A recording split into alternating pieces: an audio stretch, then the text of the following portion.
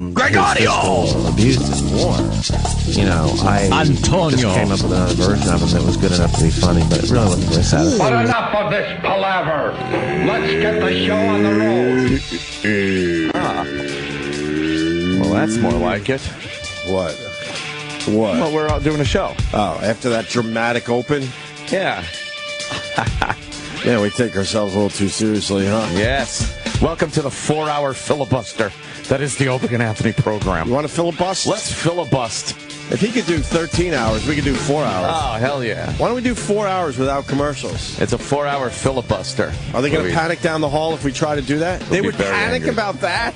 Oh, my God.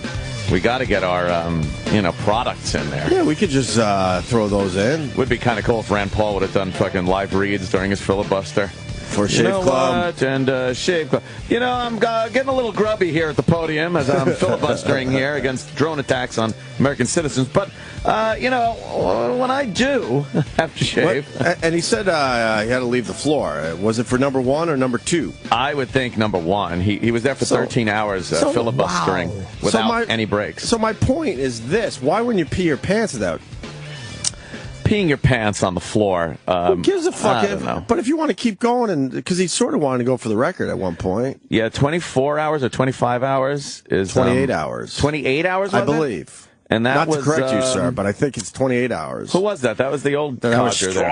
Strom Thurmond. Good old Strom Thurmond. Yeah. Set the filibuster record at, I think it was 28 hours. And Rand Paul made it to 13 and said he had to kind of take go to the bathroom. Yeah, you're not allowed to leave to take a bathroom break. You're not allowed to eat. Really, he was eating like pieces of candy bar real quick. Mm-hmm. But the thing is, you have to continuously talk. Right. You can't stop talking. Although he did have some of his buddies kind of throw some shit at him where they would speak a little bit. To give him give him some a couple minutes. throat lozenges. Apparently, how is that allowed? Well, it's not really any. I mean, they don't really do it. They don't anymore. really do it anymore. You're able to call a filibuster. You say, this is a filibuster, and they kind of give you a virtual filibuster. They harumph you, harumph. But this, and they acknowledge it, and then they move on. It's not totally a bad thing. I mean, it really does show that a politician does have a passion for a cause, and right. And well, I just wish he would have peed his pants and kept going. Well, that would have been good. I bet people would have understood. I think they would have. I think you're supposed to wear a diaper or something when you decide to filibuster. Are you really? Yeah. If you want to filibuster, you put on a little tighty, piss yourself and shit. Would you make duty in your? I don't think I'd make duty in your filibuster. I would pants? say if I think I'm gonna be filibustering, then you don't have passion, sir. You would have to take a big dump first, big dump, and take a piss. Yeah, but 13 hours you're making more. Yeah, but you got 13 hours. You're making more. You got to know duties. in advance not to eat. Oh, yeah. You know. I think you got to fucking make the duties in your filibuster pants. That'd be kind of crazy. Oh, you got the filibuster stuff. We got there, Sam Roberts. Wow. With it, filibuster. Which one is them? I was going to say Buster or Phil, but that's even better. Of course it's.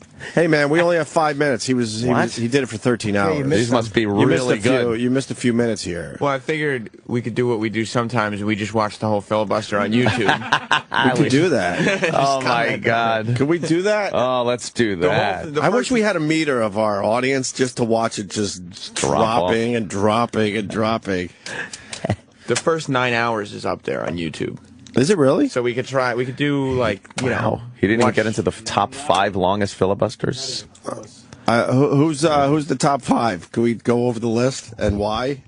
Yeah. Well, I love old school politics. Should I do 5 to 1 or 1? You got to go start at number 5. All right, number 5. We already know Strom Thurmond's number 1 because we gave it away. But Senator William Proxmire. Oh, in 1981, spoke for 16 hours and 12 minutes to stall debate on an increase of the public debt ceiling.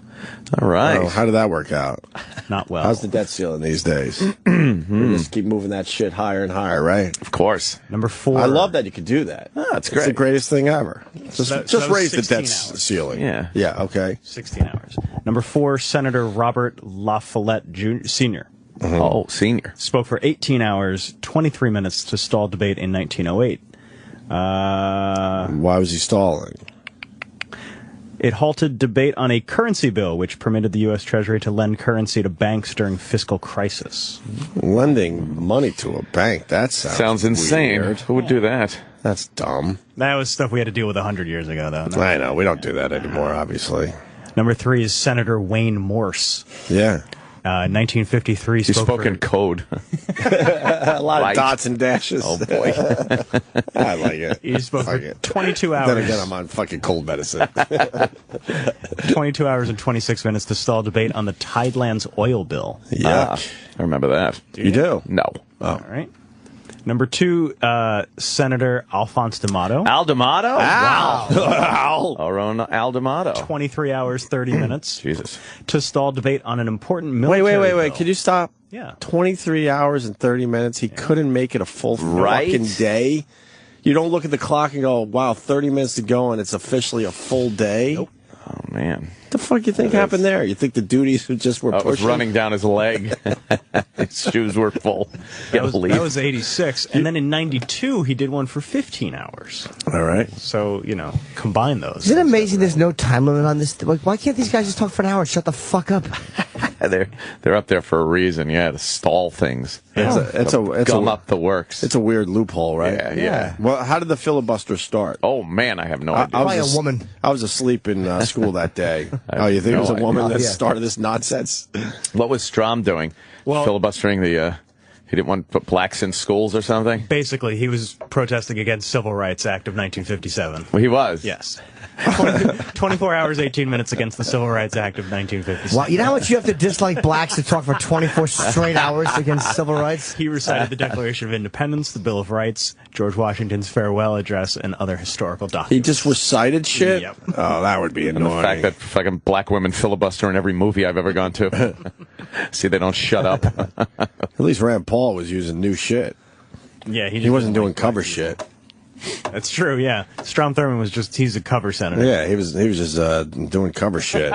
Rand Paul, all new material. Yeah. I like it. Strom Thurmond's a tribute band. He sure is. Why was he filibustering drone attacks? I'm sick of hearing about drone attacks on American people.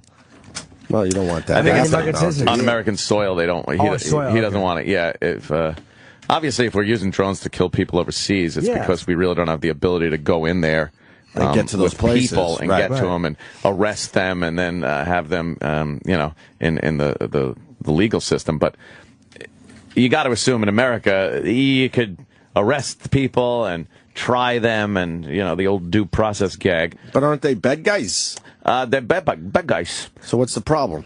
Well, it If we're sort trying of to seems take out like some more you're bad guys. judge, jury, and executioner with your little drone. Nice. If some guy's in a, you got some guy like, let's say, the Unabomber. He's in his little cabin. Right. He's making bombs. Right. It's him. Right. Do you send in people to arrest him like they did, or do you just send a drone and blow the whole cabin up?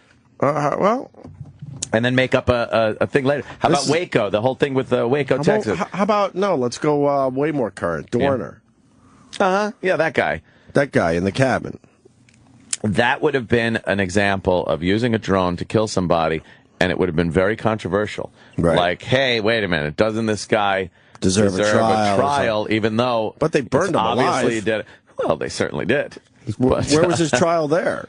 He but chose they not to walk out. They didn't I'm burn just him playing the alive. other side. What's the difference between the two? Well, they didn't burn him alive. They gave him a chance to fucking come out? Yeah, and then they sent in some can't flash you bangs and stuff, and they inadvertently set... It's hard to say you inadvertently exploded a building with a drone. Lying. You can say I inadvertently set the place on fire with gas canisters. Liar. But, yeah. Well, can't you do something with the drone where you give him a chance and go, look, drone in the sky. It's your move. I don't think he would care at that point. But I'm just saying in general. If It you got takes the this legal technology. system out of the loop, and that's what people don't really... But a lot of us don't believe in the legal system. Well, I think a lot of us do. Not a lot. Yeah, I don't know. You truly believe in the legal system? I certainly don't think it's without its flaws and stuff, but I do think with the amount of things that have to be settled in it, it's amazing they get anything done. That's to true. be honest with you, but yeah, I would like to see people I would like to see people prosecuted for the crimes that they commit, not let go. I like a revamp of the parole system and things like that. But it's all we got at this point. You know, the Aurora shooter, they're not even thinking death penalty for that guy. Well, I know. They do that all the time. That's why I think the legal system really has some major fucking flaws. No death penalty for him. No. Yeah. I think officially they decided it's not a death penalty case. How is that not? I don't know. There'll be someone calling in minutes to tell us how it's not. I don't want to listen to that. And isn't people going to a fucking movie and being executed like that? Yeah. How is that not a death penalty case? Children. You know, I've heard about some instances where... What about a drone for that case? No, I don't think a drone would work for that. Not well, obviously, because he's in the movie theater. But let's say he's now out in the parking lot. They got him cornered pretty good. But he's armed pretty, he's got a lot of fucking ammo. Well, you got your little standoff. You got your cops there on the ground. I think the drones are, primarily used for when you don't have people on the ground. You know? Kind of like a Waco?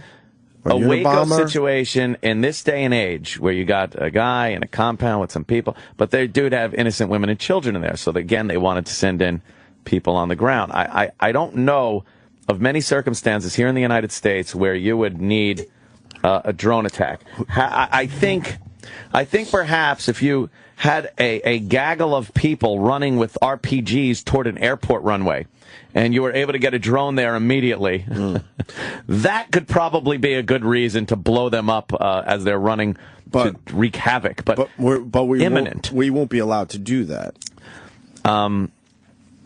I don't think so, but it seems very far-fetched that would ever happen. But it's imminent danger, right. I think, is what people are saying a drone would be used for against American citizens. And who's worried about this?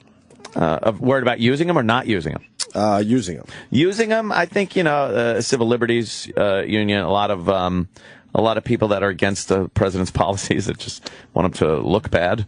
But I think it's... I know I'll never get in major trouble where I have to worry about a drone chasing me. Well, there you go.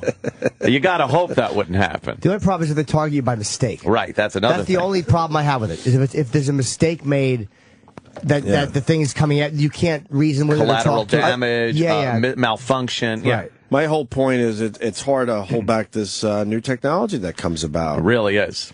I mean, eventually, we're going to have this drone technology really figured out, and we're not going to use it? I know. I bet you eventually we're not going to be able to help ourselves, right or wrong. It would have to be practical for the military or police agencies to even use it. Like, I don't think it's practical to send a drone in to kill somebody when the police are available to go in, either negotiate, kill him, arrest him, save the area he's in for evidence if there is a trial against other people that he's involved with. Right. It just seems to me like it's very extreme. Well, could you use a drone to send in sleepy smoke? Sleepy smoke. Those canisters always seem to burst into flames, though. Well, why not use the drone to, send in the sleepy smoke? Send in sleepy smoke? So I don't know. Now we get the guy, and then he's not dead. I got to read more about sleepy smoke. That might not be as fucking absolutely stupid as it just sounded. There might be something else they can do with it, where you don't kill the person. Well, there is, and a lot of people automatically think that if drones are used against American citizens committing crimes, that it's automatically going to be a Hellfire missile sent into their fucking house. Right. Surveillance is a huge part of it. If you have a compound where some nefarious acts are going on, or you got some suspect that something's going on, you can fly a drone above it and get a lot of intelligence off of the what's happening on the ground using a drone.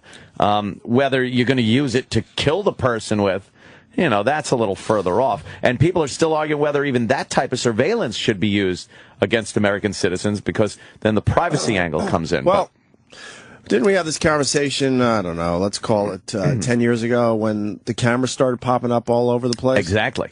And now we just accept it, unfortunately. We do. I remember when those cameras started popping up outside, like on light poles and street corners and outside storefronts. People were all like, "What the fuck?" And then a story came out which now everyone understands and accepts. But at the time, you're like, what? They said you were on camera more than you weren't when you left your house. Yep. And that blew everyone's minds. Like, that made can't everyone be. crazy. But now because that was brand new tech. My point is that was brand new technology that we just couldn't stop. You have an expectation of privacy. I know. That's what it is. I'm wondering if we're going to be able to stop the whole drone technology eventually. Yeah. Or if we're just wasting time. When you have cameras all around the city and you're walking around in public, you can't have an expectation of privacy. You're in public. There's cameras that are there for surveillance and whatnot. No, that's what we understand today. Yeah, exactly. My point is, there was a time where, like, this is crazy. We can't allow this to happen. Yeah. But now it's what it is. But their argument was always, you're in public. Here's the cameras. Right. Now, with drones, it's very hard to make that argument that your expectation of privacy doesn't extend to your own yard, maybe through windows of your house, because now these other drones, let's say the guy isn't a criminal for every sense of the word, but he's suspect, or perhaps he's been putting out anti-government literature, or whatever it is. Right. Now you got a drone where there is no camera around. The guy expects privacy, yet his privacy is being totally invaded by these cameras that are so high up that they can't even see the vehicle. Are you expected to have privacy? Can that video of you and what you're doing be used against you, or is it an intrusion on your privacy? Those are the big questions now. Right. I'm all about the sleepy smoke, though. You like the sleepy smoke? Nothing wrong with throwing some sleepy smoke and checking everything out. Can't you just throw sleepy smoke in? You mean like a crop duster, like Just dusting fucking- sleepy smoke everywhere? You know what? Crop dusters with sleepy smoke. Now Just the you're whole talking. area.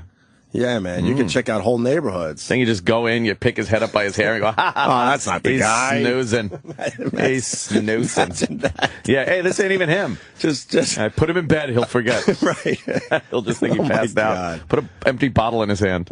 I mean, it's all about the drones lately, and I think drones very big. That technology is so amazing that we're not going to be able to hold that back. Yes. I'm on theblaze.com this evening, doing an hour-long show on Real News, it's called. Right. And we'll be discussing drones, domestic, military, all aspects of droneism.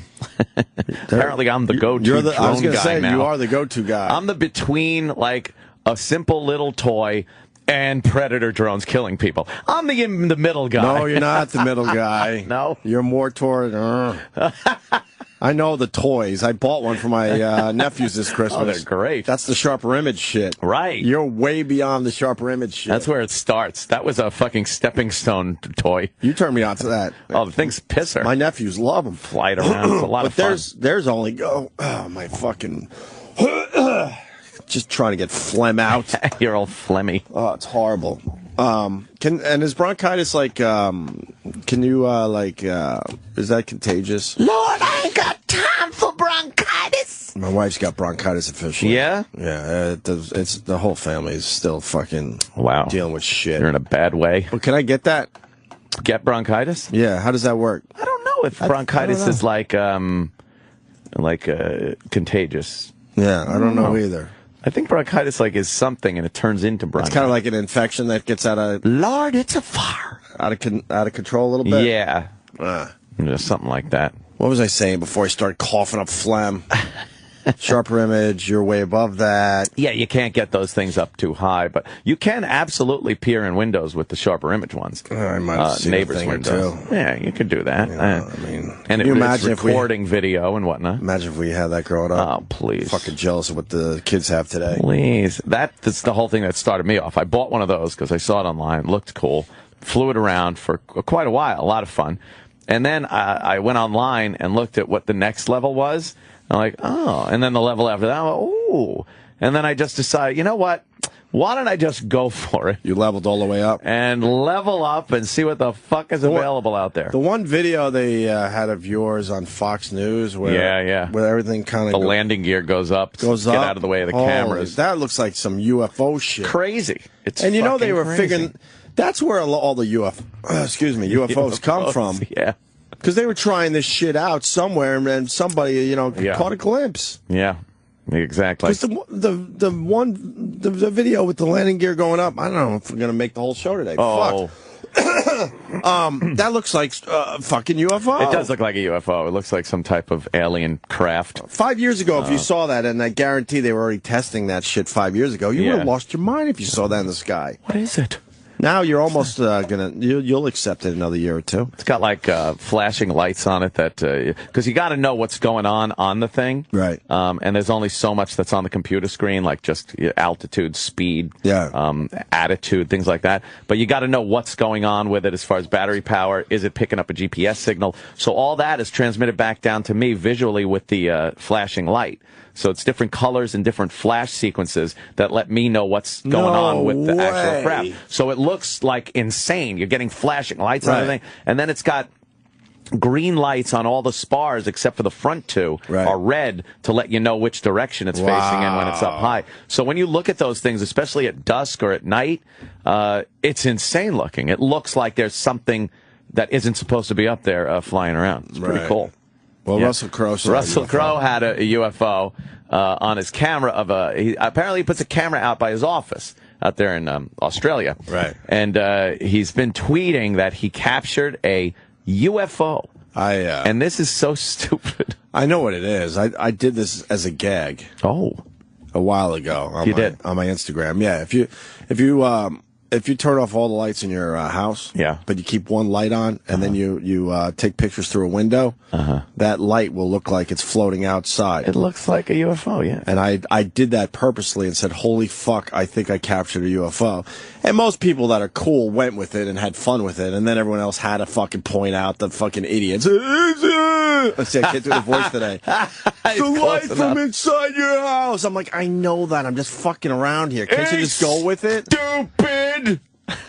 But if you do it just right, you can't tell it's the actual light fixture. I think a lot of UFO pictures from the day, especially when there was that whole fucking renaissance of UFO sightings, was reflections off of glass, either intentionally or unintentionally. People would make these pictures that looked like something because it's kind of a ghostly image. It's in the sky. It's blurry, so it's hard to make out what it is. But they looked impressive, some of them. I live way up in the sky, and if I turn off all my living room lights and with the TV on, I could actually watch TV floating over the Hudson River from the window. It's amazing. Yeah, all reverse though, right? Yeah, it's a mirror image. But it looks like I'm watching TV floating over the Hudson River. It's great unless you're playing Wheel of Fortune. But I mean, I think that's what the Russell Crowe thing is, because this isn't a moving video. It's just a bunch of snapshots. He's swearing that he saw a UFO. Yeah. It's so bad. But it really looks like a light fixture, doesn't it? Well, first of all, what else could it be? There's a red reflection on the top of the screen, and then something blue on the bottom, and it kind of comes into frame, and it looks like it's in the sky far away, and it's big, and then it crosses in front of the trees, so then it looks like it's like right in his yard, really small. Yeah, but so it's a reflection. Well, you see the pillar on the right? That looks like it's a reflection from inside the house. Yeah. Right?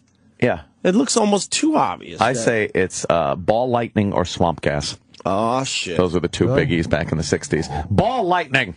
Swamp gas. The guy who started, they put in charge of Project Blue Book back in the 60s, which was to debunk UFOs. Right. Who was a complete skeptic. And he debunked most of them, but there was some that he couldn't, and he actually wound up being convinced that they existed. Like the guy in the military, they actually became a believer. But I think a lot of it is technology we're working on that they're not ready to show the public, and then that's, people are catching that shit in the sky. Between us and the Soviets back then, just trying everything. The space program, new weaponry, new means of just civilian transportation.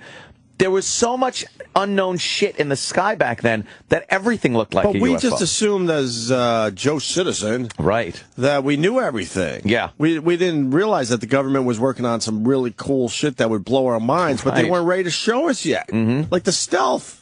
Yeah, the whole stealth technology. They had to test that shit out for years. And that looked crazy, and it was just completely... They flew it at night. It was black with no lights on it, and people would see or hear or feel this presence and be like, oh, it's got to be a UFO. Right. But meanwhile, yeah, it's just something the military was working on. And that's why it's always out in the middle of nowhere, because that's where they're fucking testing That's where it. the Shit. skunk works They're are. not testing it, in Jersey. Yeah. I believe in aliens. I don't know if they're like. I don't know if they have an interest in this planet to be, checking it out like that. Or if that one in a no idea, fucking though. quadrillion chance that they would pick this little Dot piece in the of sky. shit, piece of dust floating in the room. Yeah, we figured that out. It's a piece of dust. Crazy. I saw a picture yesterday of a bunch of galaxies, a cluster of galaxies. And it's a photo that looks immediately like you're just looking at somebody snapped a picture of the sky and they're stars. Right. Then you look at it and realize every one of those dots are galaxies. Right. They're all little spiral galaxies all in this frame. Right. So every one of those is just a giant thing of stars. Right. And they could have planets around. Look at that. Dude, those are all galaxies, not even just stars. Wow, that looks like a whole bunch of mosquitoes. Right? And that's just a little piece of the sky. And each one of those fucking galaxies has billions of stars in them. They're at least 20 miles apart, too, each. It could be 25, 30. Yeah, that's why. It's obvious. There's so much life out there. Stop already. The amount of space in space is crazy. And then we brag because we made it to the moon. Oh, woohoo! It's got to be somewhere out there in the universe, like pointing and laughing at us. I know. That's that piece nothing. of dust over there is bragging because it went to a smaller piece of dust. Yeah, nothing. Right next to it. Right next to it, right. Nothing. They pretty much could jump on it. Yeah. Doesn't it feel like when you look at those things, like there's a place in the universe where you look up and you feel close to everything? Like we're far away, but if you're in the middle of that, you can look out and go, oh, there's the galaxy right there, and there's a bunch of... Yeah. But they see it the same way we do. It's Exactly, just like black and a few dotted stars. And some dots in their own galaxy. Everyone's point of view is kind of the same. Just Yeah. shit. And looking up going, there's no way to fucking really explore all that. You could take your chances and send something out, a probe like Voyager and stuff, that barely gets out of our own solar system in 35 fucking years or whatever it's been. And then meanwhile, that's nothing compared to how much distance. And what did they teach us growing up? We had one galaxy, really? The universe No, they kind of knew that there was other galaxies, but they weren't really sure, though. They didn't have very good photographic evidence of it. Right. And the amount of galaxies and these galaxy clusters and stuff, yeah, over the years, they've gotten some pretty cool-looking shit. I was watching a Hubble thing on my TV. You could get these 3D shows about the Hubble, and it's amazing. Just the shit's coming right at you. It's pretty fucking cool. All I'm picturing is looking in Anthony's window in his front door and just seeing him alone with 3D glasses on, watching a telescope You show. could very well see that, Jim, if you looked in the window. I have been known to don my 3D glasses and watch a television program all by my lonesome. Too funny. I have fun at my house. So what are we going to playground? What are we going to do with the filibuster? You want to play some of the highlights? Yeah, I would love to hear this. I just know what a filibuster highlight is. It's Rand Paul and his Gunshot. his 13-hour filibuster. Was it officially 13 hours? Yeah. He should have made the top 5 at least. He should have made in his pants. You're making your pants. You got to make duty. I think it's part of the understanding of doing something like that. Yeah. All right, here's Rand Paul starting the whole thing. I rise today to begin to filibuster John Brennan's nomination for the CIA. I will speak until I can no longer speak. I will speak as long as it takes until the alarm is sounded from coast to coast that our Constitution is important, that your rights to trial by jury are precious, that no American should be killed by a drone on American soil without first being charged with a crime, without first being found to be guilty by a court, that Americans could be killed in a cafe in San Francisco or in a restaurant in Houston or at their home in Bowling Green, Kentucky, is an abomination. It is something that should not and cannot be tolerated in our country. I don't rise to oppose John Brennan's nomination simply for the person.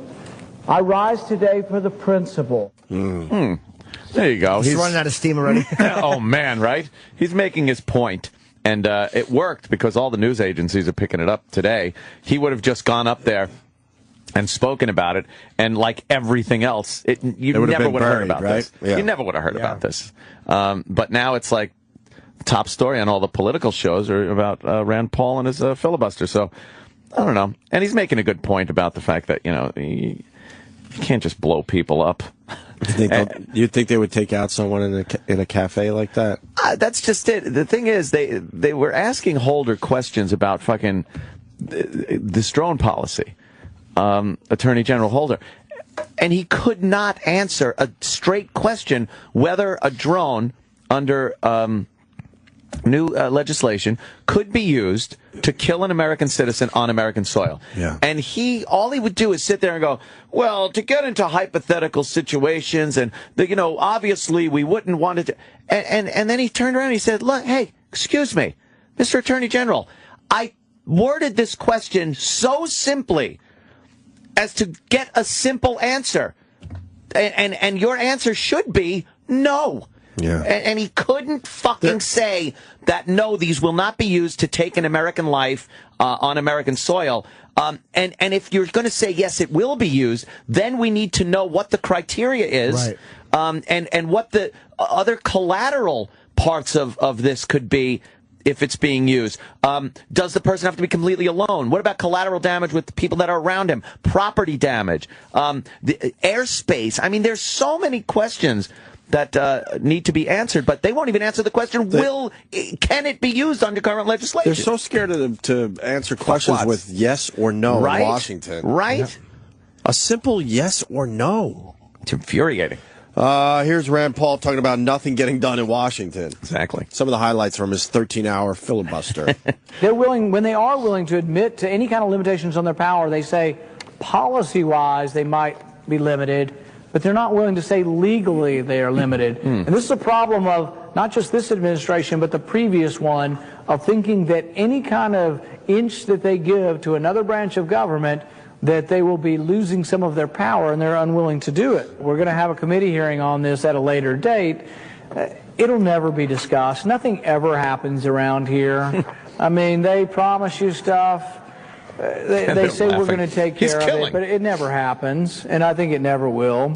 Wow. The time to discuss the appropriate scope of the president's authority, this is Friedersdorf again, the time to discuss the appropriate scope of the president's authority is now.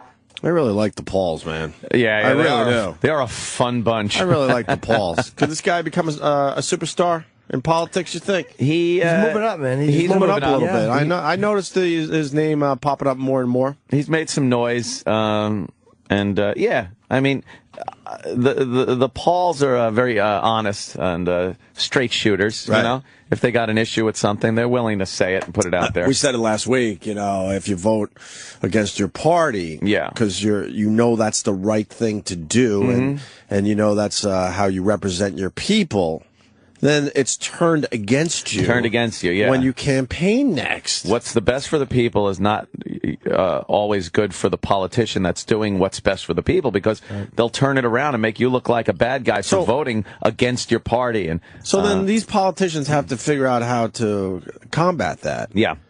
A big, in a campaign somehow. A big thing that's up with on that subject now is the fact that President Obama is using the sequester to alienate people from the Republican Party. And instead of solving the problem, people are saying that he wants to continue this, not solve the problem until the midterm elections, to get because all those guys then in there. It's like, if we get Democrats in here and I'm a Democratic president, we could solve this tomorrow by putting his policies in place. But as long as Republicans are in there, they're just going to stretch this out. Meanwhile, the sequester is literally 3% of the national budget. They cut 3% of the budget. You mean to tell me the government cannot cut 3% of the budget without losing your meat inspection and your airport security and all this other shit that they're scaring people of? 3% of the fucking budget. It's disgusting. Stop. It's disgusting. You should be able to cut fucking 10% of it without batting an eye. And when does the government run out of money?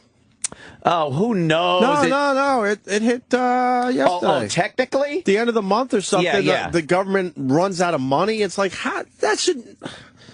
Look, man, I know it's like politics 101. I understand.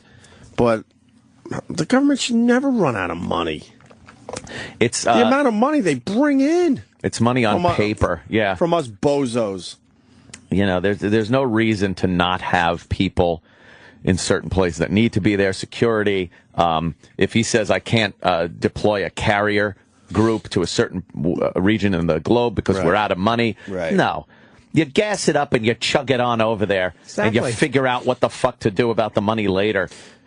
It's being this whole sequester thing is being used, and I'll say by both sides, to I like when make the other side look bad. I'm a big fan of when you add both sides. Yeah, huge fan of that. Because again, it's all political and it's all nonsense. You know, it's one party wanting to make the other party look bad, so they get more people in their jobs next election. And is that good for, you know, is that representing us? Fuckers. Yeah, here's more Rand Paul. What we're looking for from, you know, the lead legal officer of the president, from the president, is something a little more precise than I don't intend to, or a little more precise than, it's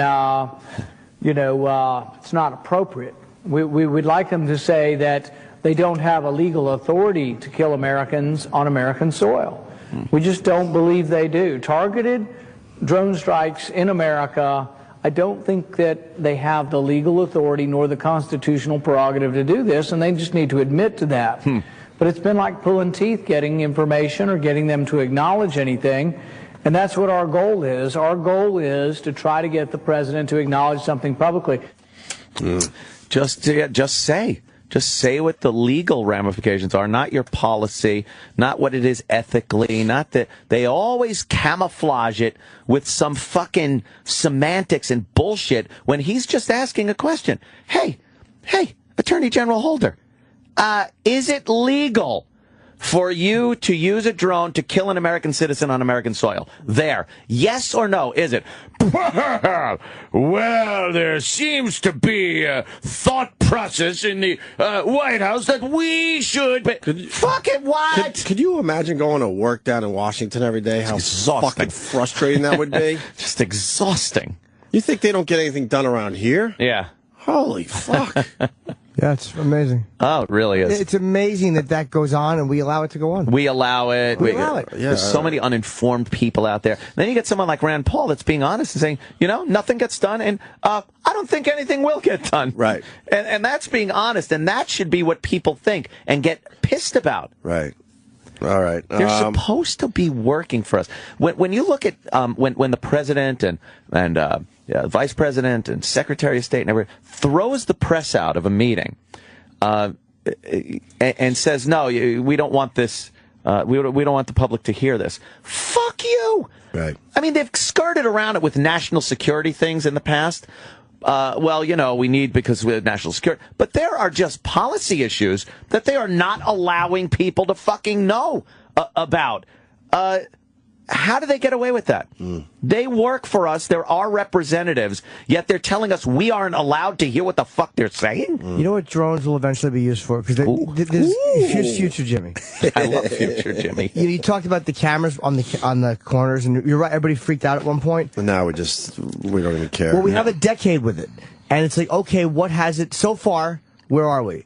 And as far as I know, regular American citizens, it hasn't affected us, but it has been used in missing child abductions, or like when someone is like a random shooting on the street they have on a camera, or somebody walking away from it's been used to catch a lot of bad fucking people doing bad shit.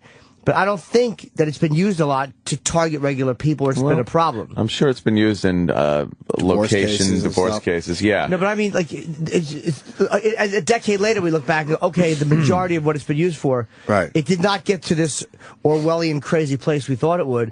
And once they figure out how to fucking, let's say you could take a drone and just target somebody, and you could shoot them with something that doesn't kill them, like a stun. eventually they'll use it for that, just to subdue them to the 10th floor so the cops don't have to run up the stairwell and risk getting shot. Or you can mark them with something. You fucking shoot a pellet into somebody, and you follow them electronically. And then you can grab them when they're on the ground. There's going to be other solutions besides killing somebody. I love Future Jimmy. With the drone. Once they figure out how to get something besides bullets out of it. Little things that shoot in that are not deadly that they can use to get you. Ooh, I love Jimmy's view of the future. It's crazy. There's drones flying around, shooting people. We're not laughing or crying. We're fucking. There's a lot of logic there. We're talking to each other without our mouths opening. They're frightening. They'll be using the drones to fucking do police work, because the same as like this Connecticut shooting sparks this weird, crazy outrage, which I get. Something else is going to happen with a cop, where a couple of cops can get killed on duty and some unnecessary bullshit. Yeah. And people are going to be like, enough. We've had enough of cops who are just really doing the public good being fucking gunned down. So we need this for their, that's how everything gets pushed through. Some national tragedy. Yeah, it's always some big thing that gets, I don't know, this got to be more fucking government accountability. Oh yeah, I don't want them just killing people of course not. And people are just fucking sheep. Like, not even to, and I'm not saying I'm a Mr. fucking, on my horse with a sword yelling charge, but at least know what's going on. At least don't try to fucking fool yourself that there isn't. You're a gatekeeper. Bad stuff going on. It's a gatekeeper. And we're not being treated like we're the ones that have to be accountable to the government. We're not. But that people actually believe that. There are people, years ago, no one believed that you were the one that was accountable to the government. It was always, hey, they're working for us. They're supposed to be representing us. And now, I don't think most people even understand that's really the concept here. They think that, they said it, so we do it. That's how it works. Right. Pay attention to when Chris Rock said that fucking dumbass thing about, Obama's like your dad. You listen to your dad. Don't. And I don't even think, I don't know how funny he was trying to be, but that seems to be the mentality. Listen to your dad. Listen to the fucking politicians that are telling you things. Fuck you. You listen to me, motherfucker. I will never listen to a president, man. Yeah, right. Unfortunately, we're past the point where that's even doable. But at least know that that's going on, people. You know what? More importantly, let's get back to the comedy, because you had Mark Rubio. Now, how did Mark Rubio get involved with the filibuster? Rand Paul needed to take a little break, and this was in the official rules. Yeah, he was having his buddies. He said without resigning the floor. Right. And then there was a handful throughout the time. Yeah. Right. Of other senators. Was this some kind of gray area, though? Was this official filibustering? It was still official filibustering because he wasn't giving up the floor. Right. So did he step away from the podium and they came up? Or did no, they were at a different podium. Oh, so he has to... It's just purely to keep him from having to talk as much. Exactly. It's helping him out, like, talk-wise. Now, you're filibustering for 13 hours. Yeah. I would absolutely pee in my pants. Yeah. Without it depends, by the way. I don't care. Duties? I do that after 40 minutes. Yeah, because people are... Jimmy just pisses after 40 minutes and shits. So you know how this is I would gonna awkwardly go. walk off the floor with, like, piss stains. Definitely. Yeah. And I think I might do a number 2 in my pants if I'm filibustering. Oh, a number 2. But the thing that would officially get me would be the 13 hours on my feet. Yeah. Unless I was wearing my Herman Munster shoes. Or my new invention. You got, what? I have a fucking, it's a hiney seat chair extension. It's a cushion that you wear on your hiney. Nice. Yeah. And a long, like, bar stool, like, leg comes out.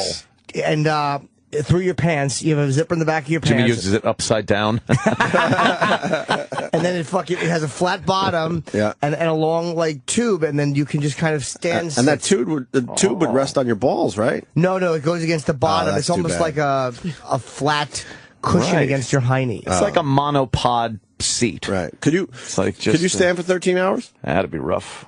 In one spot without being able to take a little walk around. They recalled my Herman Munster shoes. Those were great for fucking standing. Why'd they recall them? People were hurting those ones that rocked back and forth? They ruled when you had to, like, stand around. Why'd they take them back? Recall I don't know. They're fucking up people's backs or something. The ones that are supposed to get you in shape just by walking around. Yeah, I didn't get them to get in shape. It was nice to rock a little bit. You know how many fat people probably hurt their ankles in those shoes? Yeah. I know one fat person that was wearing them for a while. No.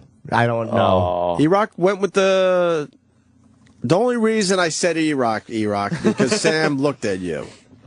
You were in the shape-ups, right? You did the shape-ups? I had them, yeah. Did you like them? No. I loved them. They looked horrendous, though. They looked so stupid. They were flat when he was done with them. They are like some kind of a, teeter-tottery. Why'd they get recalled? Or there's no real heel on them. The middle is like a bottom of a rocking chair almost. Yeah. It's like they were so supposed there's no to rock heel. on You them. can't really lean back on. You could lean back on your heel, I guess. Yeah. But it keeps you just kind of rocking in the middle of the shoe. Mm-hmm. It was nice when you had to stand around or if I walked around Manhattan a lot, it was nice. Yeah. But they looked so stupid. So Mark Rubio helped him out?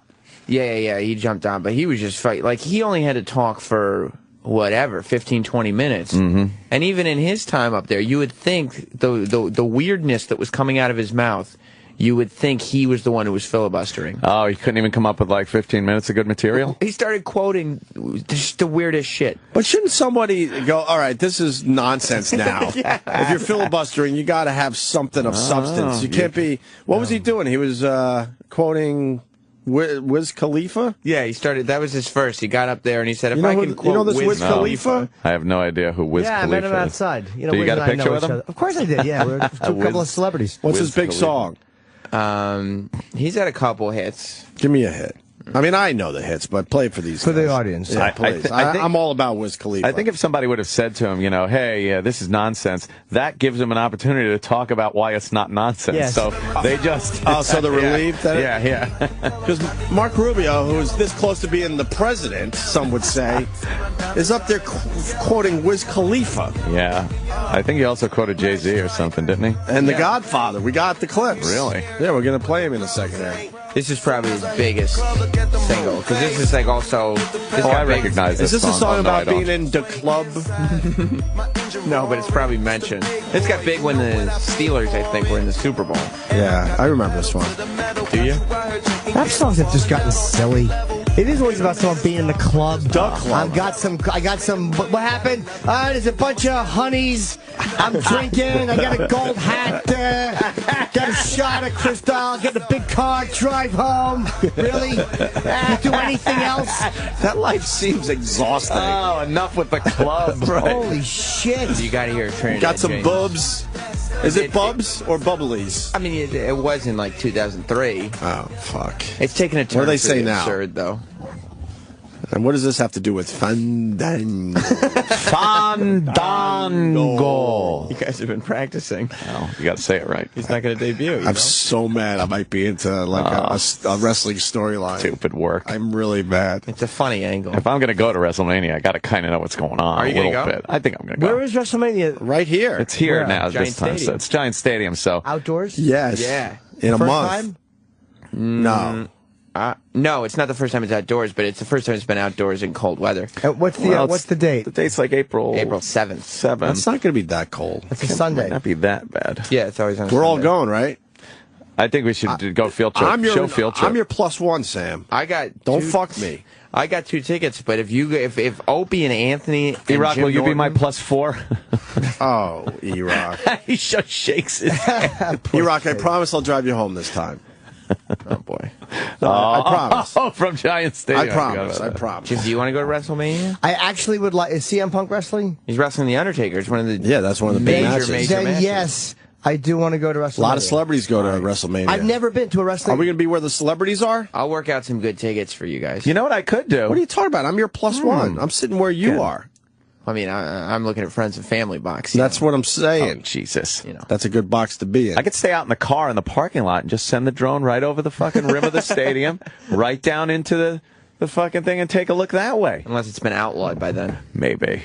Dude, please do that before they outlaw 'em. Fuck, would that be hilarious? How much trouble could you possibly get in? there's a drone over the ring! A drone just hit Miz! So CM Punk is wrestling The Undertaker. Is that the headline event? It's one of the. It's probably behind Co-headline? Cena and The Rock. It's the biggest match on the card. Oh, okay. Yeah, I think The Rock's the #1, obviously. You got to go #1 for The Rock. I'd probably leave right before that match just to beat traffic. Oh, God, is The Rock going to cook again? Well, I've eaten enough. I don't think so. All right, Rubio, quoting weird CM stuff. Punk wrestle. He's good. We'll figure it out. Yeah. Make sure you get us really good seats. Oh, this fucking chick intern that We are going to talk got, about this chick yeah. intern next. Not her. It's the chick intern that got killed. Was really. Was she hot? Yeah, it looks like she might have been hot. Look, man. California. Let's all be honest with each other. When the person is hot, it hurts a little. Little bit. Even though you don't know them. Little bit. I don't know. I saw some, look, there, is that her right there? Yeah. Oh, yeah. Oh, boy, did she get eaten. Yeah.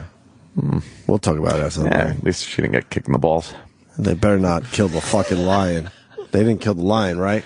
No, but apparently what I'm hearing is the lion is no longer able to talk to the interns. They got to go through the monkey. Ah, gotcha. So it's very different. No, well, you know what it is? They sent in the bald ostrich. And it just kind of bumbled around and put its head in the sand, and they're like, I don't mean that. I'm sorry. I actually ran away from the Radio Wizard the other day. Oh, dude. My first day back, I ran away from him. I can't take his weird glasses. Is that what's doing it now? Yes. The glasses, yeah. He was, what kind of glasses are those? He was trying to talk to you yesterday, you know? Yeah. And you got in the elevator. Yeah. You said, I'm coming right back up. Yeah. Was he waiting for me? You came up, but then you went immediately back downstairs. Yeah. And yeah, he was waiting for you, and he asked me if you were back upstairs. And I said, you had already exited the Man, I don't premises. feel good, man. Give me a few more days.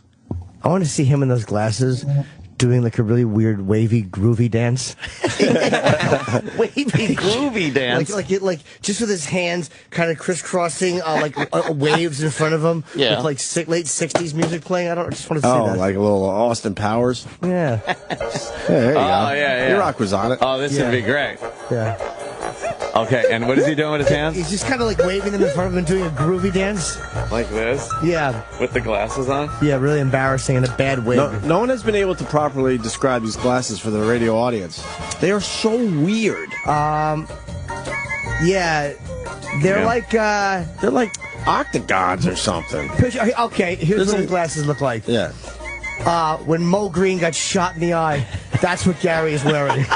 He's wearing Mo Green's glasses. He's got those groovy hipster glasses.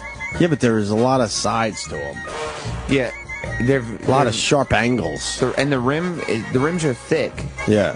But the handles, and they're dark. Yeah. But the handles are green. Yeah. Whoa. Yeah, there's so much going on with his glasses. He really it went made me all out. uncomfortable and I ran away the other day. That's what it was? Yes. Because I know why? Because I'm trying to be nicer and I know I'm going to openly laugh at him. Well, it doesn't work if you say it. That's my bit, Sam. Haven't you figured it out yet? All right, so you got Mark Rubio. Could be the president. There he is quoting Wiz Khalifa. Yeah, this is how he follows up his big I need a glass of water thing. Yeah. Oh, the water. Yeah, Watergate. Yeah. During Rand Paul's 13-hour filibuster. I would, without yielding the floor, like to entertain a question from the senator from Florida. Mr. President. Thank you. First of all, let me congratulate the junior senator from Texas on a fantastic question. In that question, he used Shakespeare references. He used a reference to the movie Patton, one of the great movies.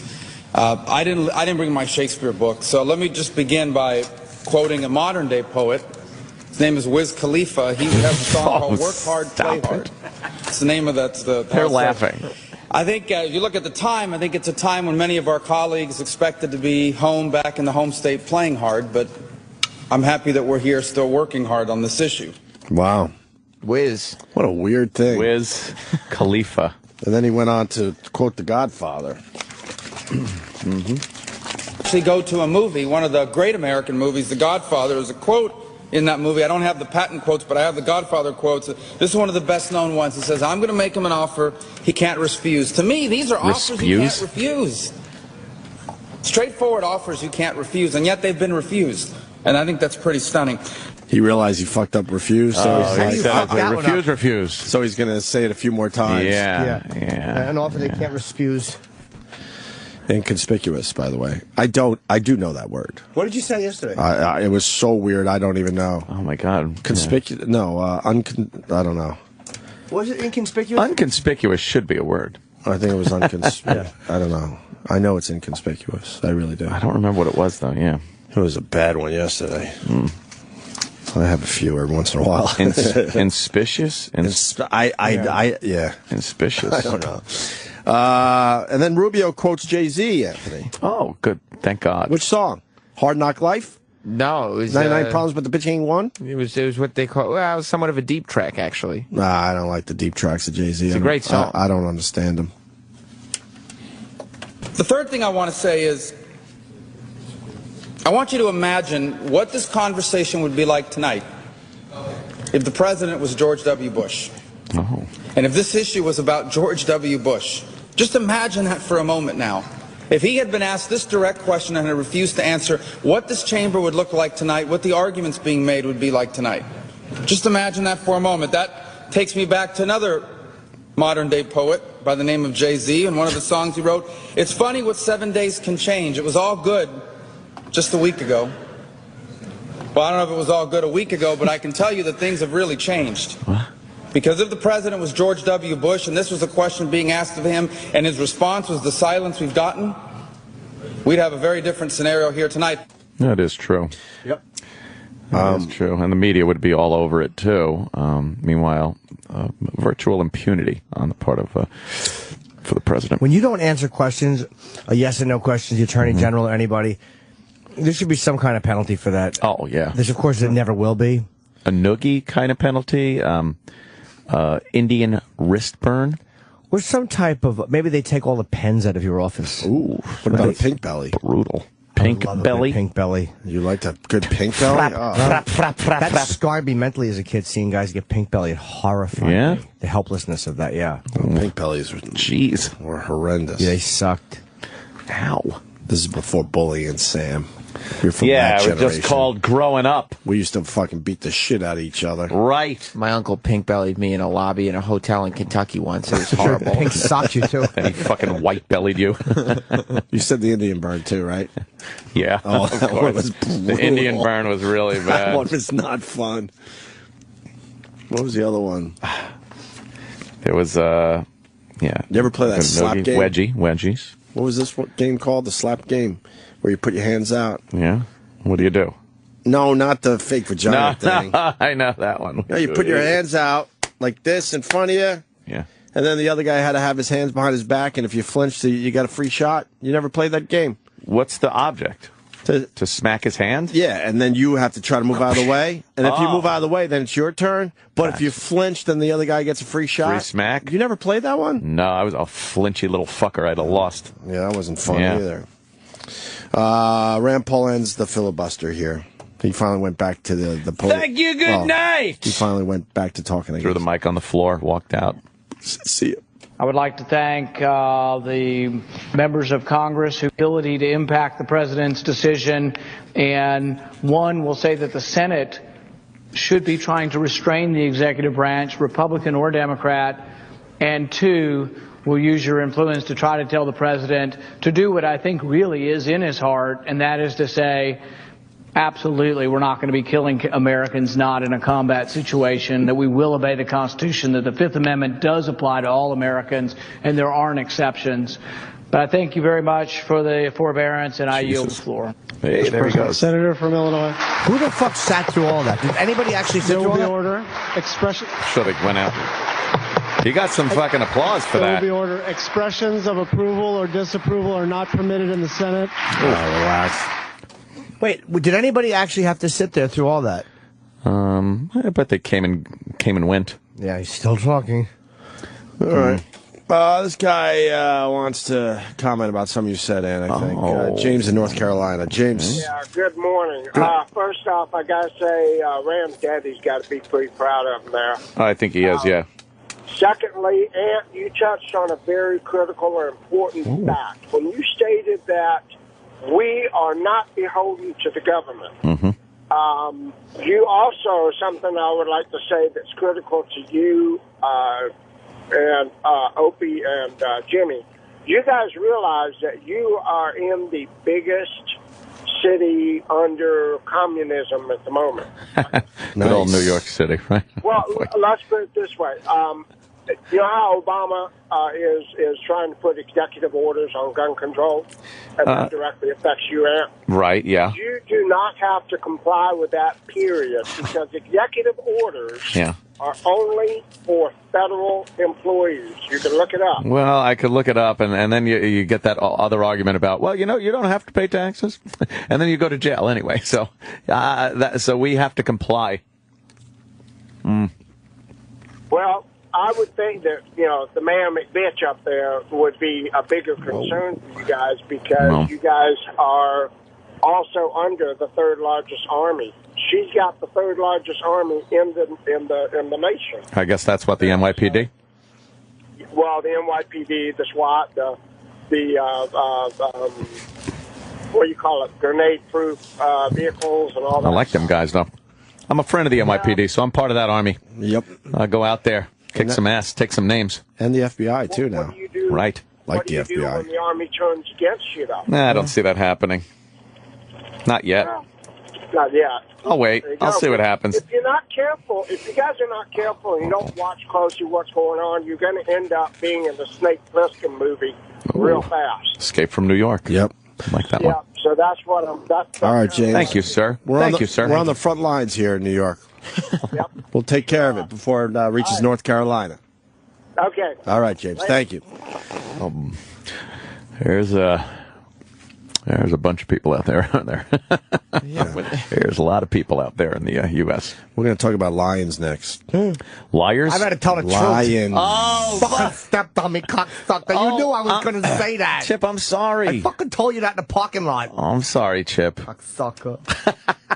The Opie and Anthony Show. This is the Opie and Anthony Show. On Sirius XM. I sure hope you can repurpose this.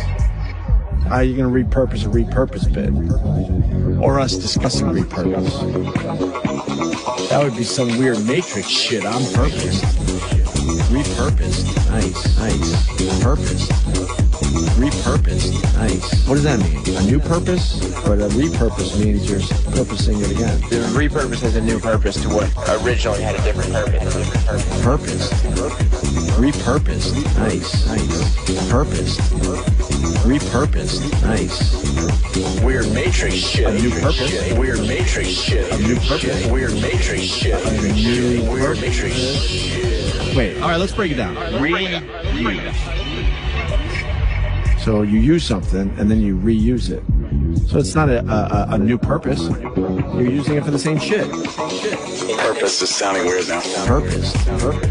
Repurposed. Nice. Purposed. Repurposed. Nice. Weird Matrix shit. A new purpose. Weird Matrix shit. A new purpose. Weird Matrix shit. We're taking audio that at one point had a purpose and adding a new purpose to the same audio. Now we're repurposing that same audio as to be a song. Well, there you go. There's the repurpose bit. The kids are running wild because school's out, but cool's in. No reason to get antsy. Michelle, where are you getting them? In your pantsy? It's Valley Gym. Oh my God.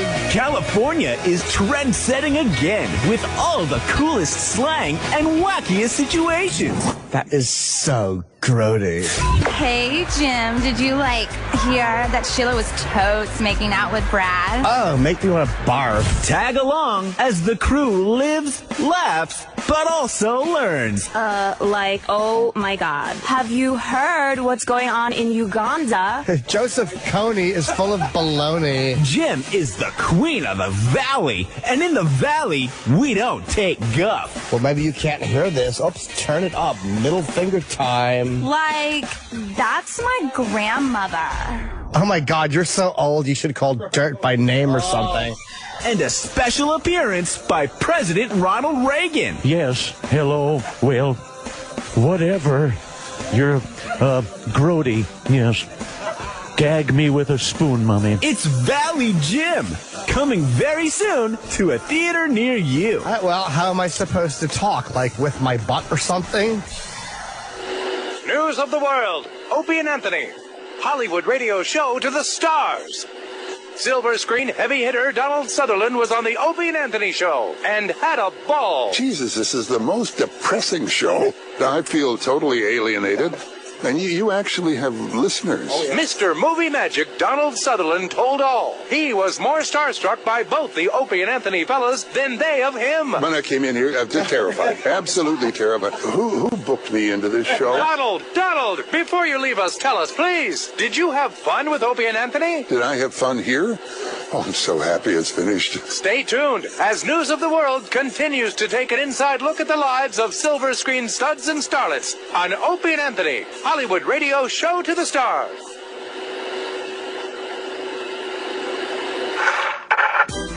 Coming this fall, daytime TV is back with a bite.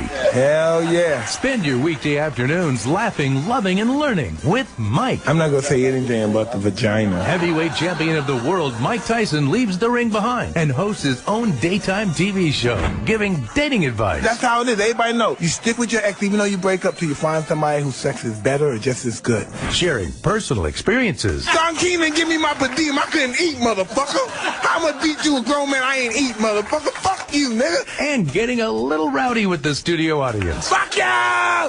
Fucking do it! Yeah! Mike lets the audience in on his more reserved, well-read side. Yes, sir. My diction super carries for your comprehension. I will endeavor to exclaminate more profound than this. Yes, ma'am. But he isn't afraid to let loose now and then, too. Booga, booga, booga.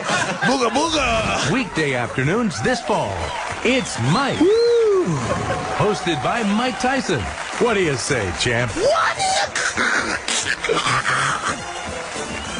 The Opie and Anthony Network brings you the hottest new primetime dating game show. Presenting Unmatchables, where two completely incompatible people are locked in a room and forced to make awkward conversation. How old are you? Did you say that? I'm almost 30. You're almost 30. Well, you look very good. You look very pretty. Watch the season premiere as Australian comedian and drunkard Jim Jeffries attempts to seduce American adult starlet Justine Jolie. Hey, you'll learn to love me. Over time, you will love me. Will Justine be impressed by Jim's plush living arrangements? I have a studio flat in LA, which has a pungent smell that I can't find. But I'm going to endeavor to find that, and then you'll get quite the raping. Wow. That was a joke, come on.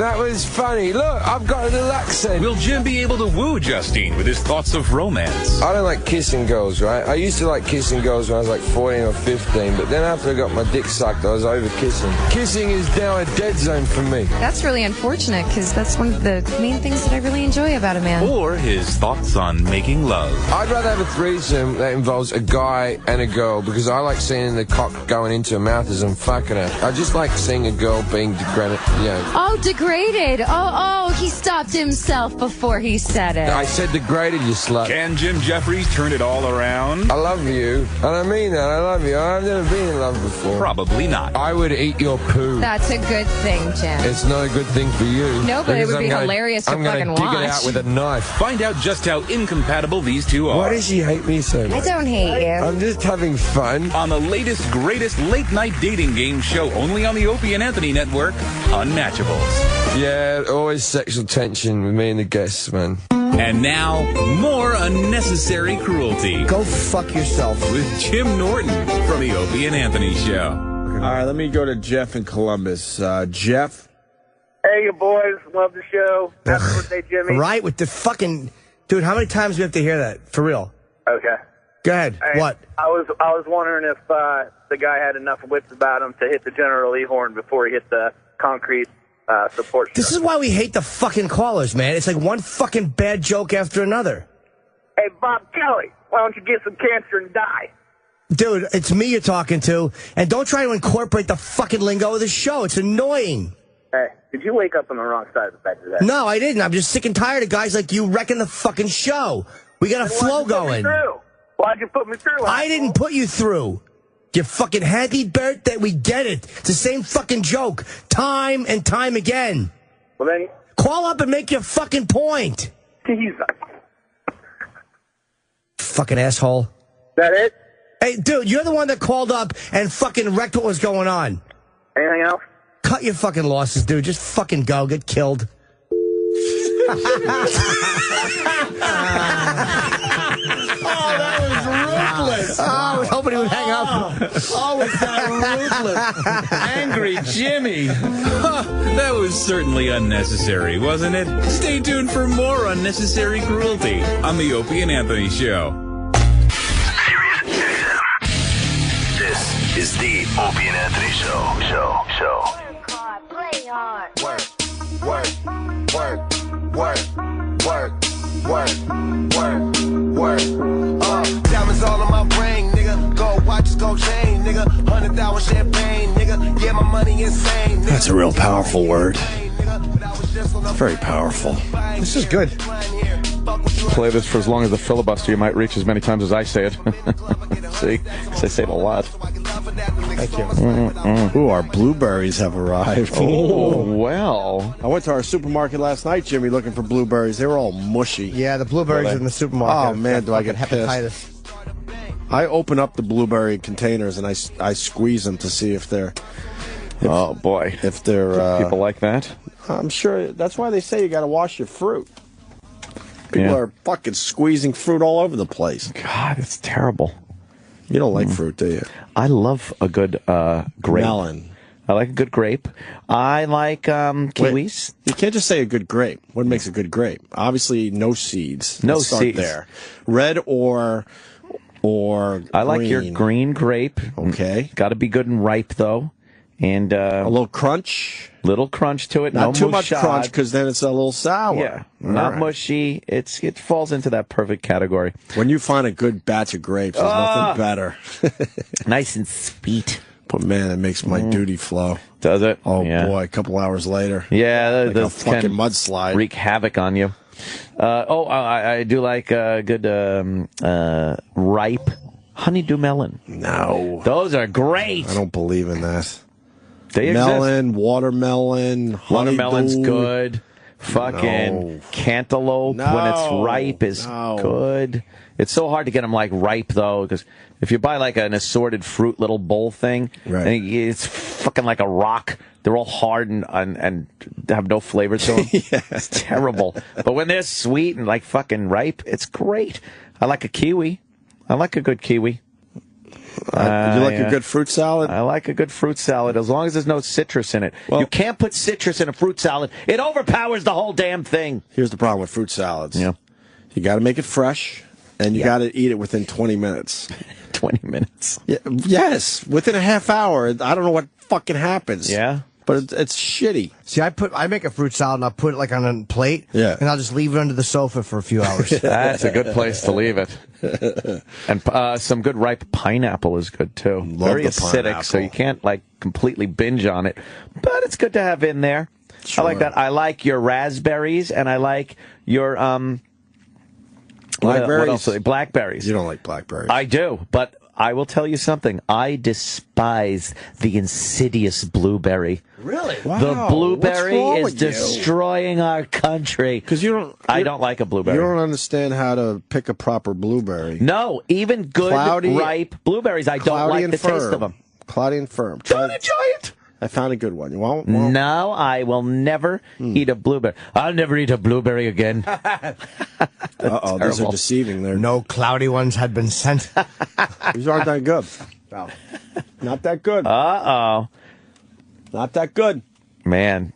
But as far as massive fruits to eat, grapes, I think, are the What ones about strawberries? I love a good fucking strawberry. I love the They strawberries. are good. You got to cut the middles out, though. Cut the middles out. No, I just grab it by that fucking green leafy shit and bite a little so you don't get to it. And then you have to toss that away. You hollow out the middle of a strawberry a little bit. Yeah. Adds to the flavor, sir. Really? Because it's bitter in there? Just a little bit. You carve it out a little bit. Oh, do I love My good dad used to chop that shit up, make sugar water. What? What? It would be, the strawberries would be all chopped up nice, right? Yeah.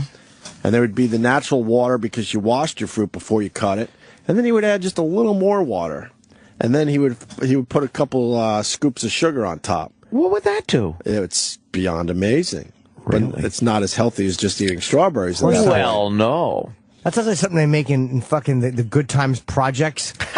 You know, get some sugar water float. Yeah, sugar water. Good times. You had to make up shit when you were poor. Yeah. We did a lot with sugar. It kept the kids happy, huh? Little happiness for the kids. We didn't have a lot of treats in our house, so every once in a while, man, I would just dip into the bag of sugar for my sugar rush. You would just like grab. I swear to God, a spoon, and I would go in for a couple scoops. I gotta agree with that, though. I've been known as a kid to grab a just a couple tablespoon of sugar. Yeah, because we didn't have any real fucking treats around the house. And it's all weird when it's in your mouth at first. You're like, right, all dusty. And I know we talked about it, but cooking chocolate.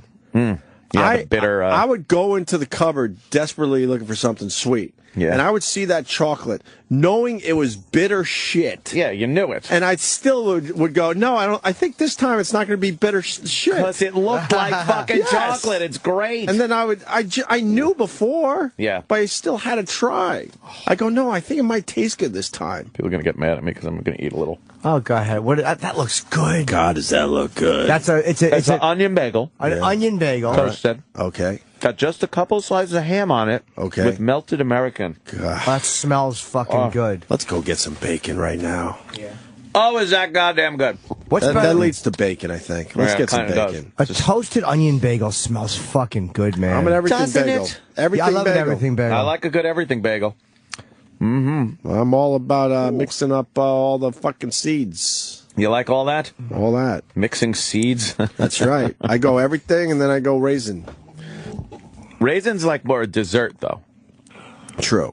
Yeah. You wouldn't make a pizza bagel with a raisin bagel. No, you cinnamon can't do raisin that. bagel. And then, you know what? Or a donut. A good salt bagel. A salt bagel. Why would depend on what the bagel did. That's like having a pretzel. Those were, because I don't eat them as much, are amazing. Oh, fuck. Salt bagels are a lot like pretzels. Yes. I like that. There's nothing. Every day we walk by these New York City. I'm trying to eat better. The New York City pretzel smell. I like a hard pretzel. I don't like when they're too soft and salty. I like when they're burned. Do you? Yeah. Oh, I like a good burned New York Jimmy's pretzel. all about pretzels. I like a good pretzel. You eat a lot of pretzels. I don't anymore, no. Get it from the cart. It tastes fucking great for 3 steps. True. And then the cold winter air hits Yeah. it. It turns fucking instantly hard and stale. It does turn stale, right? Yeah. What the fuck? This guy knows about sugar water. Does he? Or it might be a gal. Ray. R-A-E. You got it. Hi, boys. You know about sugar water, right? It's called macerating your fruit, and it's a very common technique. Your dad was way ahead of the time. Well, That's it. he's dead. Oh. He's very dead right now. Still alive in my mind, though. Jeez. Some days I think about him like he's still at the house I grew up in. You have those creepy dreams? You know. Where you hang out with him? He died right outside our family house. Oh, boy. It was fucking brutal. Oh. I can't even ride by the house anymore. Oh, boy. She hung up. Oh, my God. She hung up. She couldn't take it. Do you have those creepy dreams where you hang out with them? I have those. I think I talked about it on the show. I'm not sure, but I go to meditation once a week, and I had one of these weird meditations where I was just visualizing him like he was still. Whoa! But it was bringing me back to like moments throughout my whole life with him, all different ages, and it was beyond real. You're like in a time machine. It was like a time machine. Crazy. But it was more than if you think about think about your dad right now. Yeah. You could think of some like memories and things you did. Yeah. This was so vivid, so real. Wow. So detailed. Hard to explain, I guess. Were you half asleep and half awake in that kind of weird zone? Well, I was meditating. Yeah, which is sort of that. So that's kind of that weird half asleep zone. Yeah, it was cool. Kind of liked it that day. Yeah.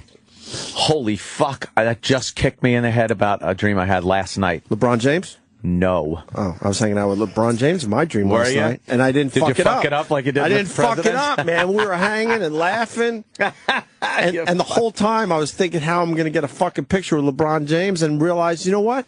I don't need a picture with LeBron James because we're obviously friends here. Obviously. Yeah. So you didn't fuck it all up? Well, then I woke up and went, you know what? I should have gotten a picture. You're friends with Jimmy and Anthony. You're not friends with LeBron James. Oh, man. It was kind of a letdown. Back down to earth. No offense to you guys, but I realized when I woke up that he has no idea who I am. Back down to earth. But it reminded you of what? Oh, I had a dream last night. I had a bunch of them. They were all fucking weird, but there's one part I remember. I was at some foreign country, some weird, like, Spanish-type land. Venezuela. South America. Could have, yeah, probably because I've been hearing about Venezuela. Right. With Hugo Chavez. And I was at a bar that was like a exotic dancer bar. So there were these sleazy kind of like Spanish girls dancing. That's not your type, though. I know. Okay, go ahead. Sorry. But I was accompanied by Jimmy Norton, who was in the dream with me in this place. So the protocol at this club was so fucking weird. Well, it was the protocol. I mean, it was because there's usually an amateur there. Go ahead. Protocol. Oh my God. You. Yeah, that was awful. There were girls dancing, yet they were behind these kind of curtains that went out onto the street. So they're on the street in front of the club dancing, but there's various curtains where they were behind it. So we couldn't even really see them. And then what you did was you had to give them money so you could see them. Right.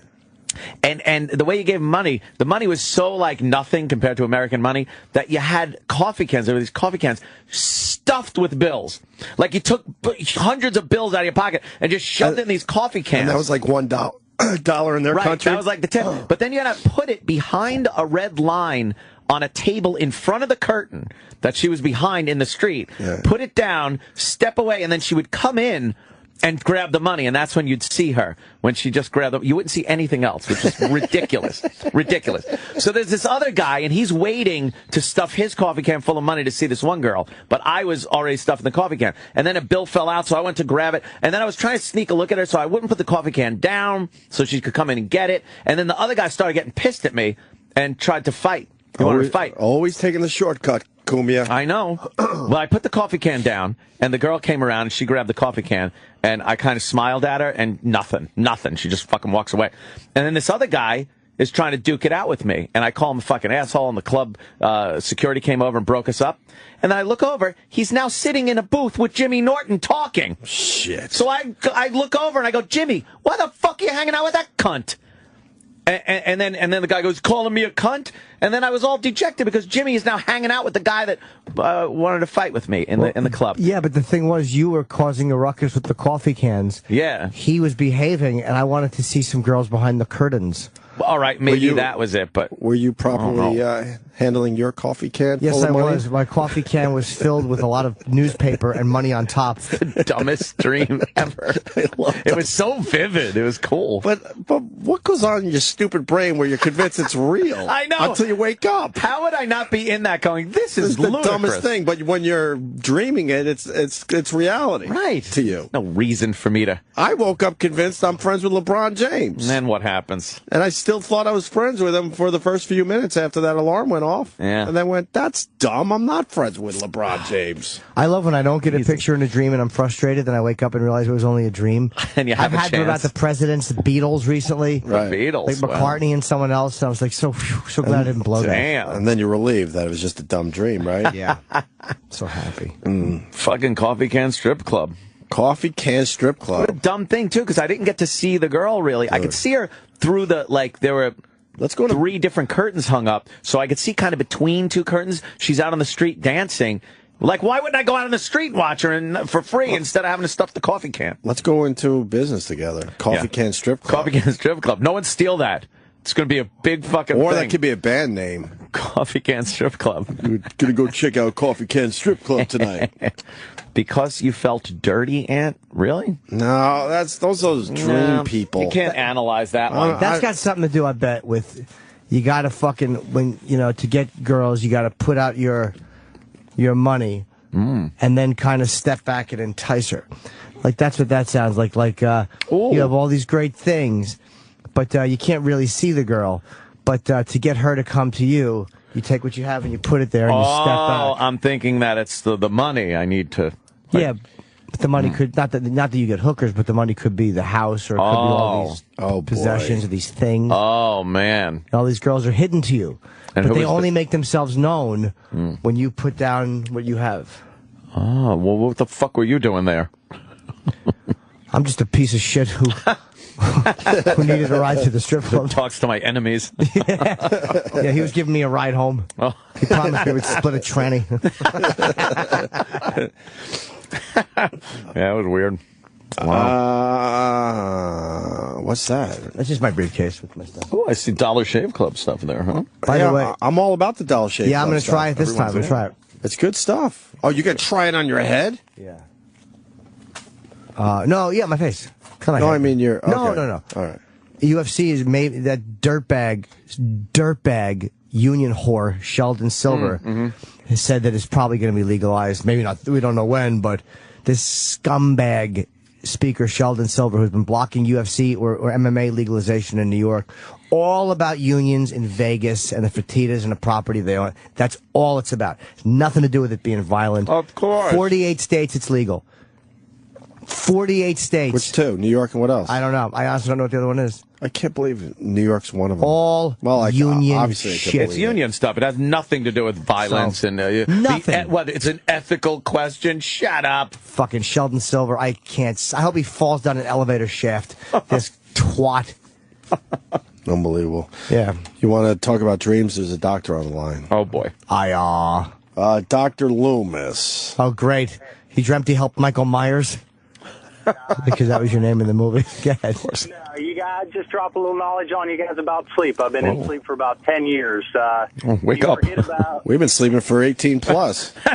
I don't sleep good at all. Yeah, they admitted it. That one. One guy was actually annoyed because I say 18 and a half years. Because that's how long it's been. Man, what are you going to do? Round up? Will you stop saying 18 and a half years? Enough. Dr. Loomis. Yes, go ahead, Loomis. I presume. Go ahead. But you forget about 90% of the dreams that you have, and your last current dream, which generally the end of your sleep cycle when you're waking up, you'll remember the most portion of that. So whatever your thoughts are that I remembered 5 or 6 dreams throughout the night, complete bullshit. Complete bullshit. If somebody tells you I remembered 6 dreams from the night before, complete bullshit. I remember another one, though, from the coffee can from last night. A completely different one. The coffee can could stick. That coffee can could stick there, but no. Technically speaking, you do forget about 90% of the dreams. In your last dream that you're coming out of from the night, that's where you'll pick up the most. But I remember another one from last night. You're saying like what? I can only remember the last one. More than likely, it was incorporated all in the same time. So No, I know. There were 2 distinct. And maybe even 3, now that I think about it, 3 distinct different dreams last night that I remember.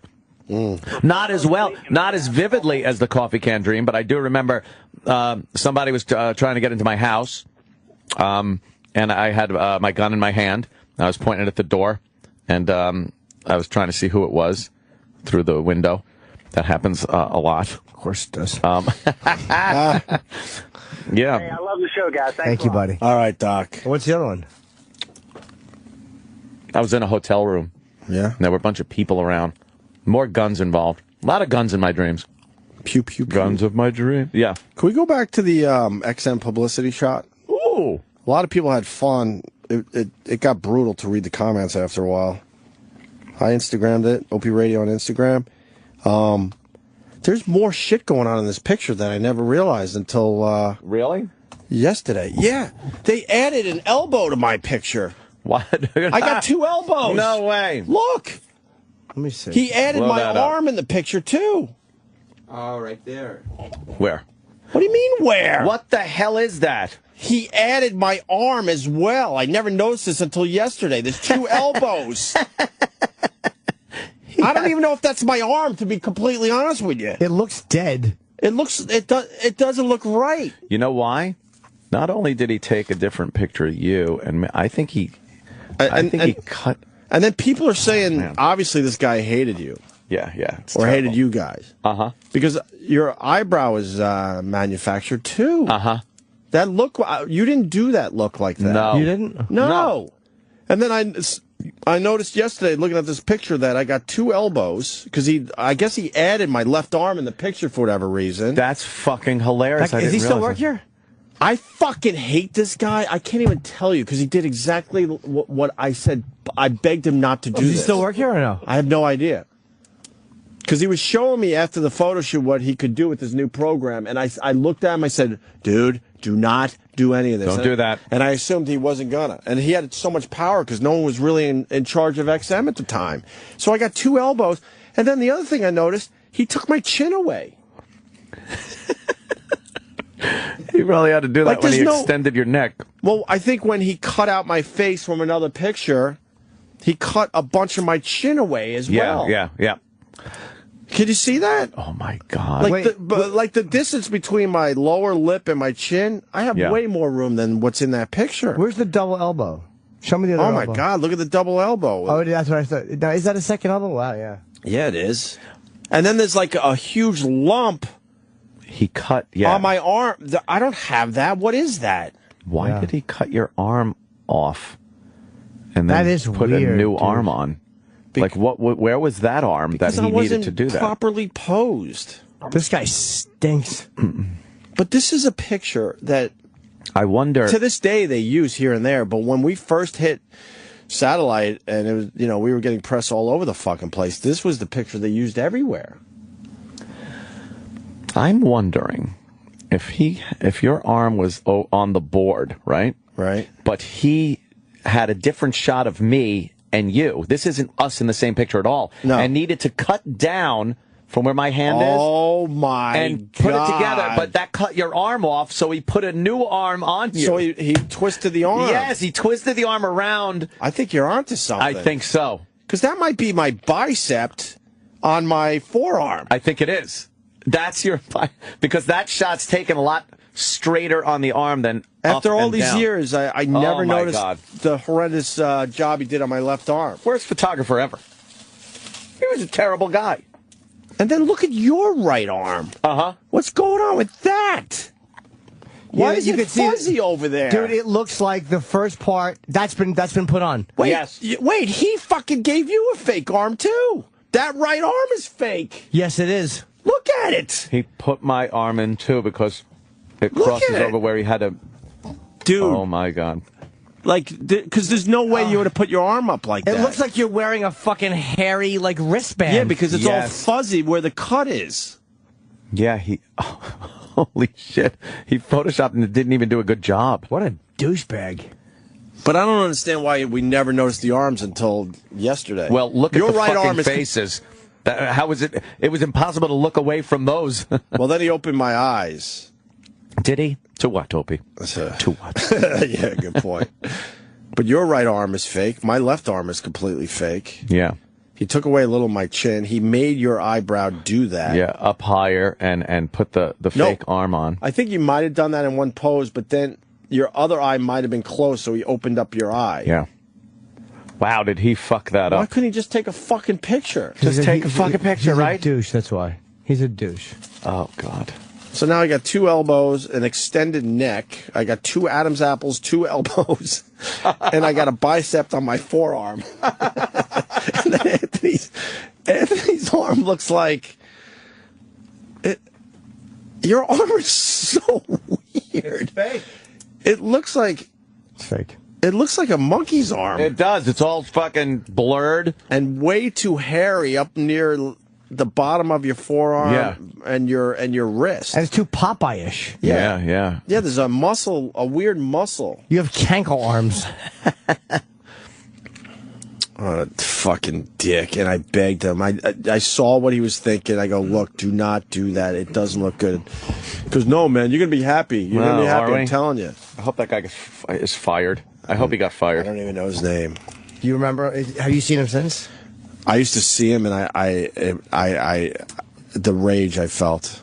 You know, obviously I can't do anything. What was his answer to that? Strangle him. What was his I answer? would call him out on him, like, you really fucked up this picture, you idiot. What would he say? He didn't say much of anything. Jimmy, he didn't say much of anything. You have an elbow crook in the middle of your forearm on top. I don't know what that is. What is that? And then the hand looks all fucked up. I don't even know if that's my hand, I'll be honest with you. No, I really don't know. He might have put a stunt hand in. He just found an arm. I swear to you, I don't recognize that as my left hand. Unfortunately, we can't see the trademark thumb. Yeah. To make sure. Wait. Did he cut your thumb off? Oh, no, I hide my thumbs in photographs. Do you? Like Megan Fox? Yeah, me and Megan Fox. No, it's not as bad as Megan Fox. Oh, my God. Anyway. No. People are enjoying this picture, though. They can't get enough of us.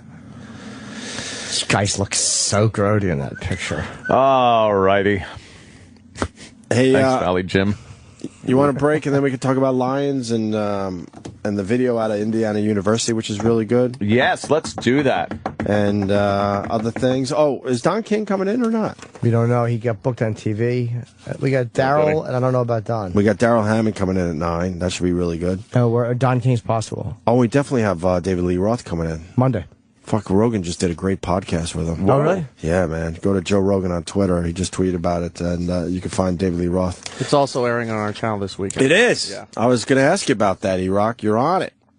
Cool. So this weekend on this very channel, you get to hear Joe Rogan and David Lee Roth just shooting the shit. What else, Sam? You got that bit if you want to play it. Oh, yeah, you know what? I knew there was something. Yeah, we'll stay here, E-Rock. We got a brand new bit from the boys. Oh, my God. Troy Kwan, Sam. Who else was involved in this one? That's it. Next week on a very special Opie and Anthony show, the guys learn old habits die hard. Jimmy, you okay, man? You feel all right? Yeah. You seem sick or something. I'm just... You fucking guys don't appreciate me, man. When Jimmy shows up late, questions arise. You all right? You sure you're fine? I'm late fucking one fucking time. Jimmy, I'm going to ask you something very... might be sensitive What? here. Yeah, I don't fucking... What the fuck do I care? Have you been drinking? Who fucking cares? What? Do you fucking care all of a sudden? You don't give a fuck. Listen as friends and listeners come together to solve a problem. Well, Mongo the trucker, he wants to know how you feel about E-Rock. Fuck Mongo. What, are you part of the fucking show? Or now it's the Opie and Anthony and Mongo show? Get fucked, Mongo. But at least he still thinks Gary sucks. I think we've proven we care. Yeah, fucking, where's Gary? Fuck him. Laugh, love, and learn. You're not going to drink today, right? I'm just fucking doing what I do, man. You do what you do, I'm fucking just doing what I do. Fair enough. Next week on a very special Opie and Anthony show. Fuck you, I'm fine. That's so sad. That's such an uncomfortable character. It was sad. What did that make me think of? Oh, fuck, that just made me think of something. Drunk... my memory's going. I hope I don't have the Rhoda. Valerie Harper, yeah. Oh, no. The Rhoda. My memory has been evaporating. 3 months to live. Holy Rhoda fuck. Morgenstern. Hey, I'm sorry, wait. We should have drinking? What the fuck? That made me think of something to say. Oh, man. It'll pop back up. Give it a minute. Are you acting right now? No. Oh, it was pretty good. The guy's name was Mark, who did our picture. The guy was in graphics for XM. This is Don Wickland helping me out. Oh, thank you. And I just wrote still with the company, wondering if the guy's still there. Hopefully hung himself. Really fucked us, man. What a cunt. This was this at the time was the most important picture ever taken of us. I know, right? And look at it. We were We're bizarre creatures. During our NEW heyday, we had a lot of fucking pictures out there. But this was the most important after like 2.5 years, no one hearing or seeing us. They're like, we need to get the pictures taken, guys. And that was it? We were on an Excella from New York all the way down to Washington just to take this picture. Old fucking fuzzy-armed eyebrow guy and giraffe. Yeah. Yeah, with 2 elbows. You see the 2 elbows, right, Travis? Yeah. The guy's no longer with the company. Thank you, Don Wickland. Terrific. This is the return of the worst radio photo bad ever? boys. You don't think it's good, Travis? It's terrible. What's your favorite part? Your neck. Yeah. The neck is so good because it's double neck McGillicuddy. The neck it's so bizarrely long. Yeah. And you could see where he was supposed to match up the Adam's apples. Yeah. And you're totally I right. say Adam's apples, yes, because I have 2 in the picture. And then the new Every day we discover something new. A new fuck up. Ant's right arm is fake. It's not. It might be your arm from another photo. Yeah. And his Ant's eyes are so weird in the photos. Yeah. They're like, but I don't know what's going on. The left one's smaller. I got even a new fucking thing I just picked out. Oh. Your arm's too short. To box with God. On top of it being a fake arm, it's too short. It's too short. Go full Oh, picture. my God. This guy sucks. You got a baby arm. They gave you a baby arm. Your left arm is literally a foot longer than your right arm. Opie and thalidomide. Your right arm. It's small. Your right arm is small and too short. It's smaller. He scaled down my fucking arm. This fucking asshole. Yeah, look. It looks like you're in the Thriller video or something. Can we?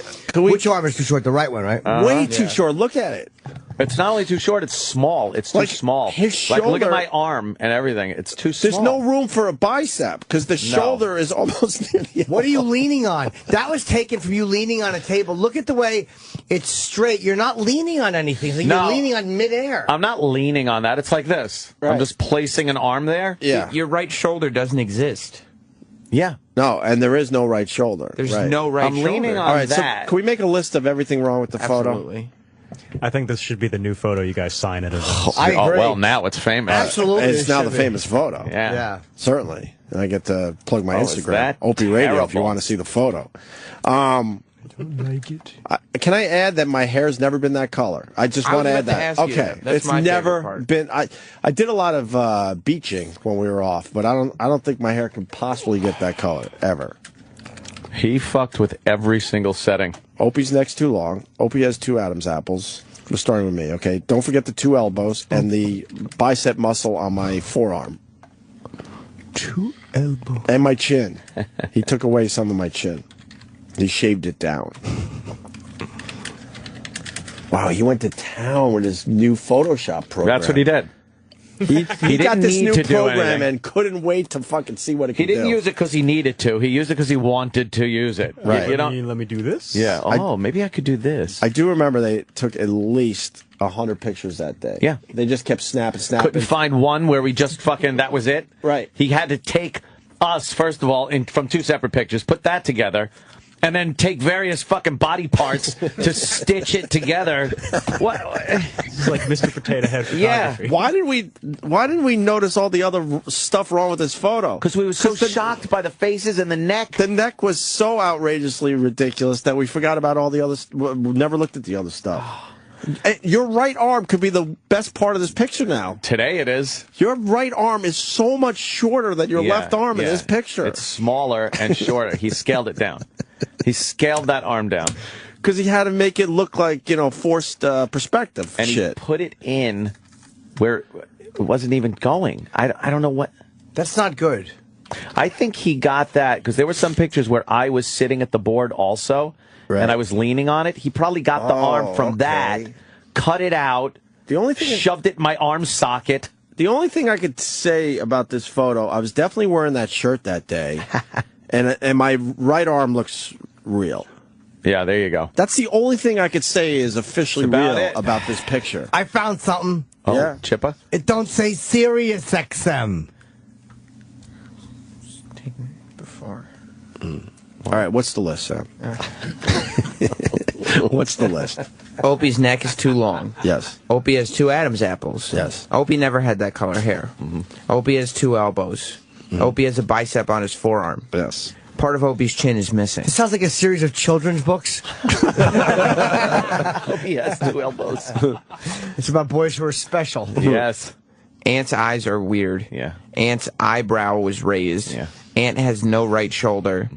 Ant's right arm is significantly shorter and smaller than his left arm. Could you call it a baby arm? Yeah. Makes me Just chuckle. say baby arm. It has a baby arm. Like, Ant, AKA right arm baby is arm. Maybe. Oh, no, you could have baby kept that arm. whole description. Yeah, that's good. All right. Yeah, That's right and then up. write AKA baby arm. Baby arm. I love when we make our dumb lists. Oh, you gotta have a list. I'm sure they This hate it merits a out there. list. Yeah, maybe I'll Instagram the list too, Sam. I With the picture. What, looking at it like from that, how did I know not this- notice that arm? I'm suspicious of your left. Oh no, that might be the logo.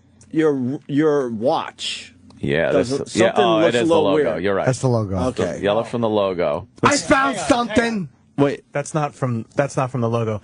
There's shit. There's 3 lines atop, and then 3 lines below. He's right. That logo is 2 different logos put together because that X really looks like it's kind of tilting to the left. Dude. oh my God! I see what you're saying. This is supposed to curve up, and this is obviously going down. Yeah, Oh my God! Yeah, that there's shouldn't. Wow. no line that. Wait, Okay. now the logo is fucked up. No. Your arm was in front of the logo in that other picture, but that should be black behind your wristwatch. Yes. Yeah. So that part of my arm is taken. So your left arm's not real either in that picture. Nope. That came from another photo where. Wait. I'm telling you.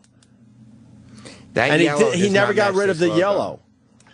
He never got rid of the yellow to match it up. And wait a minute, doesn't it look like these are like the little curly parts? Aren't they supposed to be under each other? It's 2 different logos. Yep. Wait, the what do you mean? bottom What do you part, mean? the bottom part of the XM logo doesn't match up with the top part. Yes, with it's- those lines, those 3 lines above the XM and the 3 lines below the XM. If you guys know the logo, And the X those definitely aren't looks matching like up. it's- I'm trying to figure out why he did puts your that. head on it. The lower part of Your your body. head is from another picture. Yeah, he put your head on. You're Motherfucker. Why didn't we notice all this shit? Dude, look at the fucking uneven Look at half circles under the XM. Get the XM Wow. logo and put it next to the picture. Oh my God. Right, good idea. Let's compare. Can we put all this on the Facebook page, E-Rock, so people can follow along? Holy It's shit. been on there. All right, look, all right. See how it matches up? Yeah, it's perfectly even under and over, like a circle that's been split in the middle. See, they're supposed to match up. Oh my God! Those somebody curvy else- yellow lines. They're playing along at home. Okay. Someone else noticed. My microphone. Look at the part of the microphone above the mic stand that's in front of it and below the mic stand that's in front of it. It's not lining up. Could you zoom that out? Oh my God! It's like it's off to the right. It's off to one side. He used the bar from that top from that microphone as the cut point. Right. He cut right there. Wait, so wrapped around, cut again. Yeah. I'm trying to look exactly where he made his cuts. You see the mic stand or whatever? Yeah. That's the cut from another picture, and that's why you got a little piece of the... Look, you got the mic flag there, and then you got a piece of the mic flag underneath, too. Wait, where? Yeah. Look at the mic flag. These mic flags don't match up at all. Go to the mic flag by my mouth. That one. This mic flag's too long. Now go across. Go there. Look, there's mic flag there, too. This fucking piece of shit. Wait, isn't that my mic flag? That's yours. That's your mic flag. That's fine. But this is Ant's mic Yeah, flag. but the mic doesn't match up. That's where the cut is. Yeah. So now it's official that obviously your right arm's from a different picture, and I bet you your left wrist, because something about your wrist, your wrist doesn't look right to me. So that came from another picture as well. That came from a picture where obviously the logo was behind me and coming out there. He just loved this new program and was having fun with chopped the shit out of everything. But the giraffe neck was the one thing we all focused on for years, Yeah. and now now there's like we're up to like 12 different things wrong with this picture. But who would have thought to look for this stuff? Like He probably knew that. He's like, This okay, is kind of fun. It's kind It of is fun. It's a game. You know how they have 2 pictures in a magazine? You got to figure out which is different? Yep. Yeah. Wait, someone is saying... All right, wait, go to the picture. I got to see something. I think someone's just fucking with us. Someone is saying your thumb is missing. Which one? There's something going on. Wait, what's going on when you're right? Maybe the thumb was like over the edge of something. I think this guy's right. Your thumb is missing. Where's my thumb? Dude, that's a terrible stuck finger. Your thumb is missing. I thought this guy was fucking around. Where's your nail? Did he cut my thumb off? Yes. Yeah, Sal just said in my earphones, you can see the circular part here where he cut this. Oh my! I thought Matt in Connecticut was fuck with us. You don't have a thumb in this picture. No. Oh my God! You have a hand I like the don't have chimp thumb. victim lady. What's that pic? Wait, what's going on now? What are you looking at, E-Rock? E-Rock, comment? There's an inconsistency issue besides the inconsistency issues. Yeah. The photo that we have here is not the same that was on the press shot. What? So I don't know if that was on the website and this is what we actually were handing out. Let me see. Well, didn't they say they were going to fix it at some point? And they probably fixed some of the errors. Oh my God! What? There's my thumb. There's Opie's hand. Opie's hand. With your single. Wait, let me see. Oh my God. There's that. There's the way the logo was, and my wrist. This is the real photo. That's the real photo. That's the actual picture. I'm not making the eyebrow. So, but where did you get the picture that's online? All you have to do is Google Opie and Anthony. Well, where's the original photo? But why did that even end up on fucking line for anyone to see? That's the online photo. Dude. That's the one they used on Fox News. Yes. Yeah. That one you're holding, Ope, is probably the original. Because look at your lower hand. It's out. It looks normal. It's on top of the console. But that's the one that went out to everybody. Yes. I'm telling you. It absolutely is. The photo I'm looking at isn't as bad. Like, my neck is normal size. You could see that Ant actually has a thumb. Look for the XM logo. The XM logo matches up. Ant's watch. Is there any yellow behind Ant's watch on the picture you're holding? No. It's black. What does Ant's neck look like in that photo? Because in this photo, it appears he doesn't have much of a neck. Yeah. He has a neck in this photo. Neck. So why didn't they just why did they go and put that online? By the way, I don't think I've ever seen this picture. I've only seen the shitty one. That picture probably came out after you went on the air and complained about this one about back in the day. One. Guaranteed. That's the corrected version. But that one's already been out. But yeah, but this is the one that came out. They wanted the eyebrow. I know that was online everywhere. This fucking guy fucked us. On the actual XM website. And then someone said, all we need, this is the picture. This is a picture where we both just looked all right in the picture, and they used it. Your hair's a different color in that picture you have in your hand. Can you imagine that fucking eyebrow raise, that cocksucker making a decision to do that? I think he just took the smudge tool and went, Yeah. He raised your eyebrow. Oh, that's ridiculous. Oh, if you made that face, I would hate you. I know. Let me see Regardless of... I know that picture went everywhere because of the photo, giraffe neck. Just doing some quick Google image research, that photo was in Engadget. That photo was in the New York Times. You went on the air and you complained about this photo back in 2004. Right. Then they made that photo to try to appease you. Yeah. Right. Which looks like the original. Yeah, that picture's all right. Yeah, but I wouldn't complain about that picture. That's actually not a bad photo at all. But this is the one that went out when they said Opie and Anthony are coming back to radio. Because he took my and then he moved my left arm. Why? What a dumb. And then he gave Ann an eyebrow, a baby arm, and Ann doesn't have a fucking thumb in the picture. Yeah, that was in the New York Times story about you guys signing on October 4th, 2004. Shot. This is a different shot. It's very close, but it's. You look at your shoulder. He didn't manipulate this one to make that one. It's different. It's from a different angle. Right. This from a higher angle. Yeah. Well, remember, like I said, he took a fuckload of pictures. They took hundreds of pictures from all sorts of different angles. And then this guy decided that he liked, your eye in this picture, so I'm going to move the fucking eye. I guess he didn't like my thumb. You don't have a thumb in this picture. I thought the guy was kidding. And now someone's saying that the reflection on the table by Ope's arm is wrong. Oh, should it be? Oh, my God, wait a minute. Oh, yeah. Yeah, it doesn't look like it matches this fucking guy. That guy is all these years worst. later, it still drives me nuts. He's the worst photographer ever. I found something. Oh, Chip, what is it? Fucking phone's not plugged in. Very good. But this is the picture that went in the New York Times? Isn't that great? The one that we have is a corrected version.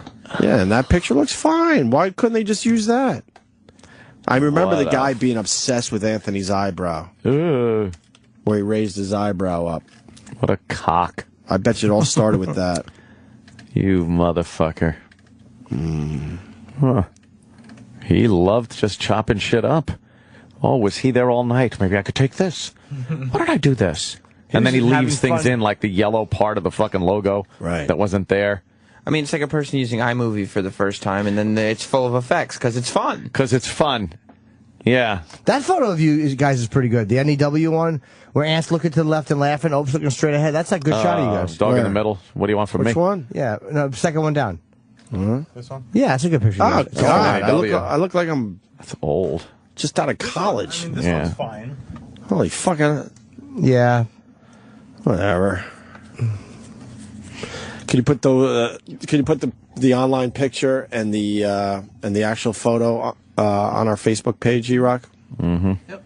It'll be up on Opie and Anthony, the two pictures. The one they... Yeah, terrible. This picture was in every fucking magazine. It was right. Yeah, I mean, you know how I know that this is the corrected version? There's just one Adam's apple. Right. And that was the problem. How's the chin?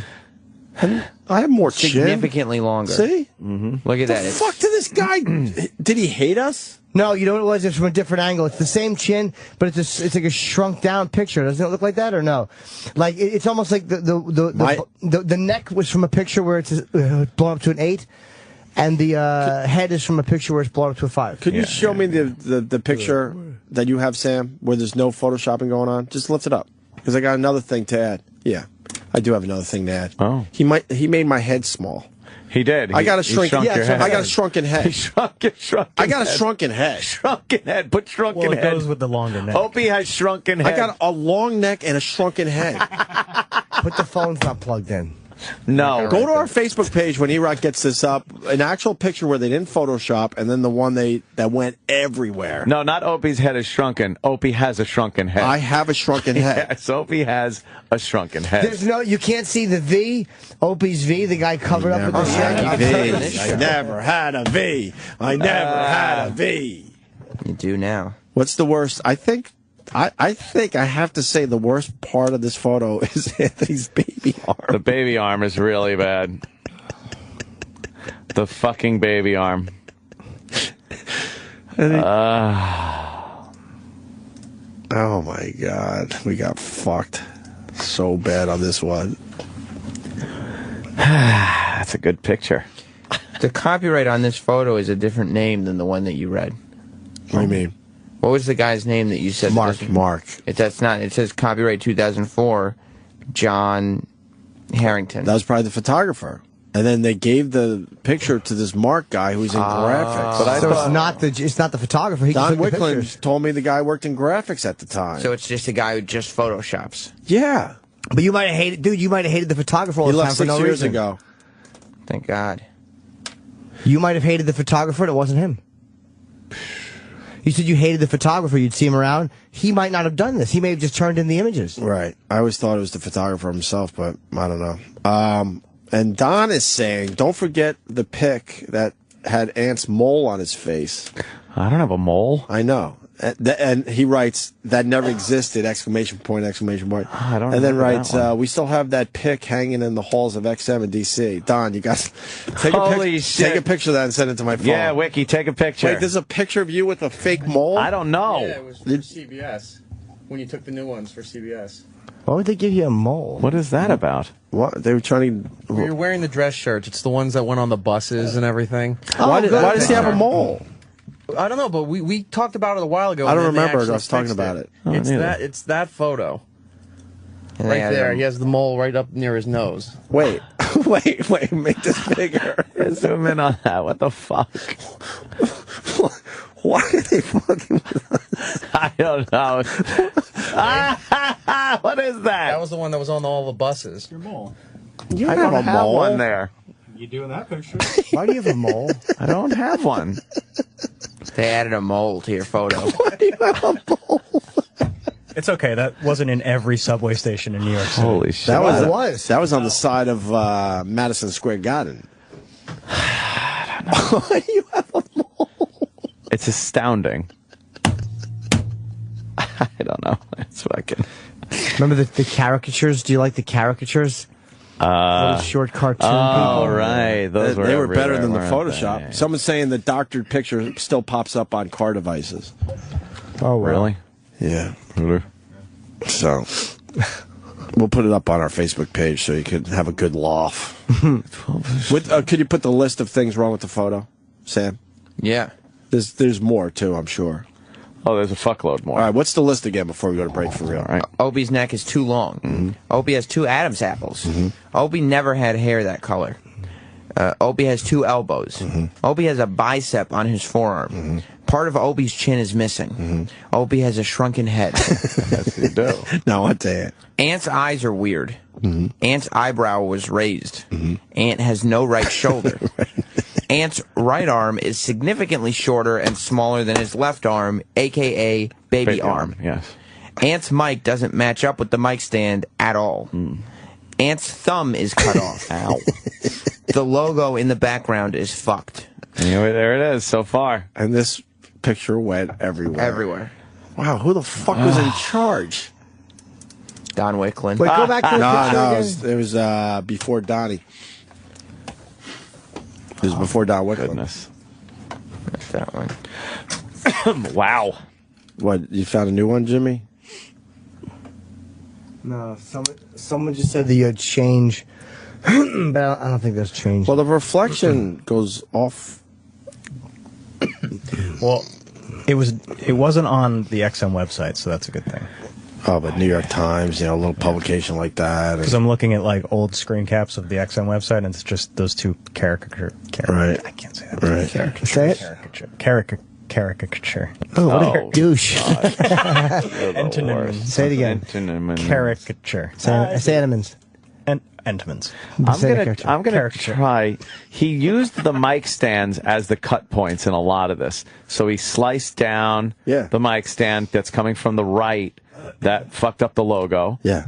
And then he went down and around the microphone and that other mic stand, and then back down. He cut off my arm. I got a new one. Yeah? Yeah. You're missing part of your chest. I know you're turned toward the camera, but you're missing part of your chest, because that's where the cut was. That angle, that mic stand starting, and then, it cuts down to the right and then down toward the left. Yeah. Like you said, that's where he cut the picture so he could get two different pictures together. Yeah. And he didn't give you enough chest. Whoa. You see what I'm saying? I think I got it. Take it's too straight. I think you're right. It's too straight. He cut it. Oh my God! Wait a minute. Zoom in on my left armpit. Your left armpit? Yeah. Go ahead. That's your. No, the left one. What is that? Oh, that's the white stripe from the shirt. Okay. Yep. But there's some fuzz there because he didn't. Some fuzz. He took away a little bit of your chest on the right side. This fucking guy. He really cheese whizzed us. What an awful fucking Frankenstein picture. He just pieced it together. Wow. All these years later, we found it. I'm sure there's more shit, too. Oh, yeah. Let's see. Gary Hahn was in charge back then. The shot with the mole was corrected Gary before Hahn. it was hung up outside of MSG. Remember him? But for some reason, you all of a sudden have a mole on your face. I forgot about Gary Hahn. Wow. Yes. All those names from the past. He admitted that he didn't believe in us at first, and then he. Thanks. But then he admitted that he got it. Go back to the picture. I think I got something. A lot of people didn't really get us at first down there. What do you got? And we outlasted every single one of them. And Fuckers. They thought we went in. We'd have a quick run on XM. Fuckwads. I found something. Yeah. What do you got, Chip? There's nothing on the computer monitors. There are no. Yeah, you can't. There are no computer monitors. Weren't we going to break? Yeah. Well, that should have been the out right there. But I found 3 things of great importance. oh shit, we got a couple more things to talk about before Daryl Hammond gets in here at 9 o'clock. So we got. I remembered what I wanted to say before. Yeah. It's minor. We talked about the drinking. Yeah. I was watching The Sopranos last night, season 6. When Christopher relapses in the bar with Paulie, they toast after that big argument, and then he just realizes, baby, when she fucking looks at me and in my eyes, do you remember that scene? Yes. And everyone's looking at him, he's so obviously drunk. That I almost had to turn it off. It was so it was so uncomfortable. embarrassing and That uncomfortable. was so well done, man. It made me cringe. Oh, that's terrible. That's your character It's right fucking there. life. I was like, oh my God, it was actually humiliating. We got a great video coming out of Indiana University, and we also want to talk about that lion thing for a little bit. And then we got Daryl Hammond coming in at 9 o'clock. What is he promoting? Caroline's? All right, cool. The Opie and Anthony Show. The Opie and Anthony Show.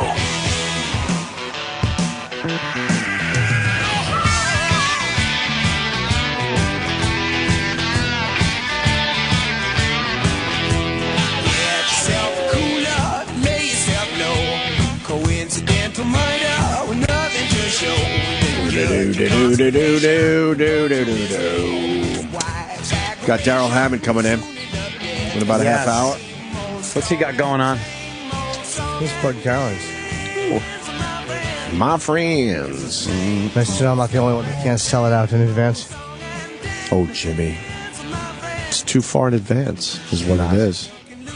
Yeah, it is. It's too far in advance. When are you at Caroline's? April 11th through 14th. Nice. I'm in fucking tonight, tomorrow, Saturday, Charlotte, North Carolina, Funny Bones. Oh, are you excited about that? I am, actually. I want to do the gig, but, you know. Yeah, I'm sure it'll be terrific. Big celebrity show.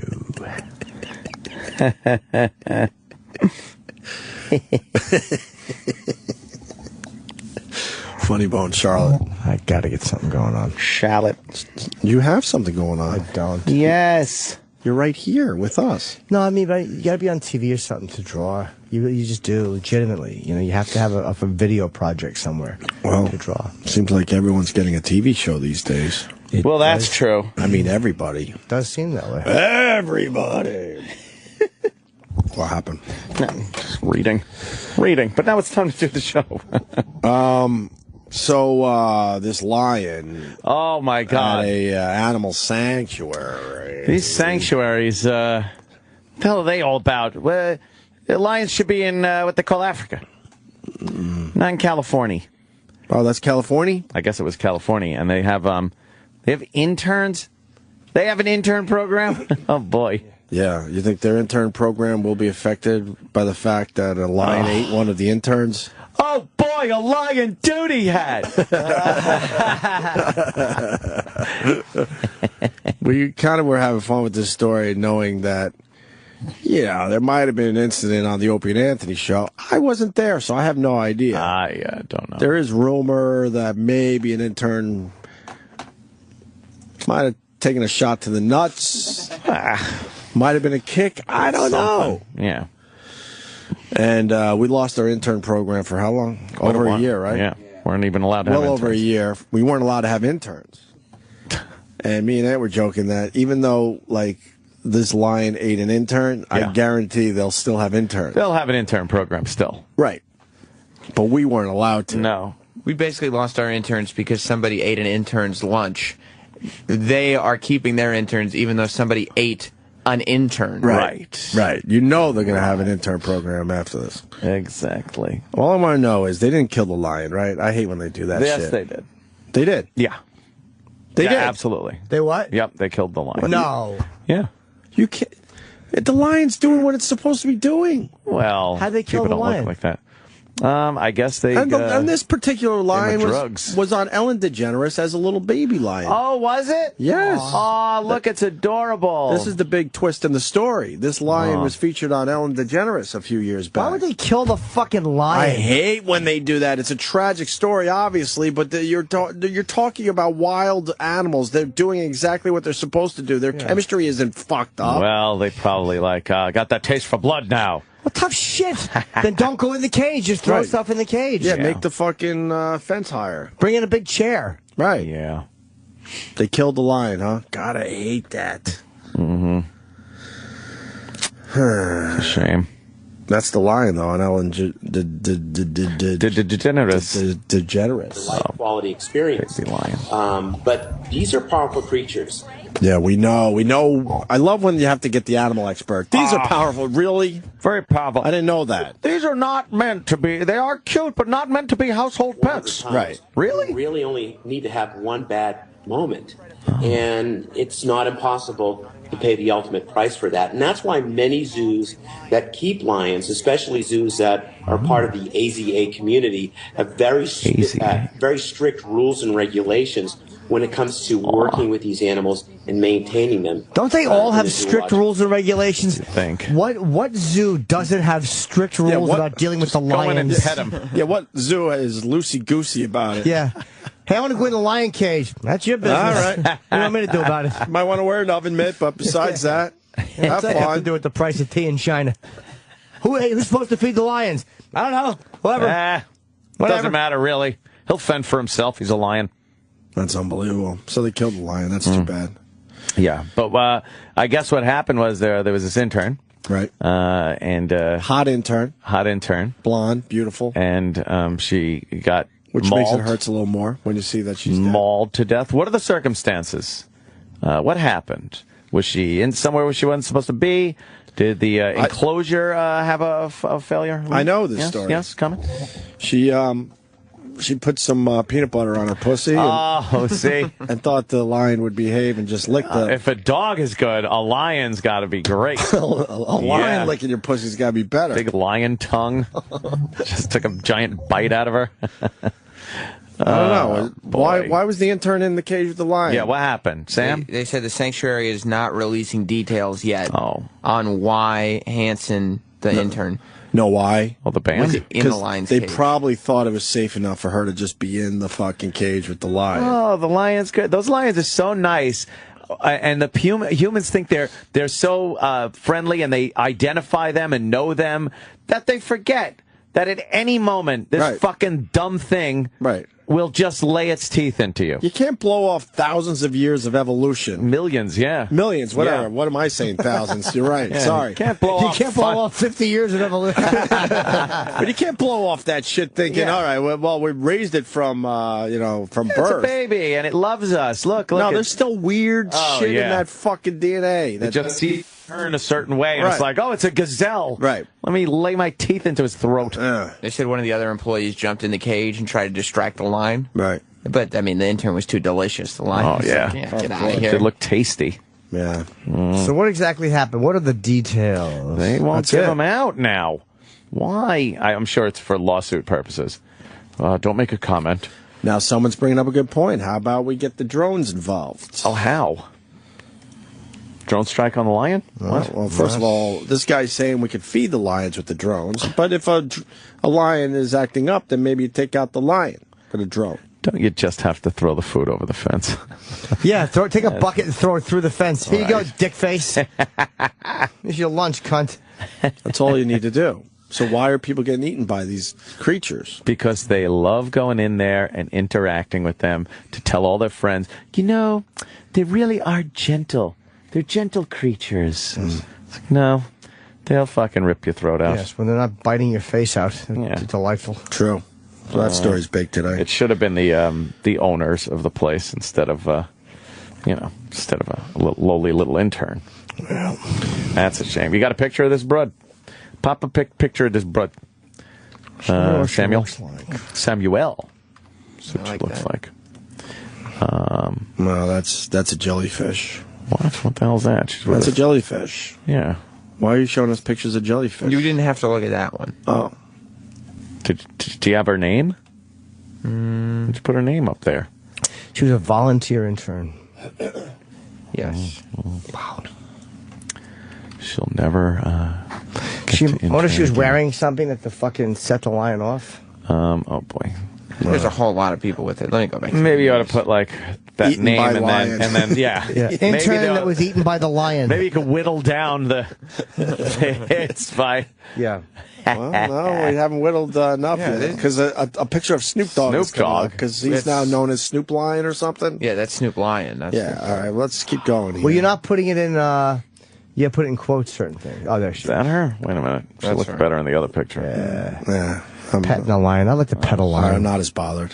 Petting some leopards. I am bothered when hot people die. She looked good in the other pic. What happened? Leopards could fuck you up pretty good. Oh, man. Leopards, you think? Look at this picture. It's an animal. It looks like a wolf or something, though, and the mouth's open, and she's sticking her arm in the mouth and pretending to be bitten. Practice. And in a lot of pain. Oh, boy. Is that her husband with her? No, it's her. Just another dork that thinks he can live among the animals. Yeah. It's her dad, I think. Animal people are stupid. You gotta respect that shit. Is that her? Yeah. All right, zoom in. You gotta respect that shit. Let's see what she looks like there. She's with a giant fucking tiger. Yeah.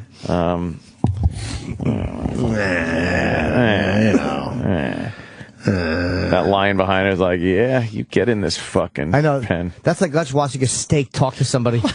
Maybe we could get the XM Photoshop guy to Photoshop some boobs on her, first of all. Oh, Jesus. And maybe shave down her legs a little bit. Oh, boy. And take away the man nose. I thought she then was... again, probably the lion did that for us. Yeah. She's all right. Well, she's not all right. She looks a lot worse now. Yes. God, that's good. I wonder what moment you know, like that you're in big trouble. Does the lion get frisky at first, like throw a paw at you? And you're like, you're like, wait, hey now, calm down, hey. They start that yelling like, hey, because you're gonna, show that you're superior by yelling at it. Right. When do you just become screaming victim? Like, when do you go from in control? Hey, I'm being eaten. What is that? And what would your move be? Do you curl up because you think that will help if you play dead? No, you gotta like fight right to the end. Like, what would your move be though? That is so not a UFO. I think you're so panicked. I know. You could see the reflection. Stupid. I think you're just so panicked that we've talked about a cat getting at you with the back legs. Yeah. Now imagine a lion doing the exact same fucking thing. Fucking grabs you with the front legs, bites you, and then takes those back legs and goes shunk, just ripping chunks out of you. Jeez. Oh my God! Bites your neck. Imagine your neck being bitten with lion breath. Was it a female or a male lion? It's a lion or a lioness. I think your only move is to try to either finger it or fucking jerk it off and hope that sexual shit changes its chemistry real fast. Oh my God! Imagine if you just start tugging its dick and it rolled off and just was like a big kid. But then you try to let go and walk away and it gets all mad and you're just stuck jerking the thing off for hours until someone comes and gets you. Would you jerk off a lion to save your life? You have to. But you don't let it come. But now, is that gay? No, you got to edge it. Because then it will be hungry after it comes. Yeah. Is that gay, though? No, not if you're... I would say who gives a fuck Not at if you're point. saving your life. Right. They gave the lion a cute name. Oh, what's the name? Well, you know what name she was screaming as it was killing her? What? Couscous. Oh, I heard this, yeah. No couscous. Couscous. Oh, boy. So what? It just jumped on her? They don't say anything, huh? No, they don't give any real details, but maybe she was in there. She got in the cage to feed it or something. He was like, I'll eat you. I know it's a goofy line, but can we get an animal expert on? I want to know if you try to turn it on sexually as it's mauling you, if that could give you a fighting chance. I'm being serious. Just a little reach around? I bet it would think you're fucking trying to rip its balls off. Yeah. You think it just make it way worse? The lion has never been jerked off. Yeah. They don't do it to themselves. A lion has never had its cock sucked. Lions don't suck each other's cocks. No. Wouldn't know what you were doing. So He'd think you're biting his prick. Yeah. I'm not sucking him off. I'm just going to fucking... You're just going to give him a handy? Yeah, what if you jerk fucking off the lion? What if his fucking big balls were by your face and that fucking dick was there? You got to suck it a little. You wanted to say delicious. No, but yeah. You wanted to say delicious. Well, of course. Wow. It's a hell of a way to go. Yeah. The lion smelled her aroma. Oh. He said, I can smell your cunt. Oh. Kevin and Philly, it just came out. She was wearing Lady Gaga's meat suit. Oh, see. Not good. That's a nice, timely reference. Yeah, really. Jesus. Yeah, I think Lady Gaga already ate Lady Gaga's meat. Yeah. What else is she fucking wearing? Oof. Yeah. What? Where you go with that, Jim? Can we check out the Indiana University video? Yeah, what's that one about? I think we're done with the lion thing. It's such a tragic story. It's horrible. Just awful. This kid, he goes to Indiana University. Yep. Yeah. And I think it was last night or 2 nights ago, he posted a video on his Facebook page called Why I'd Hate to Be Asian, parentheses, totally not racist. Oh, okay. All right. He's since been accused of racism, and he's taken the video off of his Facebook page. Why? Well, you want to just listen to the video? Sure. Well, we can he listen. said it wasn't racist, so why He would you said, take... in parentheses, this is totally not racist. Well, Totally. if you say it, then it's fine. All right. Stop playing, Sam. You're breaking everything. Sam. Everybody of the world, all the boys and girls. This is a little segment I like to call Why I'd Hate to Be Asian. People are I got a stupid. list today when I was sitting at work. And it goes a little something like this. Okay. Reason number 1 that I would hate to be Asian. Most Asians look alike. Oh, boy. It's going to be trouble. It's not even clever. No. I don't want to look like everyone else. If I looked like my brother, my cousin, my uncle, not even that. If I looked like Frank down the street, guess what? Maybe I don't like how Frank down the street looks. Well, that's too dang bad. You know Holy what? shit. Fucking guy's great. Fucking killing. Reason number 2. Oh, If I was an Asian man, chances are I'd probably be with an Asian woman. And guess what? I don't find Asian women attractive. Kill me. Reason number 3. Sweatshops. They suck. I'm totally against them. He's terrible. He's not. He's trying to be funny. Fucking great. You know how much work goes into a sweatshop? He's trying to be funny. Hit pause. You know what I would say? Because your Chipper. pecker's small. Ah, I bet that comes up. You have a small pecker. I bet that comes up, Chippa. This kid is just a jock who desperately wants to be funny. Yeah. Yeah, you can and see. he looks like every other college jock. Yeah, he's white talking college about jock. Asians So, looking alike. right, He looks like every other college He's looking douche. the part. Yeah. A white college jock guy. Yeah. But he badly wants to be funny and wants to have something to say. Right. He thinks like people are going to watch this and laugh and be like, "Oh God, it's funny, but it's a little edgy." Yeah. But it's true. That's hey, you know, you're saying the things we all think. That's what Oh boy, he's Carlin in his mind. Oh, he is. Yes. Oh, damn, I miss Carlin, so this could be good. Yeah, it gets better. Jeez. Oh. Actually, twice I worked in a factory. That's nothing near a sweatshop. I bet he date rapes. He looks like a date rapist. Yep. Asians. Yeah. Pot smoking. Could you imagine how you would look if you were a high Asian?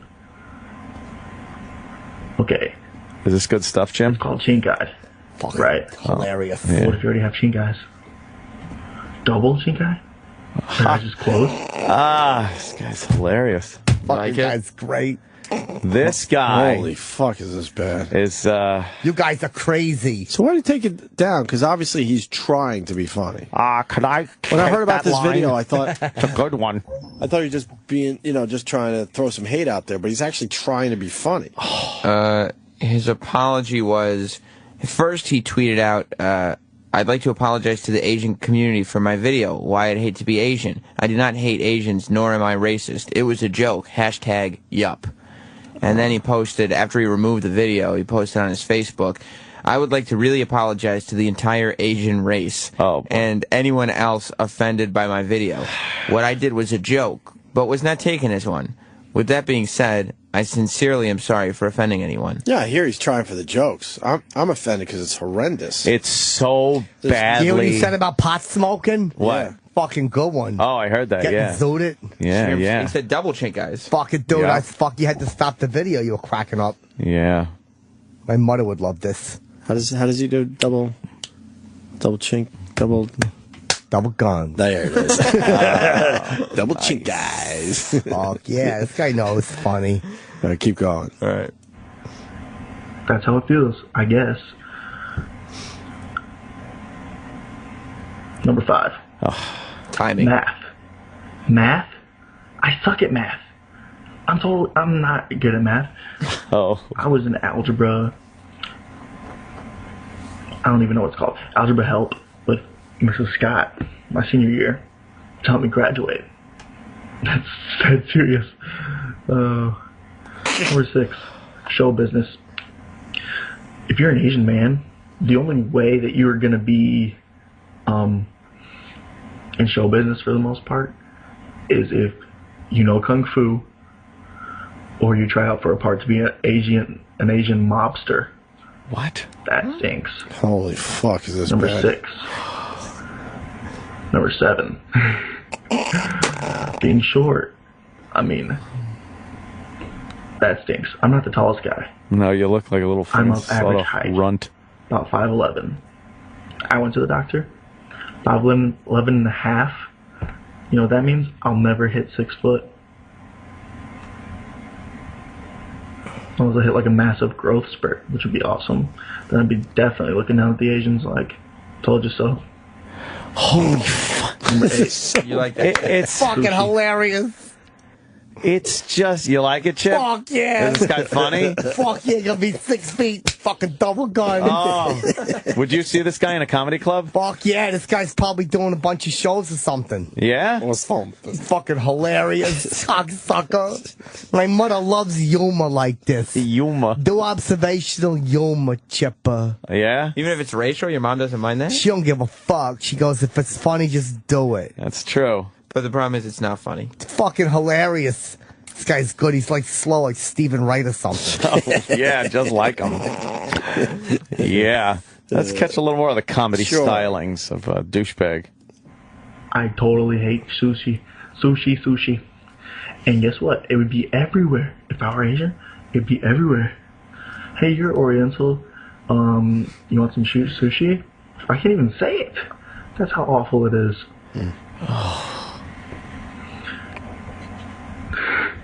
Number 8. Asian males. They don't have a good rep. Oh, Chip. Stay on your joke. Schools don't accept them any more than the white males. You know, they're not known for being great in the bedroom. Asian women are. Asian males are known for being smaller. See, I said that before. They got small peckers. Small peckers? Yeah. Fuck yeah. This guy knows good comedy. He's fucking, you're on his same, like, wavelength there. Yeah, this guy, we should work together or something. Oh, that'd be great. Do a T-Mac. podcast. A podcast. And he wrote this. He actually wrote this. This is written. Yes, it's written down. You can just see him glance at his list. Like you see his eyes go down. Yeah. Man. What a douche. Imagine writing. But he said this stuff to people expecting laughs. No kidding. Yes. He thought this was going to take over the internet. This is a hoot. Well, it did. Well, it did. Yeah, it did. It's viral. It's the worst part of the internet, that this stuff that, like, when you're a kid that you did thinking was funny, like, this is never going away. Yes. Right. All right, keep going. We're just about done. Is that going to attract a woman? I don't think so. Wow, those tidy whities really fit him great. I can't wear tidy whities.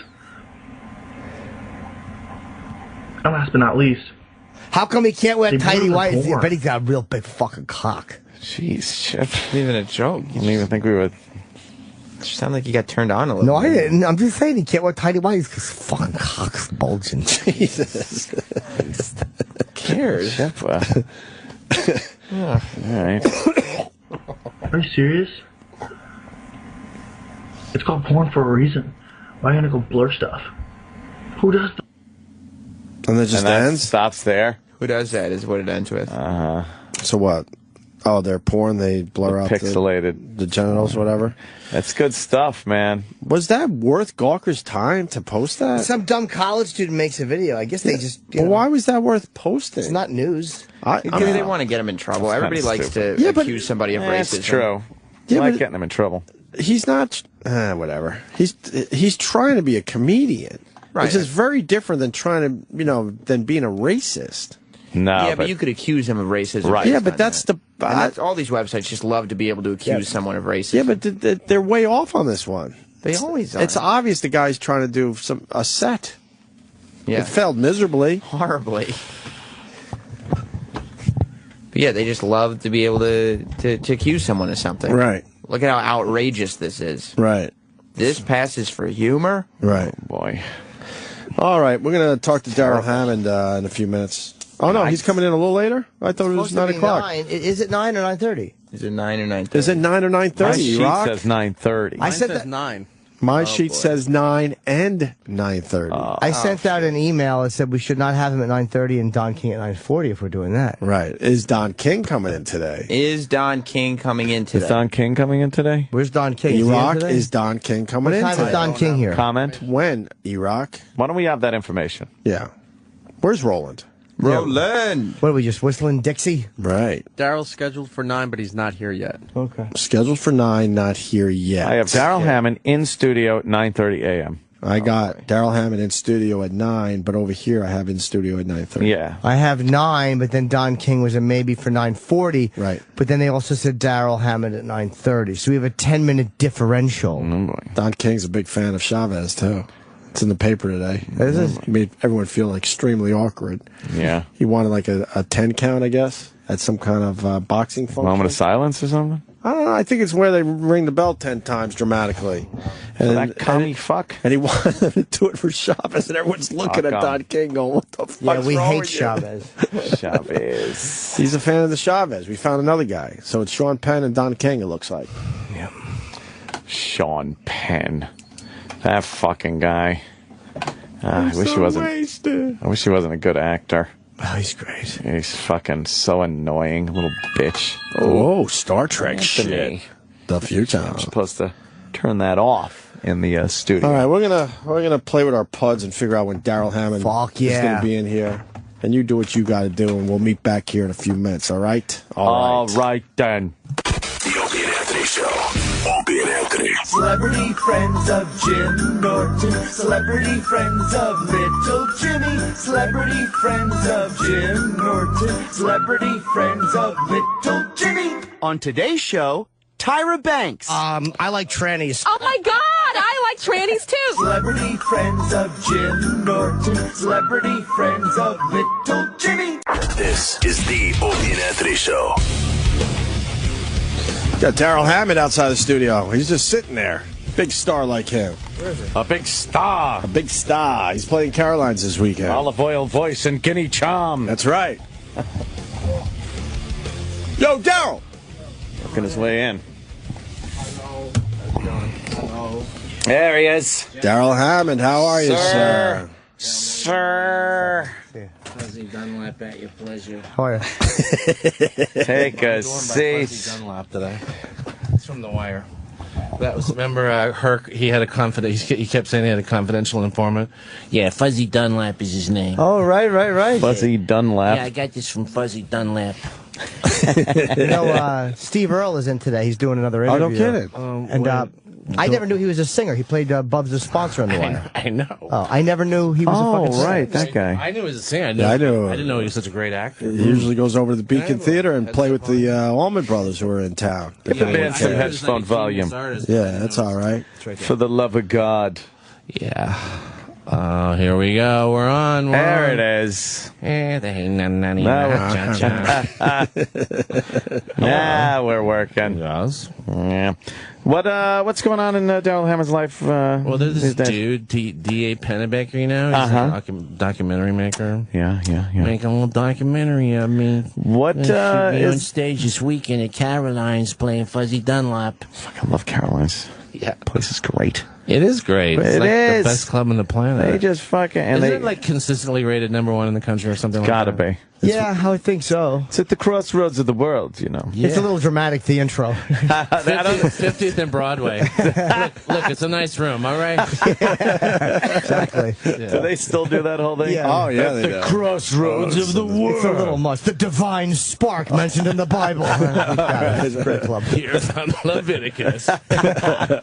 Yeah, they just hooked me up. That's why I say it's a great place. What's the documentary going to be about, though? About that book I wrote. Yeah. Oh, right on. Stuff like that. I wasn't here for the big book interview. No, and I read your book and I loved it. Thank you. I might know a thing or two about some crazies. Wait, you weren't here that day? No, man, I was Isn't excited. that weird? He wasn't even here. I read the whole book because, you know, I probably could relate to a few of those things. The mother stuff. I had a mother thing, too. Have you taken a couple of wrong roads, my friend? Is that what it was? A couple of wrong roads? Been to one party too many? Yeah. The only question I have about the book, even though it's, why weren't there more stories about your mom in the book? You kind of like hinted toward... Because I got hit by a car. I was in a car accident, and HarperCollins wanted to finish the book, and there were like 100 pages of notes. Is that really? Is that really it? That's absolutely it. They were like, no, we have a deadline. We want to be for the Christmas holidays. I'm like, I'm laid up. I got hit head on by a car in Long Island. I mean, I was a passenger in a car. Right. Yeah. A car coming toward us hit us head on at about 65, I think the newspaper said. Holy shit. So I wasn't able to finish it, so they just wrapped it up. You guys never got this out? Damn. Yeah. Because the book still is really good. But I got kind of mad. I'm like, I know he's got a few tons of dialogue about my mom. Okay, right. Tons of stuff about her. But then I'm thinking you were holding it back for a second book, going, if the first one goes good, I'm going to give you some shit. No, I know. Some good shit for the second. No, it was I all scribbled down on a piece. What kind of notes did they give you? Because my book was different, so it wasn't like as biographical as yours. What were they saying? Like, fix this story, or don't tell this one, or? Well, first of all, I wrote probably, I don't know how, the book is 250 pages or something, and I wrote probably 800. They brought in this young lady, a young writer, a beautiful writer named Liz Stein, and she like turned it into a book, 280 pages. Yeah, they have to edit certain stories and a consistency and stuff like that, but... So why don't we just say you were on SNL? Okay, now we'll move on to... Wait a minute. Hold the phone. Yeah. Yeah. Yeah. Fuck. Yeah, I mean, I just would hand the stuff in. And then I was in the accident, and I wasn't really able to do anything for a couple of months. So then you were really that laid up, huh? What were your injuries? Most bruised internal organs, cracked ribs, dislocated stuff, hernia disc. Wow. Damn. They cut you out of the car? No, they didn't cut me out of the car. I let myself out of the car. You did? Yes, I did. Because I thought it was going to explode. Oh, well, yeah, you don't want to be part of that. Yeah. I thought that, I was like, well, in the movies, the car always explodes. That's true. I kind of think that could happen. You don't want that. So I know I did manage to get out, yeah. Man. And it's so interesting because it hurt then, and I remember lying on the pavement going, I guess you could die from that. Wow. From hurting this bad. That wasn't half of what it became in 2 weeks. Holy when shit. My organs started to swell, like all my organs started getting large, and it looked like I had a rope underneath my skin. Wow. Yeah. Holy jeez. It takes 2 weeks for that to happen? I would say 2 weeks to a month before I really... Oh, wow. I mean, I was on Oxycontin. I might have the time off a little bit. It was an hour. I mean, the guy's like, I'm going to give you oxycodone. I'm like, really? All right. Really? An excuse. Yeah. I mean, that's the terrible thing about having that much pain, though. It just kind of takes it away. You don't get high. It just does what it's supposed to do. It just makes it so that you can go to the bathroom a little bit. So you guys were stopped at a stoplight and the car was coming down the other lane? No, we were actually turning. We were in a lane turning left, and the car was coming towards us, and the person driving me turned into the oncoming car. Holy shit. Oh, and that's like hello to your side right there. Yeah, and I got hit. It hit the right corner. Yeah, that was beautiful. Did you have a belt on? I had a seatbelt on, but it was the airbag that saved me, but also caused the injuries, but it kept me alive. Yeah. Without that airbag, you were dead. Splattered. Oh, wow. Splattered all over the pavement, the windshield, It's fucking horrifying. And you remember it? Like, did you see? I almost had an accident once, and it's weird how it unfolded in slow motion. Did you see it, or just all of a sudden you felt it? I was reading my script, because I was in a play on Long Island. I was going to the show, and the driver screamed, "Oh my God!" like that, and I was like, "Really? What?" Wow! And then it was glass and steel. Yeah. Oh, that's terrible. Do you hang out with that? I also said, "Oh my God." Really? You think you're going to say something really cool, like at death's door. You're going to have something to say, like, damn the torpedoes, full speed ahead. You don't. Oh, my God. Oh, my God. Yeah. Do you hang out with that person anymore? I do. Okay. You aren't mad? Huh? You aren't mad at them? I was for a long time. Oh, okay. I would assume. It was a mistake. Big fucking mistake. Wow. Big mistake. That's a big mistake. I mean, yeah. So now they're going to make the book into a documentary, kind of. Kind of like that, yeah. Sort of. Yeah, I mean, I got discovered, or so to speak, at Caroline, so I guess that's the angle. Is it just your stand-up, or are they talking to you off stage and just kind of intersplicing? They'll film stand-up and off stage, and then there's a couple of guys in the book. Eddie the cop that was so prominent in the second half of the book is coming, and going to be pretty cool. Are you doing a, there's always a paperback edition. Has that come out yet? I had a paperback, but Hurricane Sandy came and all 12 interviews got canceled. And it's really hard to get Charlie Rose back. Wow. You really... Charlie Rose. Like, I was supposed to make my money on the paperback. Yeah. I didn't make nothing on the hard copy, but I had a nice deal that if it ever made it to paperback, I'd make a couple of bucks. Hurricane Sandy came, all 12 interviews canceled. Oh, my gosh. Someone didn't want this book out. Well, look what was the original title? If there's a God up there, I'm fucked? Yeah. No, God, if you're not up there, I'm fucked. But it's interesting to me because I was raising money for special needs kids in Monroe, Louisiana, which, I mean, they paid me a nominal fee, and don't get me wrong, but I was doing that. So they said, you know, maybe he should do a book signing. Now, remember, God and funk in the same title is blasphemes one of the commandments. We're in the Bible Belt. I signed no copies of my book in 4 hours. I signed almost 50 copies of 50 Shades of Grey. Wait. Absolutely a true story. You were sitting in this book signing. No one wanted to sign no one wanted my smut on their coffee table. No one show up for the signing? They were there, but they were there for 50 Shades of Grey. They didn't want my book. And they wanted me to sign 50 Shades of Grey. Which is really strange. Sitting there with no one. I've had a few slow signings, too. Where you start talking to the person. You sign a long autograph. Hey, Frank, thanks for coming. You know, you really make it detailed. Yeah, I remember a few of those. It's looking at me. We've had a few of those. Yeah, it was kind of silly. Humiliating. And I had tried to say, you know, it's in the United States, in a Judeo-Christian society, you can make fun of a member of the flock, but not the flock. And to the flock, the Ten Commandments is the flock. Yeah. And you can't do that. And so that was blasphemed on the cover. I mean, you know, I couldn't get into Target with my book. I couldn't get into the airports. I couldn't get into Walmart, which is kind of if you're selling a hardcover. Did anybody tell you, like, hey, maybe you should... No. No one told change the title. Because you would have changed the title. Of course. I didn't want that stupid title. Oh, my God. So it hurts you, and it wasn't even something you needed. I care less about that damn title. I was in jail in the Caribbean, and I couldn't think of nothing. I wanted to pray. I was so scared. I was like, maybe praying, maybe that sort of stuff works. And I was like, maybe there's a God, and I'm hoping there's a God. And that Caribbean story was frightening.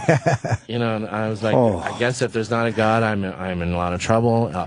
In a manner of speaking, I'm fucked. Hey, that's a good title. Then I put that in the transcript, like, there's your title. I'm like, really? Because I know in stand-up, if you offend Moses or any of the leaders of the movement, that your show's over. That just doesn't pertain to books. Oh, wow, yeah. Whatever. Who came up with the title? Was someone in the company? Yeah, I guess so. Yeah, it's weird. The stuff that they should have known better, especially if they wanted to get you in the airports and all these other places. Well, they didn't want to. I think they wanted to sell it online and became a bestseller online. Did it really? Yeah, it did. But that's because of Dr. Phil, actually. Oh, you did do something with Dr. Phil, right? Yeah, I mean, he plugged it so hard it became a bestseller, yeah. Because I owe it. I mean, it would not have been anything without him. See, I always disliked Dr. Phil, but I guess if he takes care of you and if he did the right thing by you.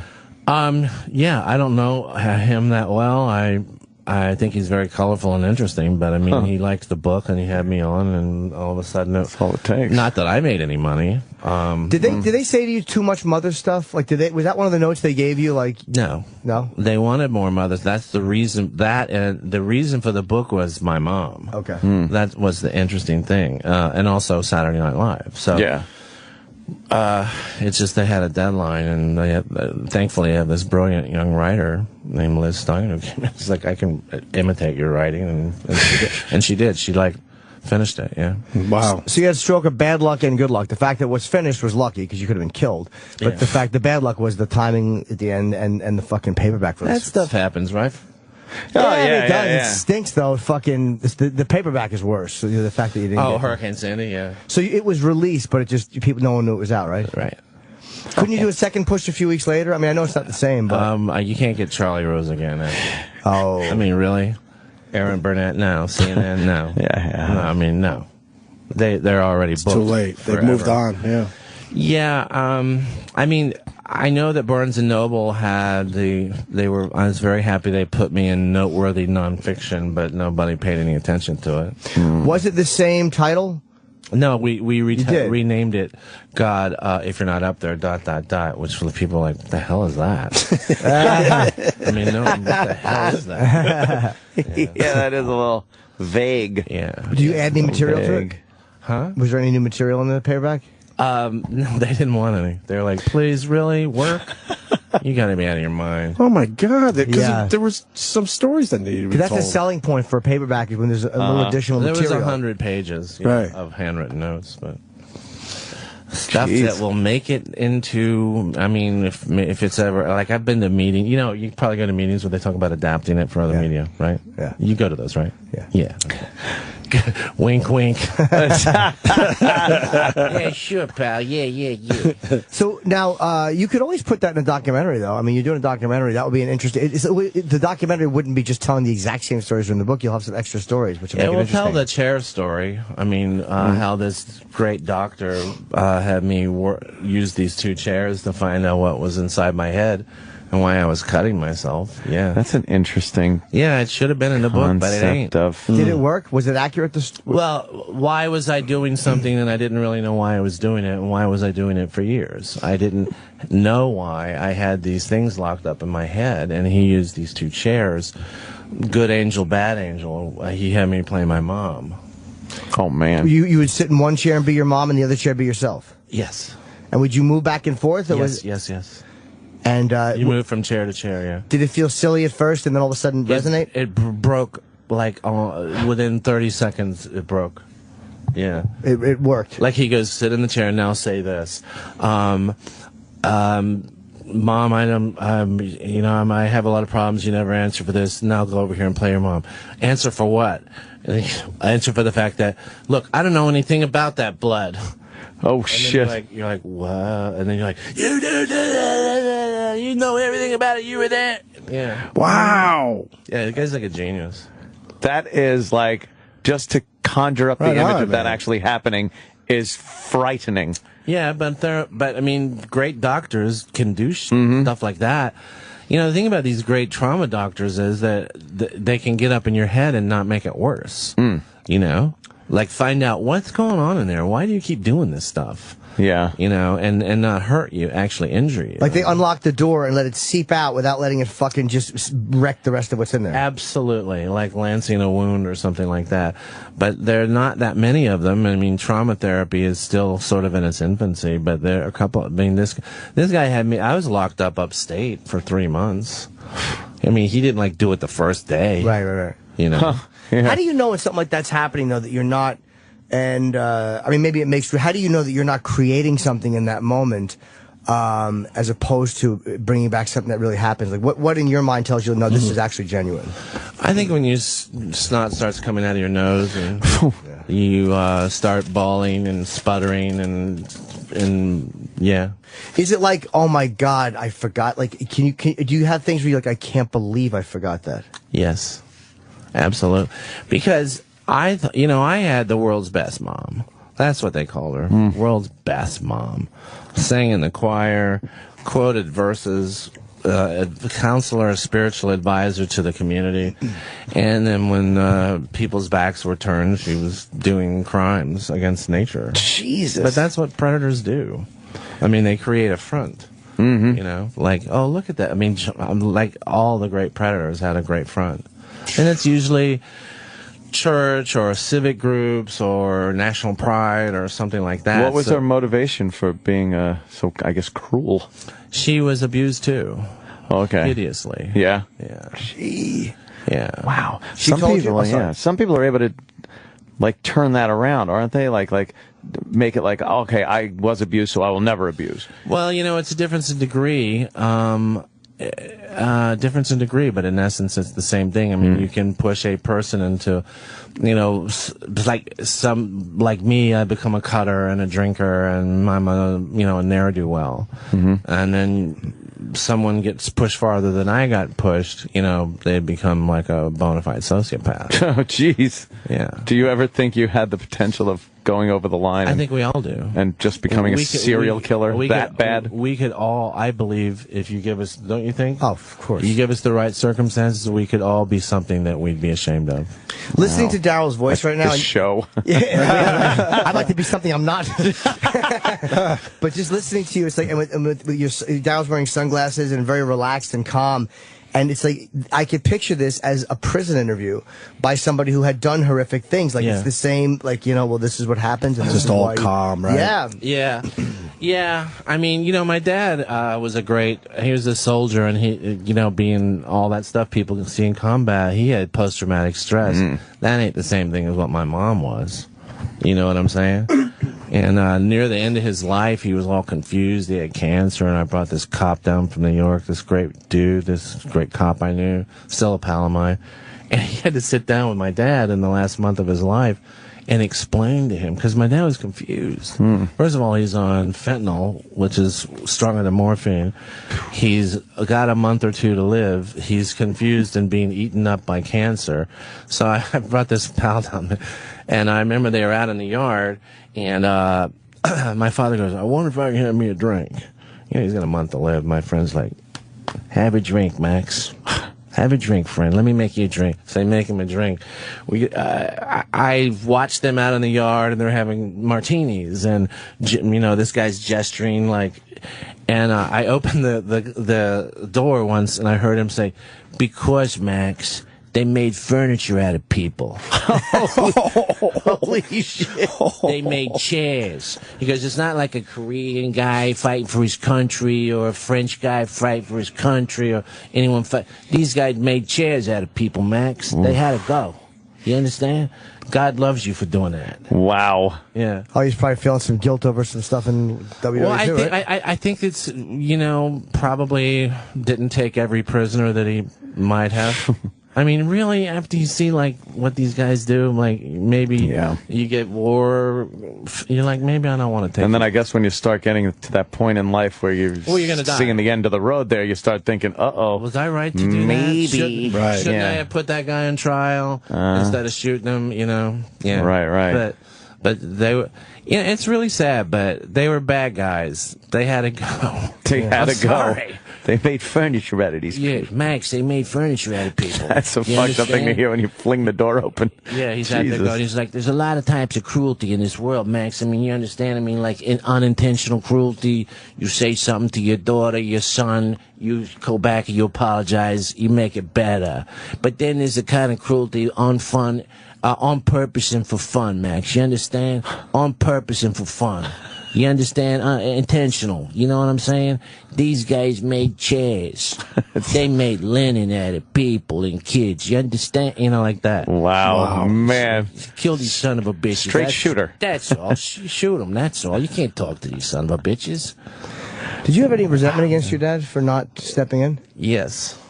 For a long time. God, you're talking my fucking story. And we gotta go get coffee, Daryl. And then, you know, because you wonder why. I gotta jump in. All this craziness is going on in the house, and you wonder why. Like, yo, pops, get off the couch and figure this shit out. You're the one with the normal brain here. Yeah. What do you think that was about? Because I know in my own life I have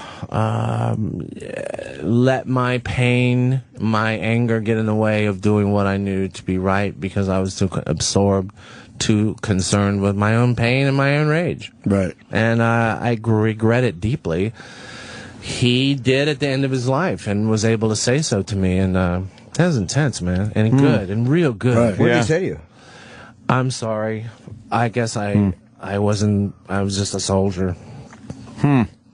Wow. Sometimes it's just easier. I was like, yeah. I know my dad. I get it now. I get it. You know, they played taps at the funeral. I was very proud. Wow, chef. I know my dad didn't pipe up because it was easier. Because all hell would go toward him. Yeah, it's not that easy, friend. I mean, no, man. I'm one of 7 kids, so I'm sure my dad's thinking, well, fuck, if I act up here and try to do the right thing, I might be stuck raising the 7 kids alone here. Yeah. They got their own shit they got to worry about. Yeah, life happens on you, and sometimes you're not wired. I mean, I know I wasn't wired to do what I wanted to do in the world, and I had a lot to learn, and I still do. Wow. You know what I'm saying? Yeah. But now here's Al Sharpton. You know, when I was a kid, I grew up in Brooklyn. I would come home from school, my mother would make blueberry pie. I mean, you know, you got to pull out a voice once in a while, right? Just in case. I was about to write a hand out. Right. I have actual nooses in my bag. I was like, anybody want to hang themselves? Because I brought nooses. We've been making fun of that blueberry pie, and like, what were they thinking to allow that on TV? He looks like a fucking clown. I would sneak some of the pie. My mother said, you sneak pies. No, I didn't sneak pie. I would have blueberry all over my face. Yeah, a weird little talent. Yeah, that's great. Was it rough to be funny? I mean, when you're I mean, on SNL and through your life doing stand up and stuff, with all that going on in your life, was it a way to cut it off and not think about it? Yes. Yeah. Yeah. An escape. It's addictive too. Yeah. I think you know what that's like when you're like, the first time you walk out in front of 200 people that you never met before and you make them laugh hard. Yeah. You're like, you can get hooked on that. Yeah, it's like being a small Hitler. Like you're just controlling a room full of people. Yeah. I understand what being powerful is. And they're like, I know you never met them before, and they're laughing at stuff that you thought of. Yeah. It's pretty cool. Yeah. Can I ask an impression question? Yeah. Which was the hardest one that you had to learn? That you just couldn't get at first? I think that, there was a big disagreement on how to play Bush when they wanted me to play Bush, and I didn't have the same opinion that other people did at the time of him, and I didn't think of him as unintelligent. I know there were verbal gaffes and he made mistakes, but I thought of him as a smart guy in an extraordinary circumstance, and he did make mistakes, but I mean, he's not a natural actor, that guy. Right, no. Some guys just are not good for that presidential stuff. I mean, you know what I mean? Like, yeah. He's not a natural actor. Right. It's that presidential, that pomp and circumstance stuff, that's not easy. Yeah, Clinton was good at it. Reagan was. Yeah, Reagan. I don't think anyone has ever been better at the spoken word than Reagan or Clinton. Yeah, Martin Luther King. But he wasn't a politician. But in terms of politics, I mean, Clinton gave that last convention speech using easily verifiable facts and figures, really heavy lifting. If you're, usually because when you're rallying the troops, it's like you have some slogan and prearranged thing, and there are drinks and people cheer. This guy walks out with easily verifiable facts and figures and rocked. I mean, that was like a whole new. To me, that was like, reminded me like the first time I saw Michael Jordan play basketball. I'm like, wait, that's the standard now. Now you got to do that if you want to compete. I mean, that's how good you got to be. And and Reagan was masterful. I mean, when Reagan said, "Mr. Gorbachev, tear down that wall," he combined Sunday school teacher and F-16 fighter jet. really heavy lifting. I mean, he wasn't kidding. You look in that guy's eyes and see if he's kidding with you. Right. Gaddafi found out he was not. Right. Yeah. He's a serious dude. And part of being the president, I guess, is City Hall. You got to go out there and talk to the troops. Yep.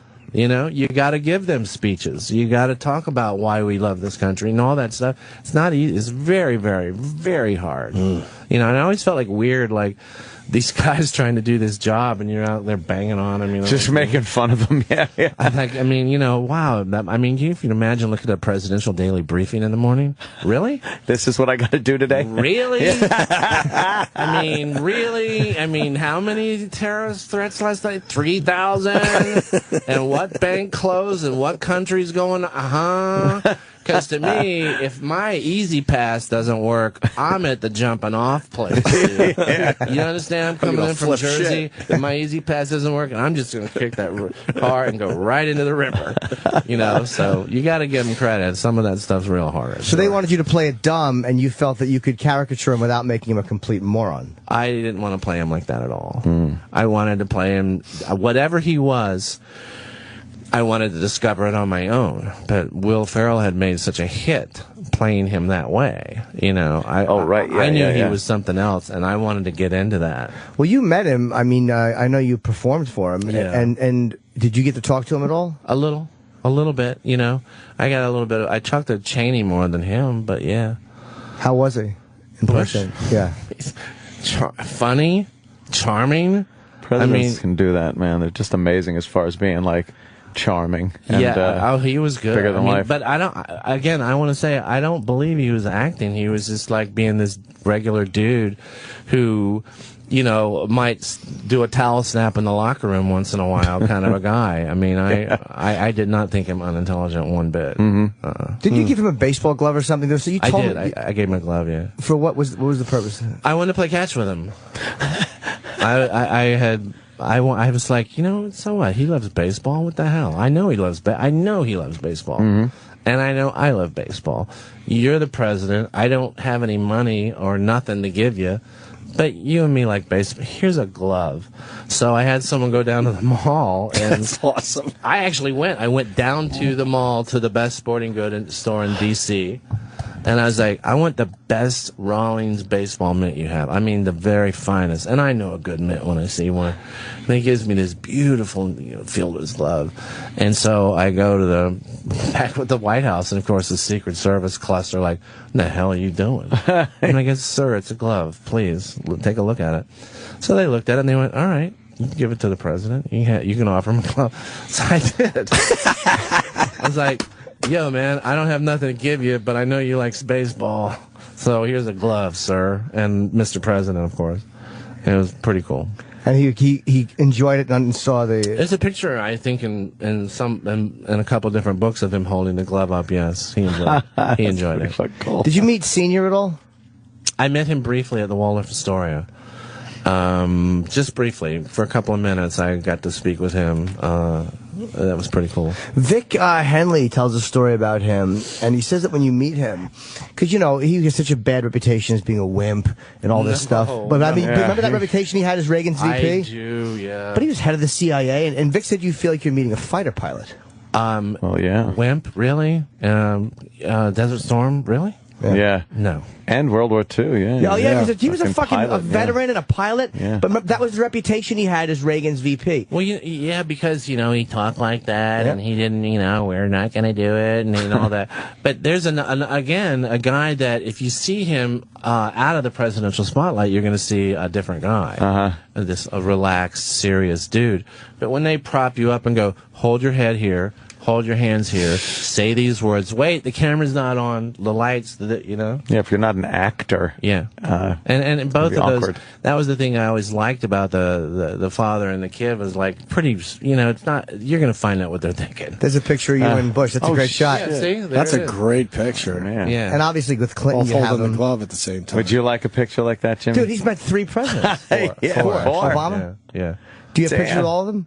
I don't, I do. I don't have any with Bush Sr. No? No. What's Obama like?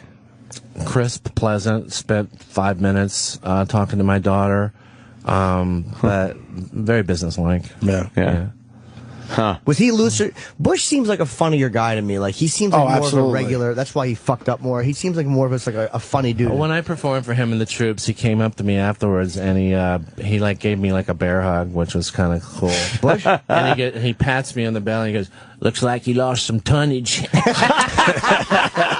It made me laugh. I was like, you know what? That's pretty funny, actually. Not bad. Pretty funny. Yeah. Oh, there's you and Clinton. Yeah. Fucking Clinton. During the lithium days, look at that lithium bloat. Oh, man. Yeah. Was it? Yeah. Look at that. I thought that was an SNL prosthetic. Lithium. Wow, damn. Yeah. Lithium bloats you? I didn't know that. That's what they told me, yeah. Does it kill your hard-ons? Huh? Does it kill your hard-ons? Some of those medications fuck your dick up. Yeah. Yeah. Yeah, it does. Wow. A lot of them do. Yeah, I mean, when you're like seriously twisted as I was, and no one really knew what was wrong with me, right?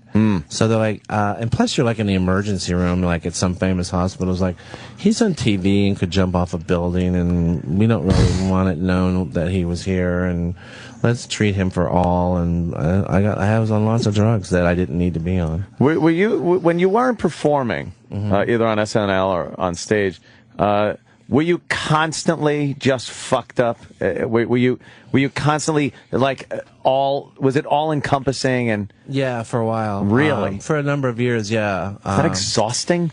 Yeah, sure. It wears you down. I never did it on the air over there because I'm not that stupid. Right. I'm not smart, but I'm not that stupid. Oh, you managed to keep it off the air? Oh, no, I never was high on the air. Wow. Never. Oh, good Lord. I mean, would you fly the space shuttle? Right. Wasted? You wouldn't. I mean, you're like, I gotta tough this one out. I mean, I got a few hours to go. I'm going to be right back to the crack house. Wow. I only actually did the crack one time. Did you ever do it? I did, yeah. I was in Washington Square Park, and I met this dude, and he's like, you want to try the pipe? And I'm like, yeah, okay, why not?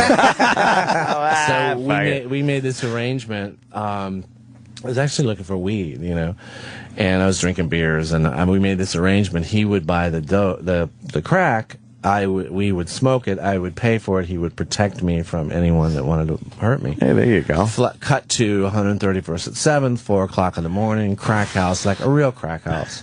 Wow. With real crack addicts. And we're there, and I don't know how to smoke this stuff, and I'm doing it. And I don't know, have you ever done it? No. Like scares the shit out of me. Take like your best orgasm, multiply it by 5, prolong it 12 hours, you can see the appeal. Do you understand what I'm saying? And that's not, it's even better than that. So I'm there, and I'm in this house, and you know, only white guy there, the owner of the house. But the only reason I say that is because see how I dress? I don't dress kind of like a white undercover cop. I dress exactly like you know what I mean? It's all black. I was wearing black sweatpants, a black jacket, and a Yankees hat, of course. The glasses. I mean, that's undercover. Right. Yeah. So the guy walks up to this guy who was protecting me and buying all the drugs, and he goes, "Yo, Seymour, man, I don't want to be no disrespectful to you or nothing like that, but you're wrong about this dude here. That dude is police." And he goes, Seymour's like, he ain't police. I seen that motherfucker on TV last night. Oh, shit. From across the room, this woman, topless woman between puffs off a crack pipe goes, "That's Clinton." I mean, really? Even in a crack house? I mean, really? You're that popular? I mean, is there anywhere I can't go where people don't love you? Can't get away, man. Who was the guest host that week? Do you remember? I don't think, I don't remember. And I don't even know if I was on the air that week. Wow. But that's crazy. Yeah. Yeah. Aren't you two the record for being on the longest? Yeah. Oh, yeah, by far. Which is what, it was 10 years? 14. 14 years. Wow. You miss it? I do, but I also know it was time to go. Yeah, yeah. But sure. When you go back for occasional... I just did Dumb Pardo this weekend. That was you. Yeah, you knew it was somebody else. Fuck. No, I read that. I read somebody said that was a fake Pardo. Yeah. And it's like it was really close. Oh, was it Kevin sounded Hart telling exactly us? like it. No, I read it somewhere. Oh, yeah, okay. And then, but I didn't. You They play didn't that say who opening it montage? was. Oh Did you play shit! that? I didn't notice it. Play the opening montage. I saw Kevin's monologue. I did not notice it. Oh, look at you're under pressure now, Sam. Can we be able to get it? If you play the cold open where he goes live from New York at Saturday night, it'll lead into the opening montage. Yeah. And that's a guy, I can't. The guy's voice is so strong. It's I came kind of close. It really is. So yeah, I think you probably have to fast forward to the.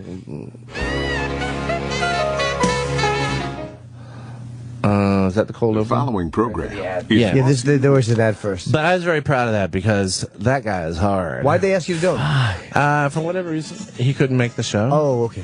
Yeah, but from what a lot of people were like, no, that was him. That was like you fucking nailed it. It was pretty close. Damn. I listened to it this morning. I thought it was pretty close. Yeah. To introduce Kevin. Is there anyone? Yeah, Kevin Hart. I guess it helped hearing him for that many years. Yeah, we're just waiting for the 14 years you got to hear. I was around him all the time. Yeah. Did you ever do it to him no? I mean, one time he had laryngitis once. Yeah, that'll be it. If you could just fast forward to the end of the cold open. One of Philadelphia. Yeah. So, you see? He does a pretty good Obama, that guy. Back up. Sam, please, you're fired. Back up. Here we go. There we go. We all have to make sacrifices. It will be a difficult road ahead. But trust me, 9 months from now, you won't remember this sequester ever happened. Why? Because there'll be another, way worse financial crisis to deal with. So Godspeed, America. And live from New York, it's Saturday night! It's Saturday Night Live with Brad Armisen, Vanessa Bayer, Bill Hader, not bad, right? Aaron Killam, We got the trill in his voice. Seth Meyers. I couldn't believe I was doing that. That was flipping me out.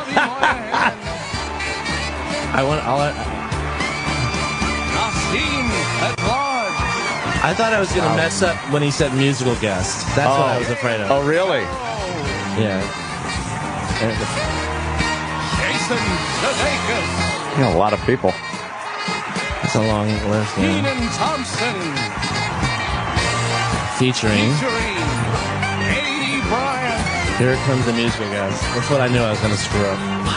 Kate McKinnon. That's good. Kim Robinson. All right, here we go. Now I'm getting nervous. Musical guest, Macklemore and Ryan Lewis.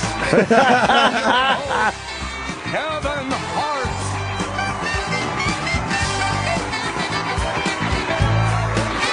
Ladies and gentlemen, Kevin Hart. You poured it on there. That was Isn't that good. trippy? I didn't notice that when I first saw it. I mean, now that I know, I'm like, oh, okay. But it's fucking damn close, man. bad. I did not notice that watching it. Fairly close. Yeah, I was proud of that one. Yeah. Is that all he does there? Is just the announcement? Was that my? Yeah. Okay, that's cool. Yeah, all the articles. Yeah. All the articles said it was. Has he been doing it since the very beginning? Yeah. Oh, yeah, he's been there. How old is he now? Man. Don't know. He's got to be well into his 80s at this point. The voice of SNL. I mean, what a fucking, that's a cool gig. Right from the beginning. He said, Chevy Chase. That's crazy. Richard Pryor. Yeah, I mean, it was so weird. Like watching him do like vocal warm ups at SNL. Oh yeah. Like one day he had gotten off the elevator and there was a sign beside the elevator, and he was like he would walk around and read labels from things while he was warming up. He's like, sexual harassment seminar. And he really talks like that, right? Really? And that's his voice. Like this coffee really blows. It's no, Holy quite a set of pipes. Yeah, huh? Very recognizable voice. That's why it's really hard to. Fucking warm up too. That's Yeah. Yeah. What color was he when you saw the impression? Orange. Yeah. What's the color thing about again? Just sees it in colors. I don't understand it, but I've thought of it many times since. It's such an interesting way that the brain works. Yeah. Who knows? It's just a little game I play with myself to kind of lock in. That's all. Anyone you're working on trying to perfect that you? Yeah. No. I like doing Al Sharpton. And, yeah, that was awesome. I like doing. I told you the New Orleans cop story last time. Yeah. I like doing that guy. That's about it. Yeah. What's the best impression of anybody that you've ever seen anyone else do? Like, is there one that you look at and just awe and go, oh, fuck? Let me think about that for a second. I think.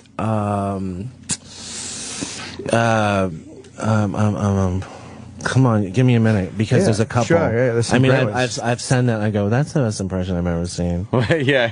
How about you? Name someone. I mean, it's hard. There's so many great ones. I mean, your Sharpton is fucking. That's dead on. For the obvious reasons that it sounds like Sharpton, has all his inflections.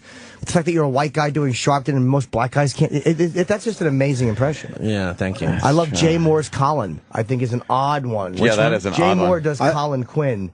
And it's so also, on the ball. I believe his Christopher Walken. Of course. His Walken's amazing. But his Colin, I think, is better.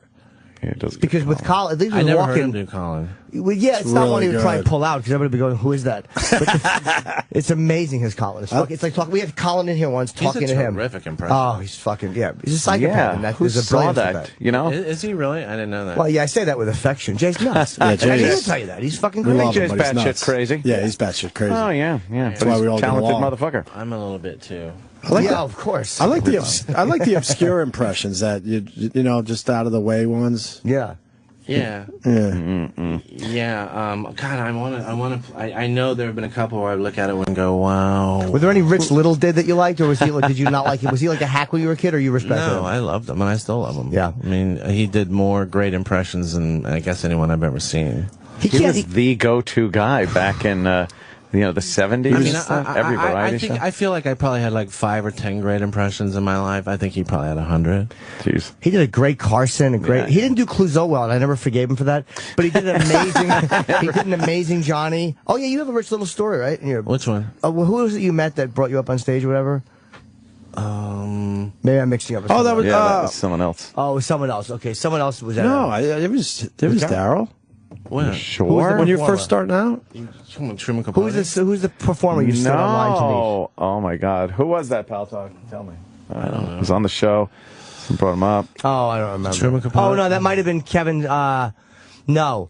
Kevin Pollak. Oh, it's Kevin Pollak. Okay, You're right. he Sorry, Rich Little Daryl. story. Kevin Pollak does it. Sorry, Shatner. Speaking of great impressions, how about the Shatner? Shatner. Kevin Pollak's Shatner. He's a great really walking good. too. He does a great walking, but the Shatner is Shatner's great. is not he has touchable. all the inflections. Not really touchable, yeah. Yeah. And it's probably awful just as an impressionist being asked about other ones, but I'm always interested in what would impress you as being a fucking. What would be the number one out there? Yeah, or which ones do you look at and go, everybody likes that? The guy It's that easy. played Bush on Mad TV.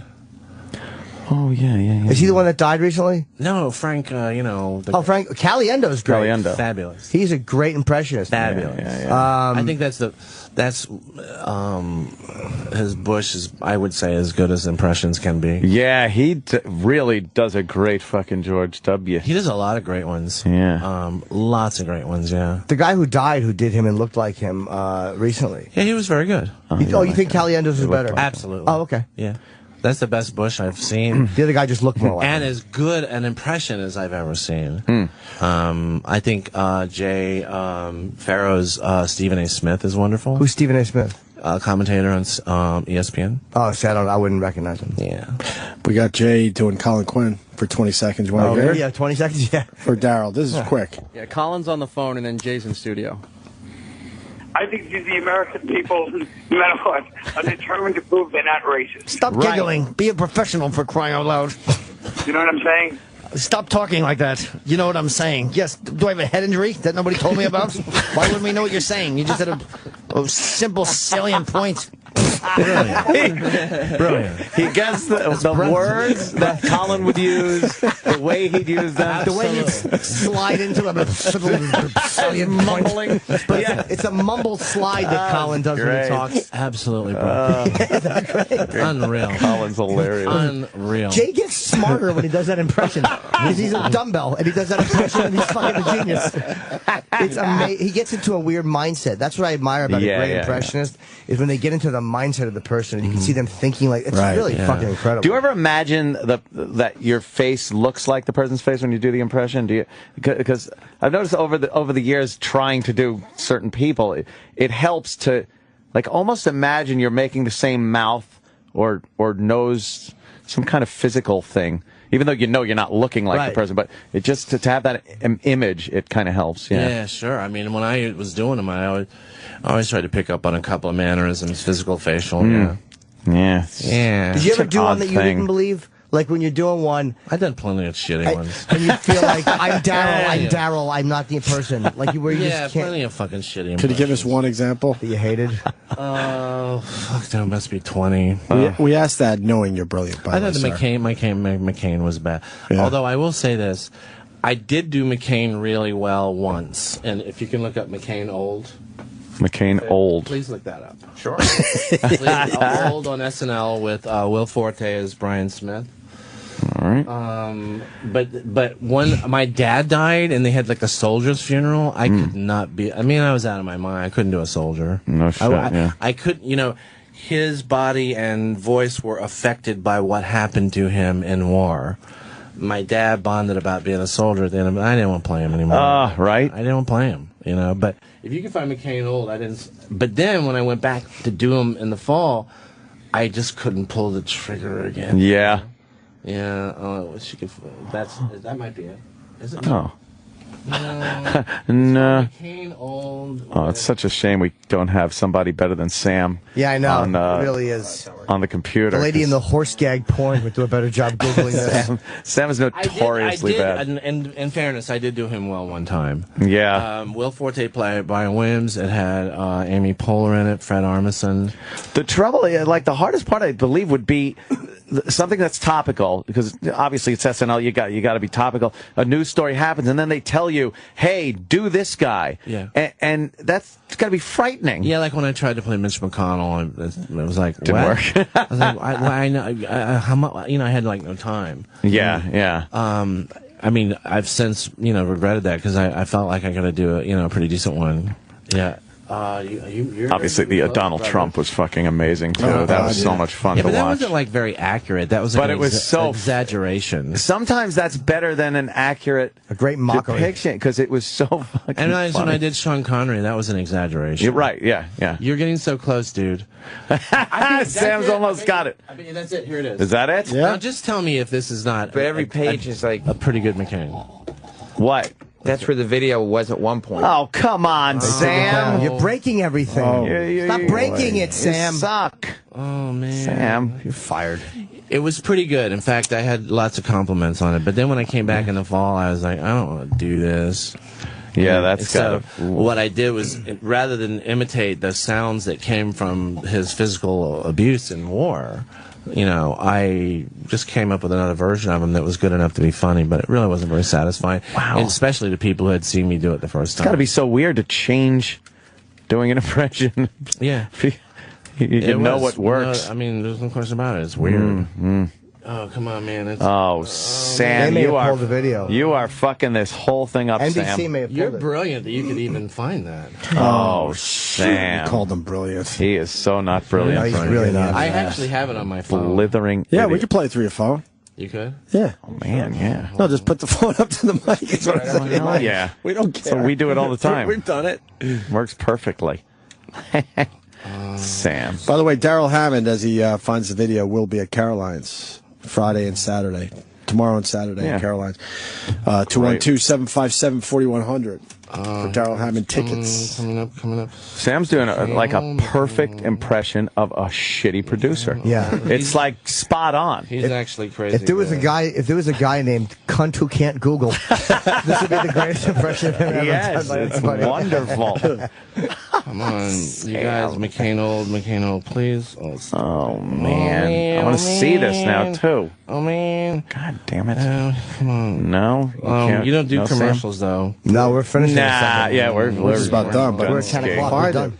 All right, oh man, I guess I screwed it up. Come on, I'll try. Oh, don't. You know something? It didn't Don't happen. worry about It didn't happen. You could just do it. You could just, find it. Take your time. Kingston Pete says Jay Farrow, now on SNL, does a great Denzel. Oh, really? Denzel Washington. I yes. can't find it. Sorry. Oh, Dean man. Edwards did a great Denzel too. Yeah, he I did. thought Dean Edwards was underused. Like he was a funny guy, man. His impressions were really. Because Chris Rock was great. Oh, he's wonderful, and a great Michael Jackson too. Yeah, but not a hacky Michael Jackson. Oh, like and a- Sidney Poitier was beautiful. Did he do Poitier? Yeah, he did a beautiful Poitier. I don't know if it ever made it on the air, but he did. Yeah, very talented young man. Yeah. Are we wrapping? Oh, man. Yeah, I guess. All right, we I guess we can. are. Sam, well, you ruined the end of the show, Sam. No, you're brilliant. You're brilliant. You even got close to finding that thing. Obviously, it's been pulled. Oh, man. Well, Daryl's at Caroline's Yes. tomorrow and Saturday. Saturday, yes. Great comic, of course. We don't need to tell you that. 212-757-4100 if you want to see the great Daryl Hammond. Yes. And get the paperback book. It's a fascinating book. I love the book. What about the hardcover? So whatever you I read want. it in like 2 days. Fascinating man. It was a book. quick read. Quick read. Thank you so much. Thank you. Thanks Page turner, as they like to say. It's a short book. No, page turner, as they say in the biz. Thank you. Oh, I really liked it. And I'll be in North Carolina tonight, tomorrow, and Saturday in Charlotte. Safe trip, Jimmy. At the Comedy Zone. Unless my plane crashes and I'm killed. We were supposed to have Don King today, but it didn't happen, I guess. Oh, man. Said he was sleeping late.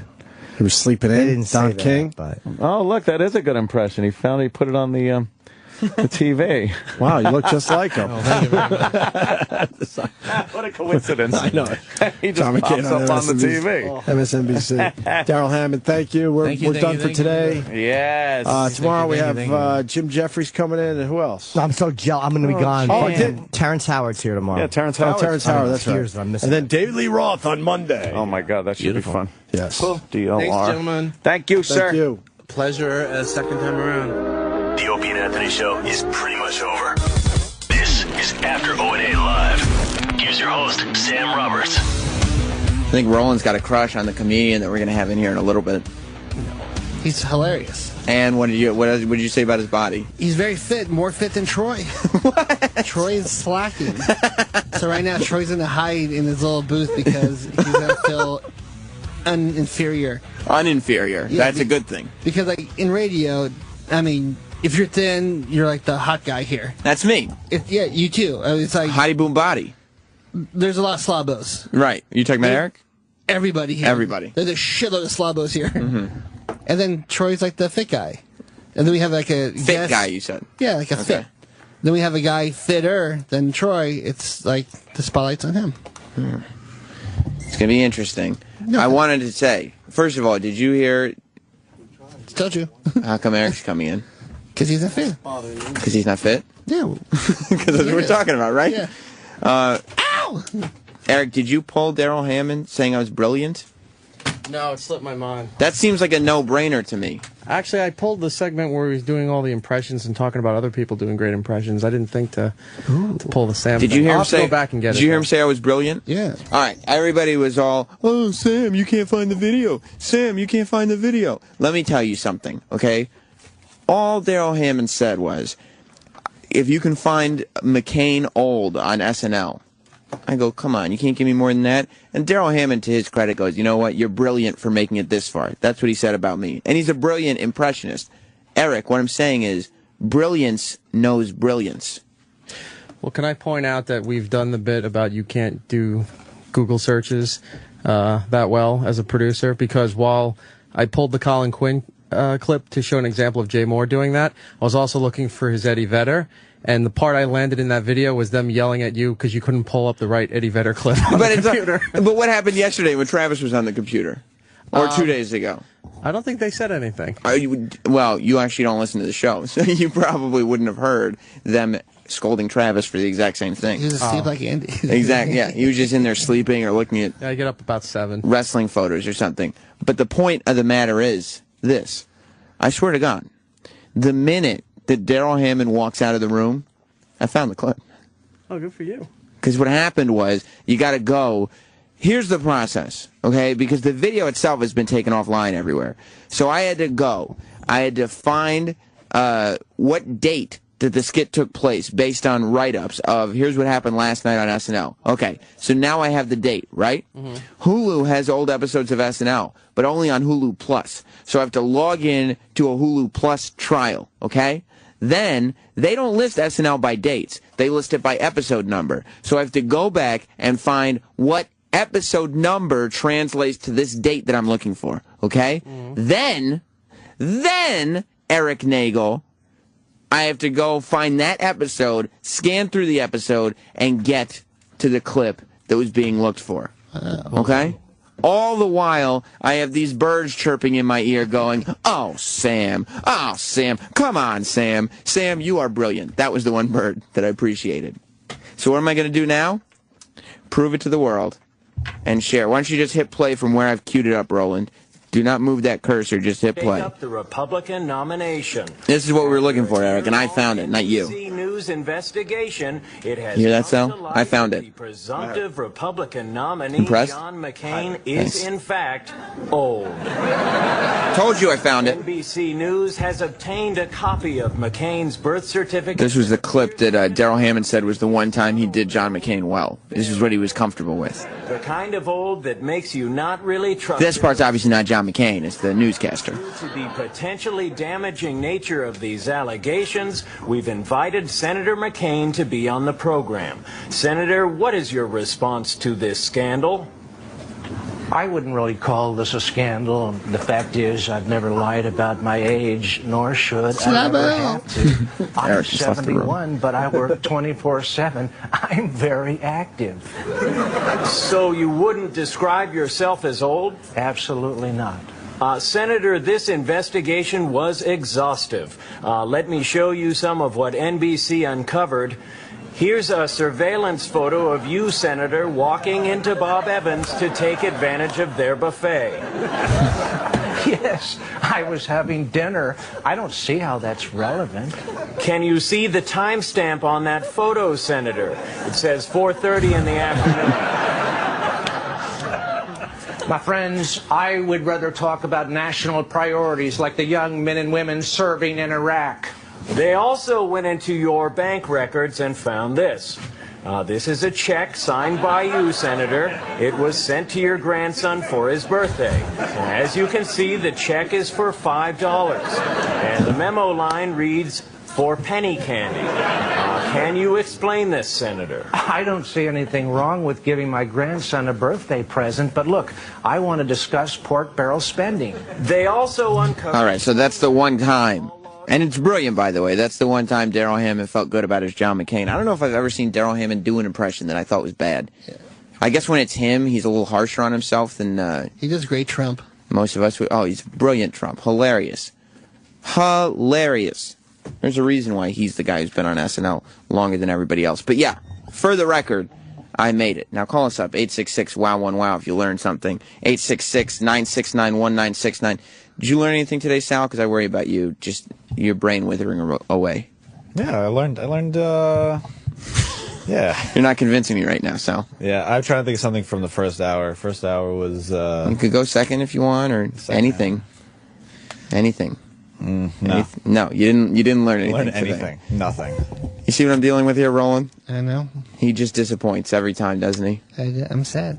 He got mad at me in the meeting on Tuesday. Oh, he did? He did, right? He got a little bitey. Because I forget what the thing was. So what brought up what I said that you got so mad at? You just said I don't have a creative bone in my body. Right, but there was something, obviously the attention was brought to you for a reason. You don't remember that either. No, something, it was, I suggested that Travis had an idea about something, and you're not good with memory retention, no, are you? Travis had an idea about something. I said I don't know. I said it was too contextual, and then you jumped in about that. Well, and then I reminded everybody on staff that you don't have a creative bone in your body. Right. You didn't like that I brought that up at the meeting. No, because then you said you're talking. I said you were the one who was fucking talking first. I don't even know what you're talking. Yeah, exactly, Sam. Eric, you forget that too. Is the problem with Sal, is it his long-term memory? It seems like short-term he can handle a conversation, but memory retention does not seem to be his strong suit. No. All right. Yeah, you're asking Eric Nagel. I guess so. In conversation, so where Sal lacks in memory retention, maybe you have a little conversational problem?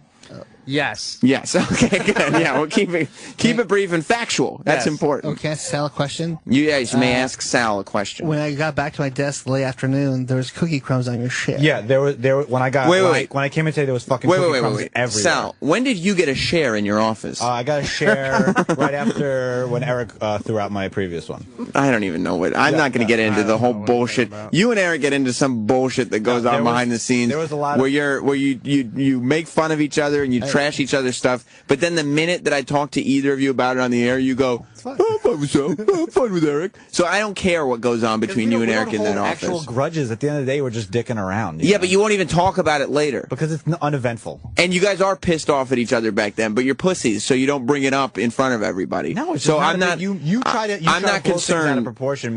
Blow things out of proportion. You just said Eric threw out your chair. Yeah, we know. We've said this many a time. All right, well, that's what I'm saying. And then you're saying I'm blowing things out of proportion when he's throwing out your office furniture. That's why I'm not dealing with any of the bullshit that goes on between you and Eric, because you don't translate it into a conversation. Yeah. Because you're pussies, and each one of you is afraid that the other one's going to get mad. I'm not afraid of Eric getting mad at me.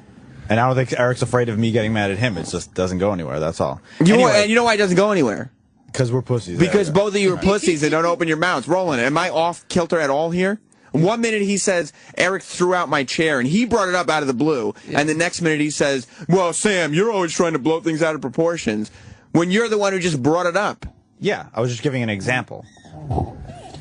You see what I'm saying, don't you, Roland? Anyway, thank you. Eric, even you see what I'm saying. It's that very tiring. It's worthless to bring it up. With it, Eric. I don't even want to listen to myself on this. But you know why? You know why Eric's not involved with it?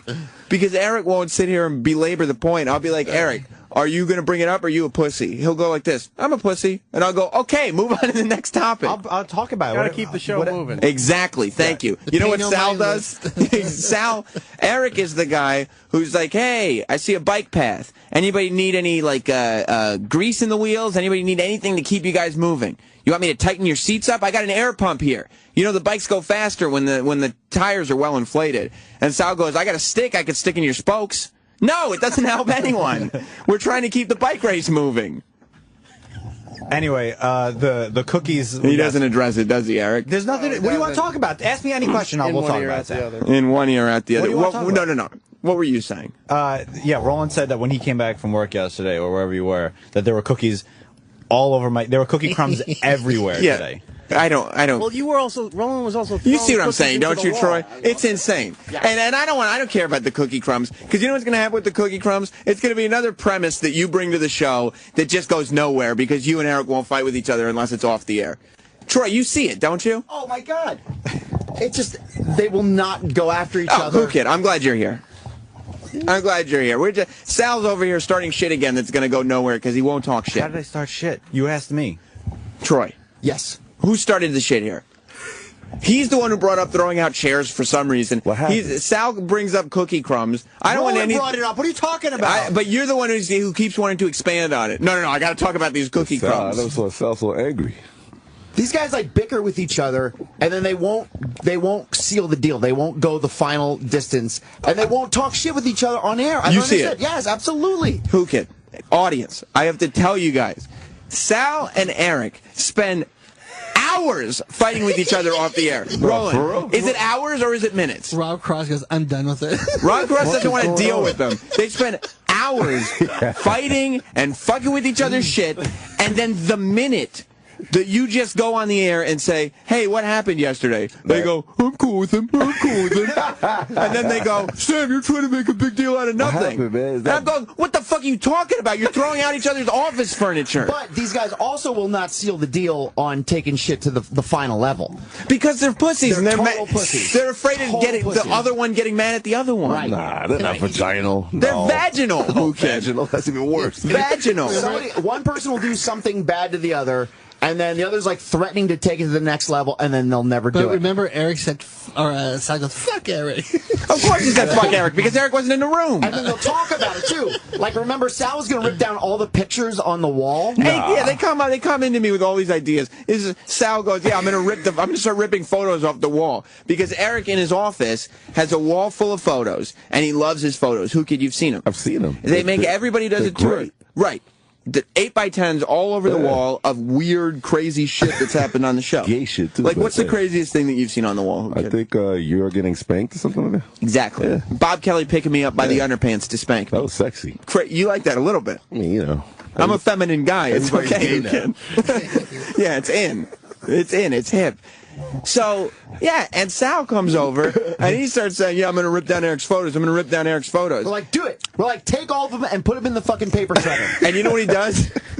He goes up, and he goes to the wall, and he's like, hey, Eric. And he starts just moving one corner of the photo, and he's like, Eric, I'm going to rip your photo, Eric. And Eric goes, Sal, don't fuck with my shit. And then Sal goes, what do you guys want me to do? He told me not to fuck with his shit. I can't do it. We go, then don't present any of your air quote ideas to us. He'll never take it to the level it needs to go to. Come on, man. Never. You gotta be a nigger sometime, man. I don't know what that means, but it sounds like good advice. They have no idea what that even Get means. reckless, Sal. Sal, would you ever consider being an N-word? I don't know how to do that, so I wouldn't even consider it. I don't know. Rip the fucking photo, goddammit. Steal that shit, right, Whoo Kid? I mean, my God. Take shit to the fucking final level. Or keep me out of it. Or just don't do shit. Be like, yo, I'm a fucking pussy. I'm not gonna do anything. Right. That's real.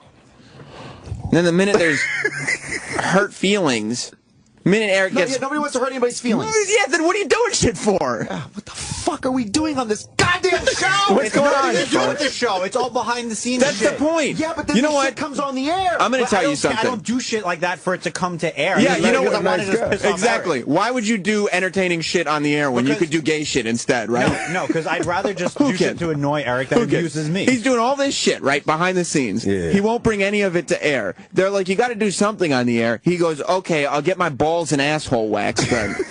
What? Like, you know how funny it would be if it was like he took off every goddamn picture on that wall and put it in the paper shredder and left the clippings right on Eric's desk? That would be some serious shit. Funny. Eric would be like, holy shit, Sal, where the fuck did you get those balls from? And Eric would be all pissed. He'd be like, why would you do this? And Sal would be like, fuck you. And Sal looks in the fucking booth, he's like, fuck you. You know what?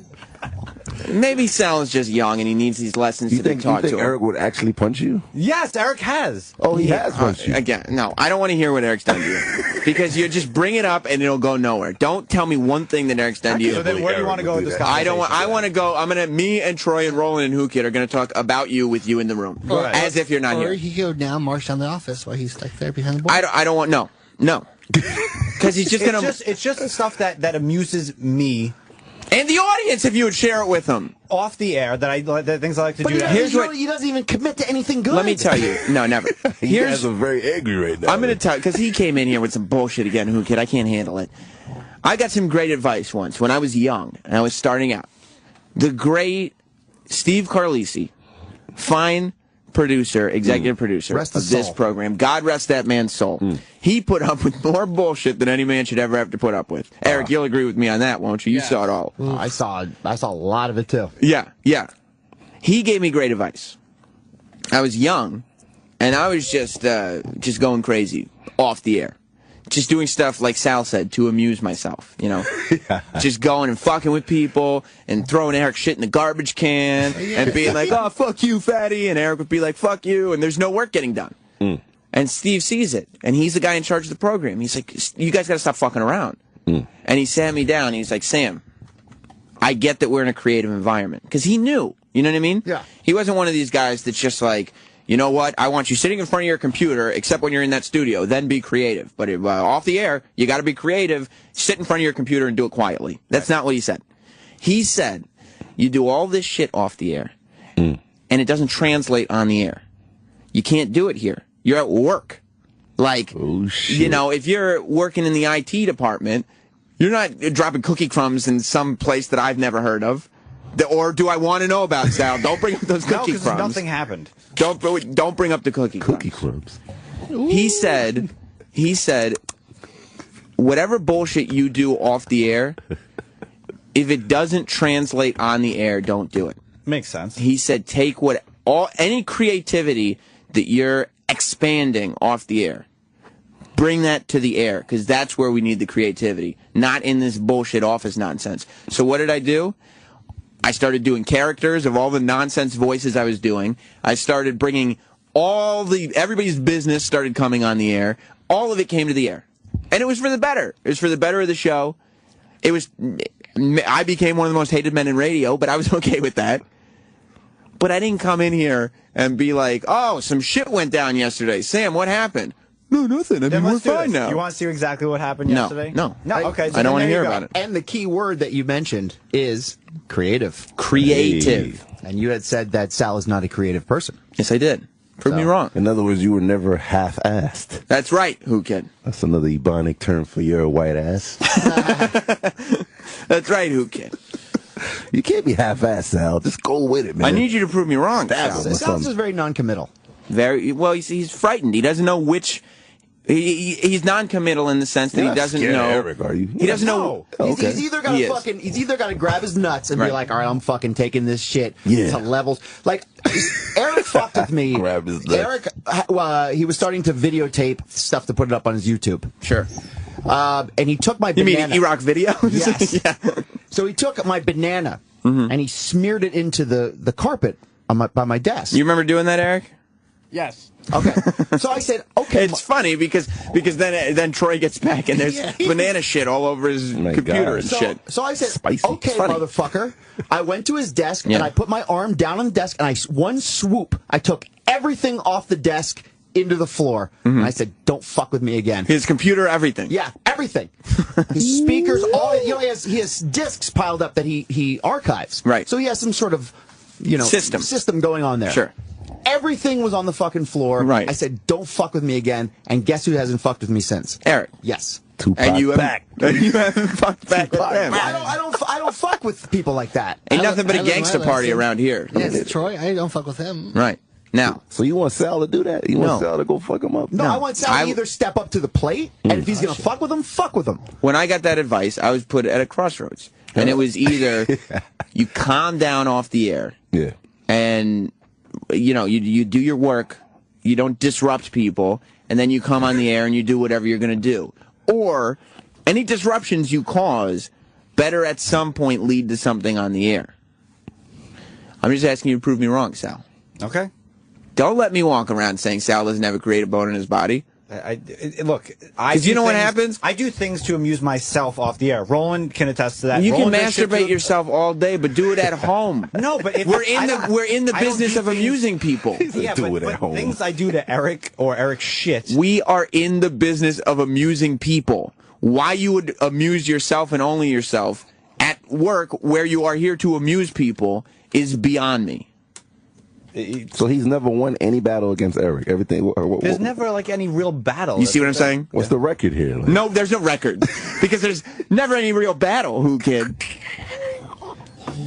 Guys like breakdancing because they start like this big, like, oh yeah, I'm gonna get him, I'm gonna get him, blah blah blah, and then everything just goes to pussy. Wow! It just goes from zero to pussy in 60 seconds. They just kiss at the end, huh? Yeah. Bunch of little girls around this motherfucker. Exactly. Bitches. I mean, I don't believe Sal's like that, though. Sal is like a nice guy, good guy. That's what he is. He's a nice guy. Yeah, you know what I'm saying? He's just a nice dude. But what's another name for pussy? Nice guy, right? If you're like, oh, he's a nice guy. Like, Whoo Kid. If I said that to you, Whoo Kid, oh, he's a nice guy. Dude is nice. Like, get the fuck out of my face, man. Exactly. What are you going to do? It's like being a hairy pussy. I don't know, man. Exactly. It gotta be tough sometimes, Sal. Right. I don't think Sal Get knows some anything hair about on that pussy, Sal. Get some hair on that pussy. I know. Get some hair on that pussy. You going to prove me wrong? No. Yeah, I don't know. I don't really give a shit. He isn't, is he? No. That's the problem. He doesn't give a shit, Whoo Kid. You heard him say it. I don't care. Eric, did you hear him say that? Air like that. Like I said, I Why? like to Because amuse you're too busy bronzing yourself. Because that's better. Yeah, it could be. It'd be slightly more amusing than, oh yeah, yesterday. I didn't even do anything yesterday. You don't see me letting some foreign woman wax my balls on the air. You know what would have happened if O&A had been like, Sam, you have to get your balls waxed? I would have been like, that's not true. No, I don't.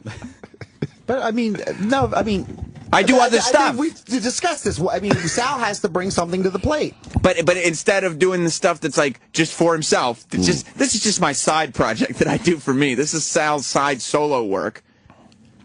He instead makes it, but I'll do the group stuff. I'll do some gay shit. But for me, I'll just do funny stuff. I think he was excited to show the gentleman his genitalia. His genitalia. Yeah. Let's bring in Chris. He's not going to do anything, is he? Sal? Yeah. No. Oh. No. Chris. You just missed an uproar. I would have gotten you in here earlier, but shit hit the fan. My God. Yeah. What happened? Is it Destefano or Destefano? Destefano. Destefano, yeah. Okay, you're at Caroline's tonight, right? Tonight, yep, 7:30. It's a big deal because is this your first time headlining at Caroline's? No, I've headlined there like 3 times, but they usually do like this thing called the Breakout Artist Series, where it's like a new comic doing like a Tuesday night at like 9:30. But this time, Thursday, 7:30, they consider it more prime time, so that's why. It's the start of the weekend. Yeah, right. Yeah. Start of the weekend, and then Darrell Hammond's there. So, do you know DJ Whoo Kid? What's up, brother? What up, son? What up, kid? DJ Whoo Kid. What up, my nigga? Oh, holla. Yeah. He'll let you say the N-word if he likes to. I can say with the A. You already can? I'm from Bushwick, so I feel like but you get the pass though. You got somebody's got to give you a pass. Oh, okay, you're right. Being in here, I'll get the pass for you, but I'm saying back in Bushwick, I've gotten a few passes from my boys to say with the A, never with the ER. Oh, of course. With the A, it's okay. You know, I mean, I was like the only white kid in the Bushwick, neighborhood. man, he's good. Yeah, so it's, is Bushwick not hipsterized yet? No, well now it is, but in the '80s, I was born in '84, and it was the hood. It like was when Bushwick Bill was like, oh shit, that is Bushwick Bill. My father. Yes, yeah. I see the resemblance. Yeah, no, he hit it. Mom Dukes. She likes little black guys. Yeah. So you were talking about. You were raised among black people. I was raised amongst the black people. That's got to be scary. And I went to a Catholic. Yeah, it was nuts. I went to Catholic school too. You know so I would get my ass beat. Oh, you went to a Catholic school? I went to Catholic school. Shit, so did I. You went to Catholic school? Where are you from?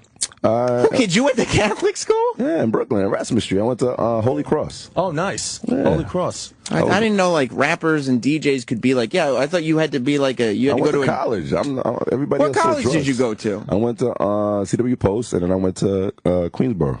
Oh, I went to NYT, right next to CW Post. Yeah, we're fucking the same bitches, man. You guys are like, I grew up in Bushwick, but then I went to a private school and went on to college. And I know, I got my doctorate degree, but I'm from Bushwick. Nah, DJ for drug dealers. Yeah, kid.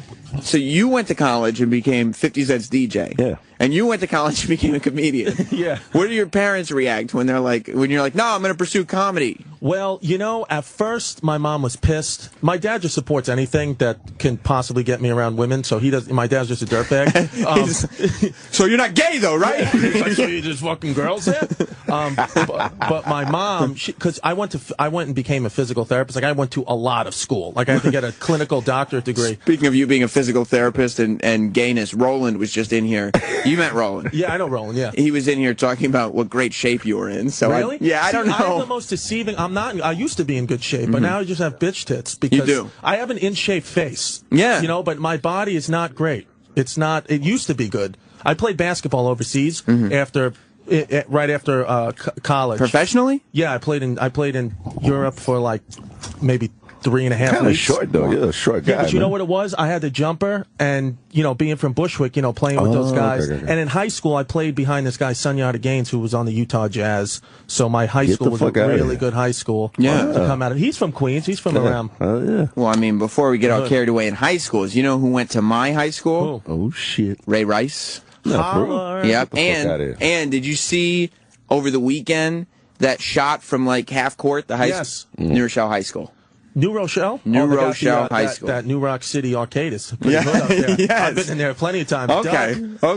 You know who went to my high school too? I had a high school, Sunyata Gaines. This is my homeroom. I swear to God. I had Mike Baxter, who's a left fielder for the New York Mets. Wow. That guy Gilberto Val, the cannibal cop. You guys know that cannibal cop? That guy was sat in front of me. He was my the one that's like was just in the one who wants to eat women. Went to my fucking high school. He did? He was my partner in Christian marriage, where you have to hold.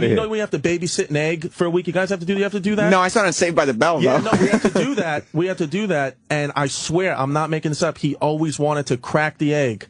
He was like, we should just crack the fucking egg, man. And I'm like, dude, if we crack it, we're gonna fail the class. Like, we should just crack it and eat it. And now I'm like, oh, so that's what you want to eat, you sick bastard. Like, bro, you want to scramble people's kneecaps? We could go to the supermarket and just get eggs. He was a fucking nut, but I mean, he was weird. He was a weird dude, but So you went to school with Cannibal Cop. I went to school with Cannibal Cop. I was with him quite often. Did you hear about this story, Whoo Kid? I heard about it, but that's crazy. You were behind a murderer. Dude, I was behind Cannibal Cop. In front of me was Mike Baxter, left fielder. On the other side, Sunyata Gaines, Utah Jazz. Then there was this other kid, Will Rosinski, who was like fucking like a Team USA boxer. He fought Kelly Pavlik. This is all your class, not even just your school. This is my class. This is what we're So doing. weird. That's incredible. How come people say you can't get out of the hood? Sounds like Well, yeah. Exactly. Bushwick. This we're is doing like good. the mean We're streets. doing all right. Did Cannibal Cop ever say any other weird shit? Because now, like, they were saying that his wife went on his computer and he was talking about wanting to kidnap her and let her bleed out slowly. And Look, I think from what I'm reading in the paper that apparently this is a fetish that a lot of guys have. A lot of guys? I don't know. Like people all over the world, do this. I'll say this about Cannibal Cop. He was one of the guys who went through school pretty much unnoticed. He would sit, other than wanting to smash the egg and eat it, which was technically our baby. He wanted to eat the egg. He was acting a fucking egg baby. The only other things that we notice now reflecting back is he used to eat all the erasers off the pencils. He did? That's it. But I mean, that's how? what a lot of kids But until did. how old? Shit, yeah. I mean, through high school, we were seniors. Yeah, that's some weird. Senior in high school eating his pencil. It's like, what? Yeah. All right, well, if you're saying a lot of guys have this fetish, I'd say 1, 2, 3. There's 5 guys. Let's see if it's one. I don't want women to bleed out. Do you? Is that your fetish? Or I don't. You don't? I Who, definitely Kid? don't.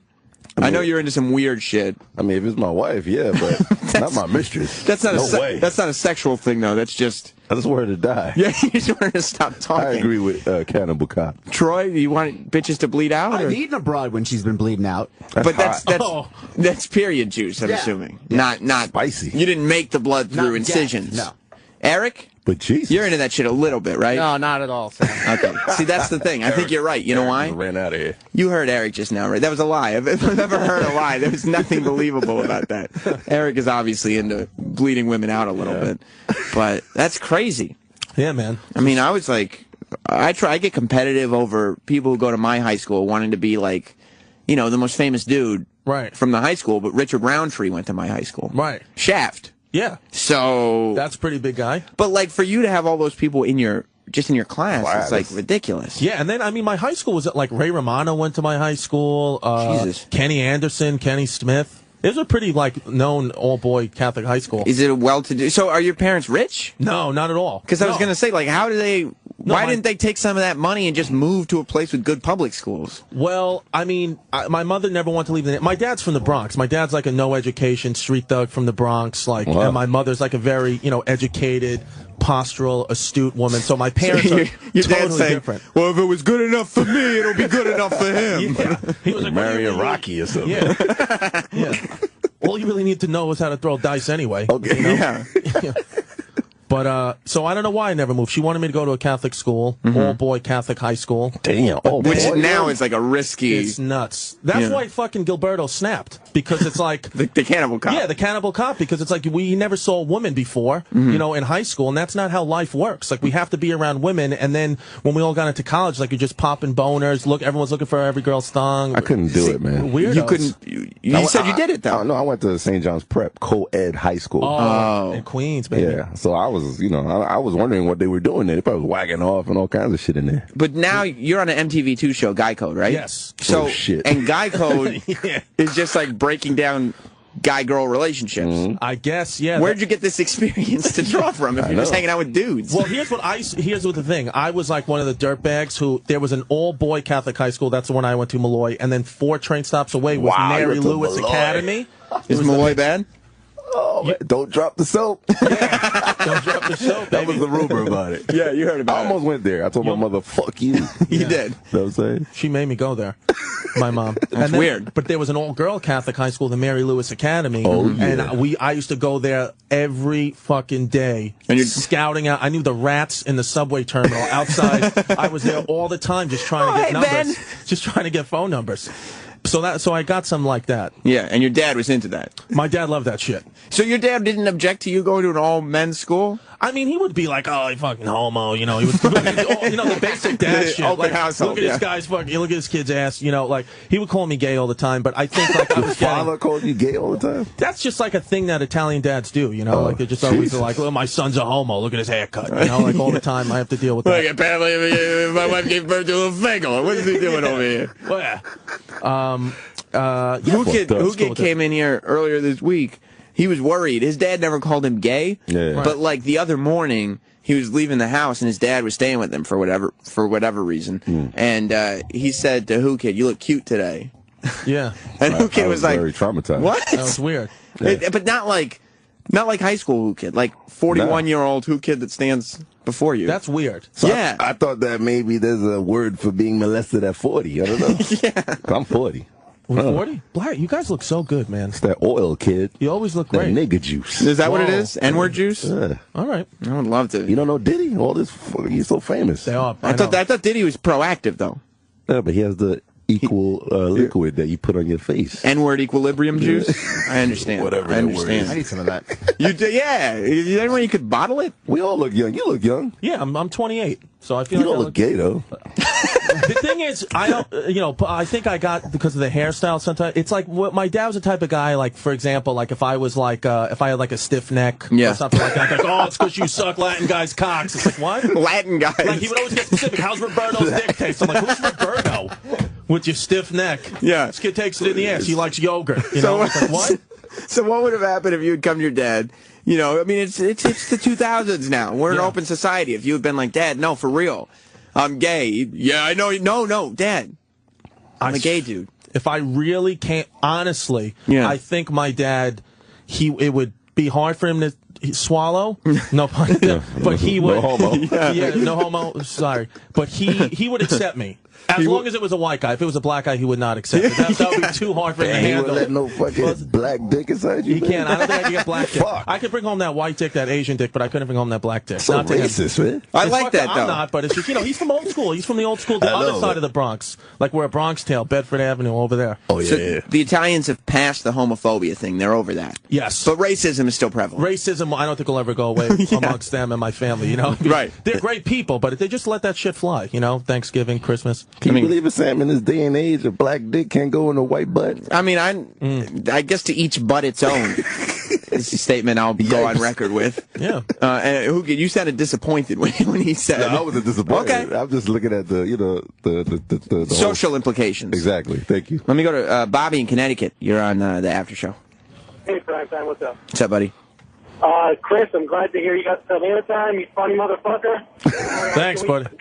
Can we kind of get it off of the gay shit and talk about his hot chick? Carly's fucking gorgeous, dude. Jesus Christ. You got a bad bitch. Yeah. Your girl's hot. But she's been on the show before. She has been on the show before. Troy, you know who his girlfriend is? Yeah, of course. Yeah, we've actually all hung out. Really? Yeah. That's funny. Can I see a photo of his girl? Oh, yeah. Do we have... does she still have red hair? She has red hair, Is it tattoos. she's the comic who Troy brought in here, and we were busting Troy's balls bad that day. Because he was like, yeah, I met her on Instagram. We were like, okay, you met her on Instagram. Were you dating her at the time? I was not. No, I was not. I didn't even know her at the time. I met her over the summer. She's still in... I forget what her Twitter is. Sorry, Playboy. Is it at Can we Carly plug... Aquilino? Oh, yeah, plug your Twitter then. What's that? Well, first of all, what's your Twitter? You're going to promote yourself. Twitter's at Chris D Comedy. Chris D Comedy. That's way easier than this. Yeah, she's got... Is it Carly Aquilino or Carly Fries? I know. Why can't she just make a goddamn easy Twitter It's Carly name? Aquilino. I can't remember. C-A-R-L-Y. You want me to write it? Yeah, go ahead, do that. Yeah, write it. Because, I mean, this chick obviously has no vision for the future. I mean, she wants to be is she still doing comedy? Yeah, she's on an MTV show that's coming out in April that I think is going to be a huge show. Oh, really? She's like the star of it. Of course, Yeah. her Yeah. Well, tell her to change her goddamn Twitter name then. Yeah. Oh, man, she's hot. Very cute girl. She's really sexy, pretty. yeah. She's a good girl, too. She's really cool. And she's really funny, and they fucking busted my balls so hard about her. Well, come on. I mean, I you've know. seen her. Yeah. If you're finding out that Troy's like, yeah, I met her on Instagram. I just think she'd be funny for the show. It's like, okay, yeah. Yeah, dude, it's all right. It's all good, though. I mean, honestly, if he had brought you in and been like, hey, I met him on Instagram, I thought it'd be funny for the show. We'd be like, okay, Troy, we know what you're up to. Yeah, you went to Catholic school. Yeah, exactly. It doesn't work either which way. I try to bring something to the goddamn show. Yeah, it's just Troy's just trying to get his dick into something. Beautiful too, Troy. His girlfriend's beautiful. Yeah, Troy has a beautiful girlfriend now, and it's all good. But so is it weird dating a comic? You know what? With Carly, she doesn't do too much stand-up anymore. She's really good, and she's going to get back into it. And actually... So how'd you get the show? Because she opened for me. I headlined Caroline's That Breakout Artist thing I told you about a few months ago, and she did a spot in front of me, and the guys who created Guy Code were in the crowd watching, just supporting me, and they saw her, and they're like, oh, we have this other show. Is that the same show Jesse May Peluso is going to do? The same show. Very the cool. Same exact show. Yeah, Very so they cool. were friends. One of them posted Instagram of the other. They're friends now. And we actually live, Jessie May, because I live with Carly now in Park Slope, and Jessie May and Giannis, they live right around the block from us. So there's a whole little comedy network happening. Park Slope, baby. I love it. White Brooklyn. Park Slope is a place to be for all the up-and-comers. I think you said she wasn't funny either. That's what I do recall. Well, I mean, yeah, but I was busting your balls. She's new, though. She was new. I mean, she is new at stand-up. She doesn't do it, but she's funny. She's a great writer. She's new. Yeah. She was nervous. Yeah. And the problem with a hot chick is you got to be funnier than you are hot. Right. And the day she walked in here, she was hotter than she was funny. Absolutely. Wow. So, but you saw the picture, Whoo Kid. She's a hot girl. She's bad. Well, so I'm telling you, wait, I've seen some rough cuts of the show. I think it's gonna be coming out in April. She's all over, and she's got good, hard, nice bits. Yeah. Like, good shit. That's good. Stand up, she's gonna start good. again. In your fucking face. Do you see? In your fucking face. Who brought that shit to the show first, motherfucker? Get the fuck out of here. She got some nice red hair. Yeah. She's good. Is that real? Is that new? But are you going to get jealous if she becomes like, Am I going to get jealous? What if they're like, oh, fuck Guy Code? It's all about this new show. You know what it is? I think some people have asked me that. I don't know. I'll tell you this. She's getting, a lot of stuff. MTV is really like in love with her, and it's not. I'm honestly genuinely happy for her right now. I am, because I feel like I got my own thing going on. You're like, bitch, you're not even on stage, and you're getting gigs. What the fuck? And I feel like if I get the opportunity to like go out and headline and do that stuff, like she would come with me, you know, and it'd be cool. Yeah. And she's like, I know, I was a fucking premium dirtbag, like all types of different girls, like just a fucking piece of shit. I was so deprived for 4 years in high school, and I was just and then when I met her, like everything stopped. So I'm just like totally in love with her. It's just her. And I'm not afraid to say to a whole new level. That's what I'm wondering. See, right now, it's still a healthy relationship. Let's be guys here. Let's talk honestly. Yeah. You know that when that shit goes to the whole new level, like you're getting like B-list celebrities, like you have the ability to fuck that.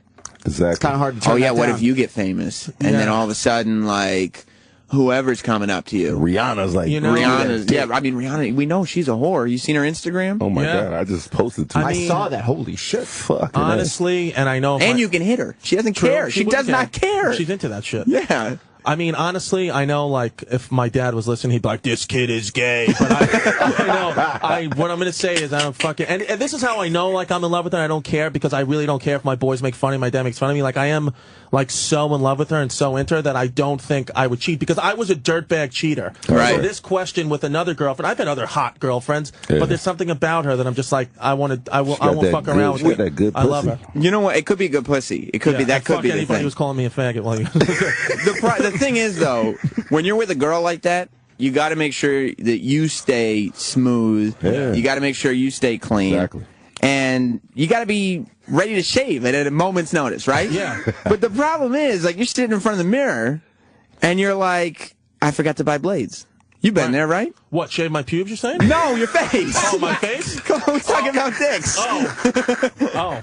No. No homo. Now you're stuck digging through the trash because you're looking for that old blade that zombied out your face yesterday. Right? Or you're one step away from stealing your chick's lady razor where she shaves her pubes. You don't want that. You don't want that on your face. I mean, the pubes you could have on your face, but the razor you don't need to share.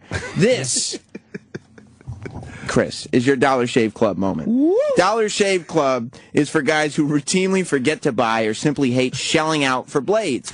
So here's what all the Dollar Shave Club buzz is about. Everyone buys razor blades, right? Right? Mm-hmm. Okay. Love them. Yeah. Well, I got them in my pocket right now. Brand name razor companies, they nail you. They build them with like 10 blades, and they have vibrating handles and all this other bullshit. You end up paying up the wazoo for them.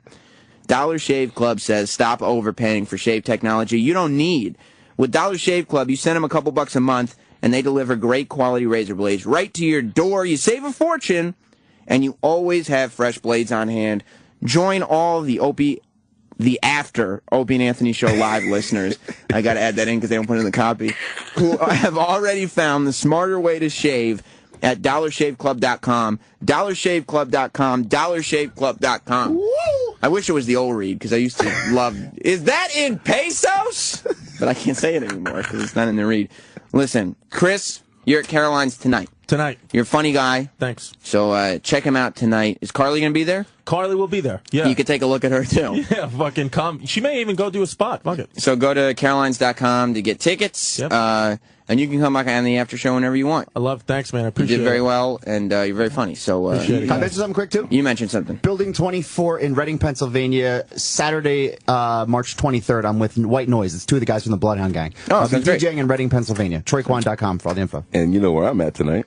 Where? Madison Square Garden. I'm DJing the Knicks versus Thunder game tonight. Nice. So if after your thing, you come through and hang with some niggas. I'll text you, son. God damn. Stay tuned. Ron and Fez are coming up next. Goodbye. Moisture. Opie and Anthony show is now over. For real this time. Check out the O&A show on Facebook at facebook.com/Opie and Anthony. And catch Opie and Anthony live Monday through Friday from 6 to 10 a.m. Eastern. Ron and Fez are next. Hey.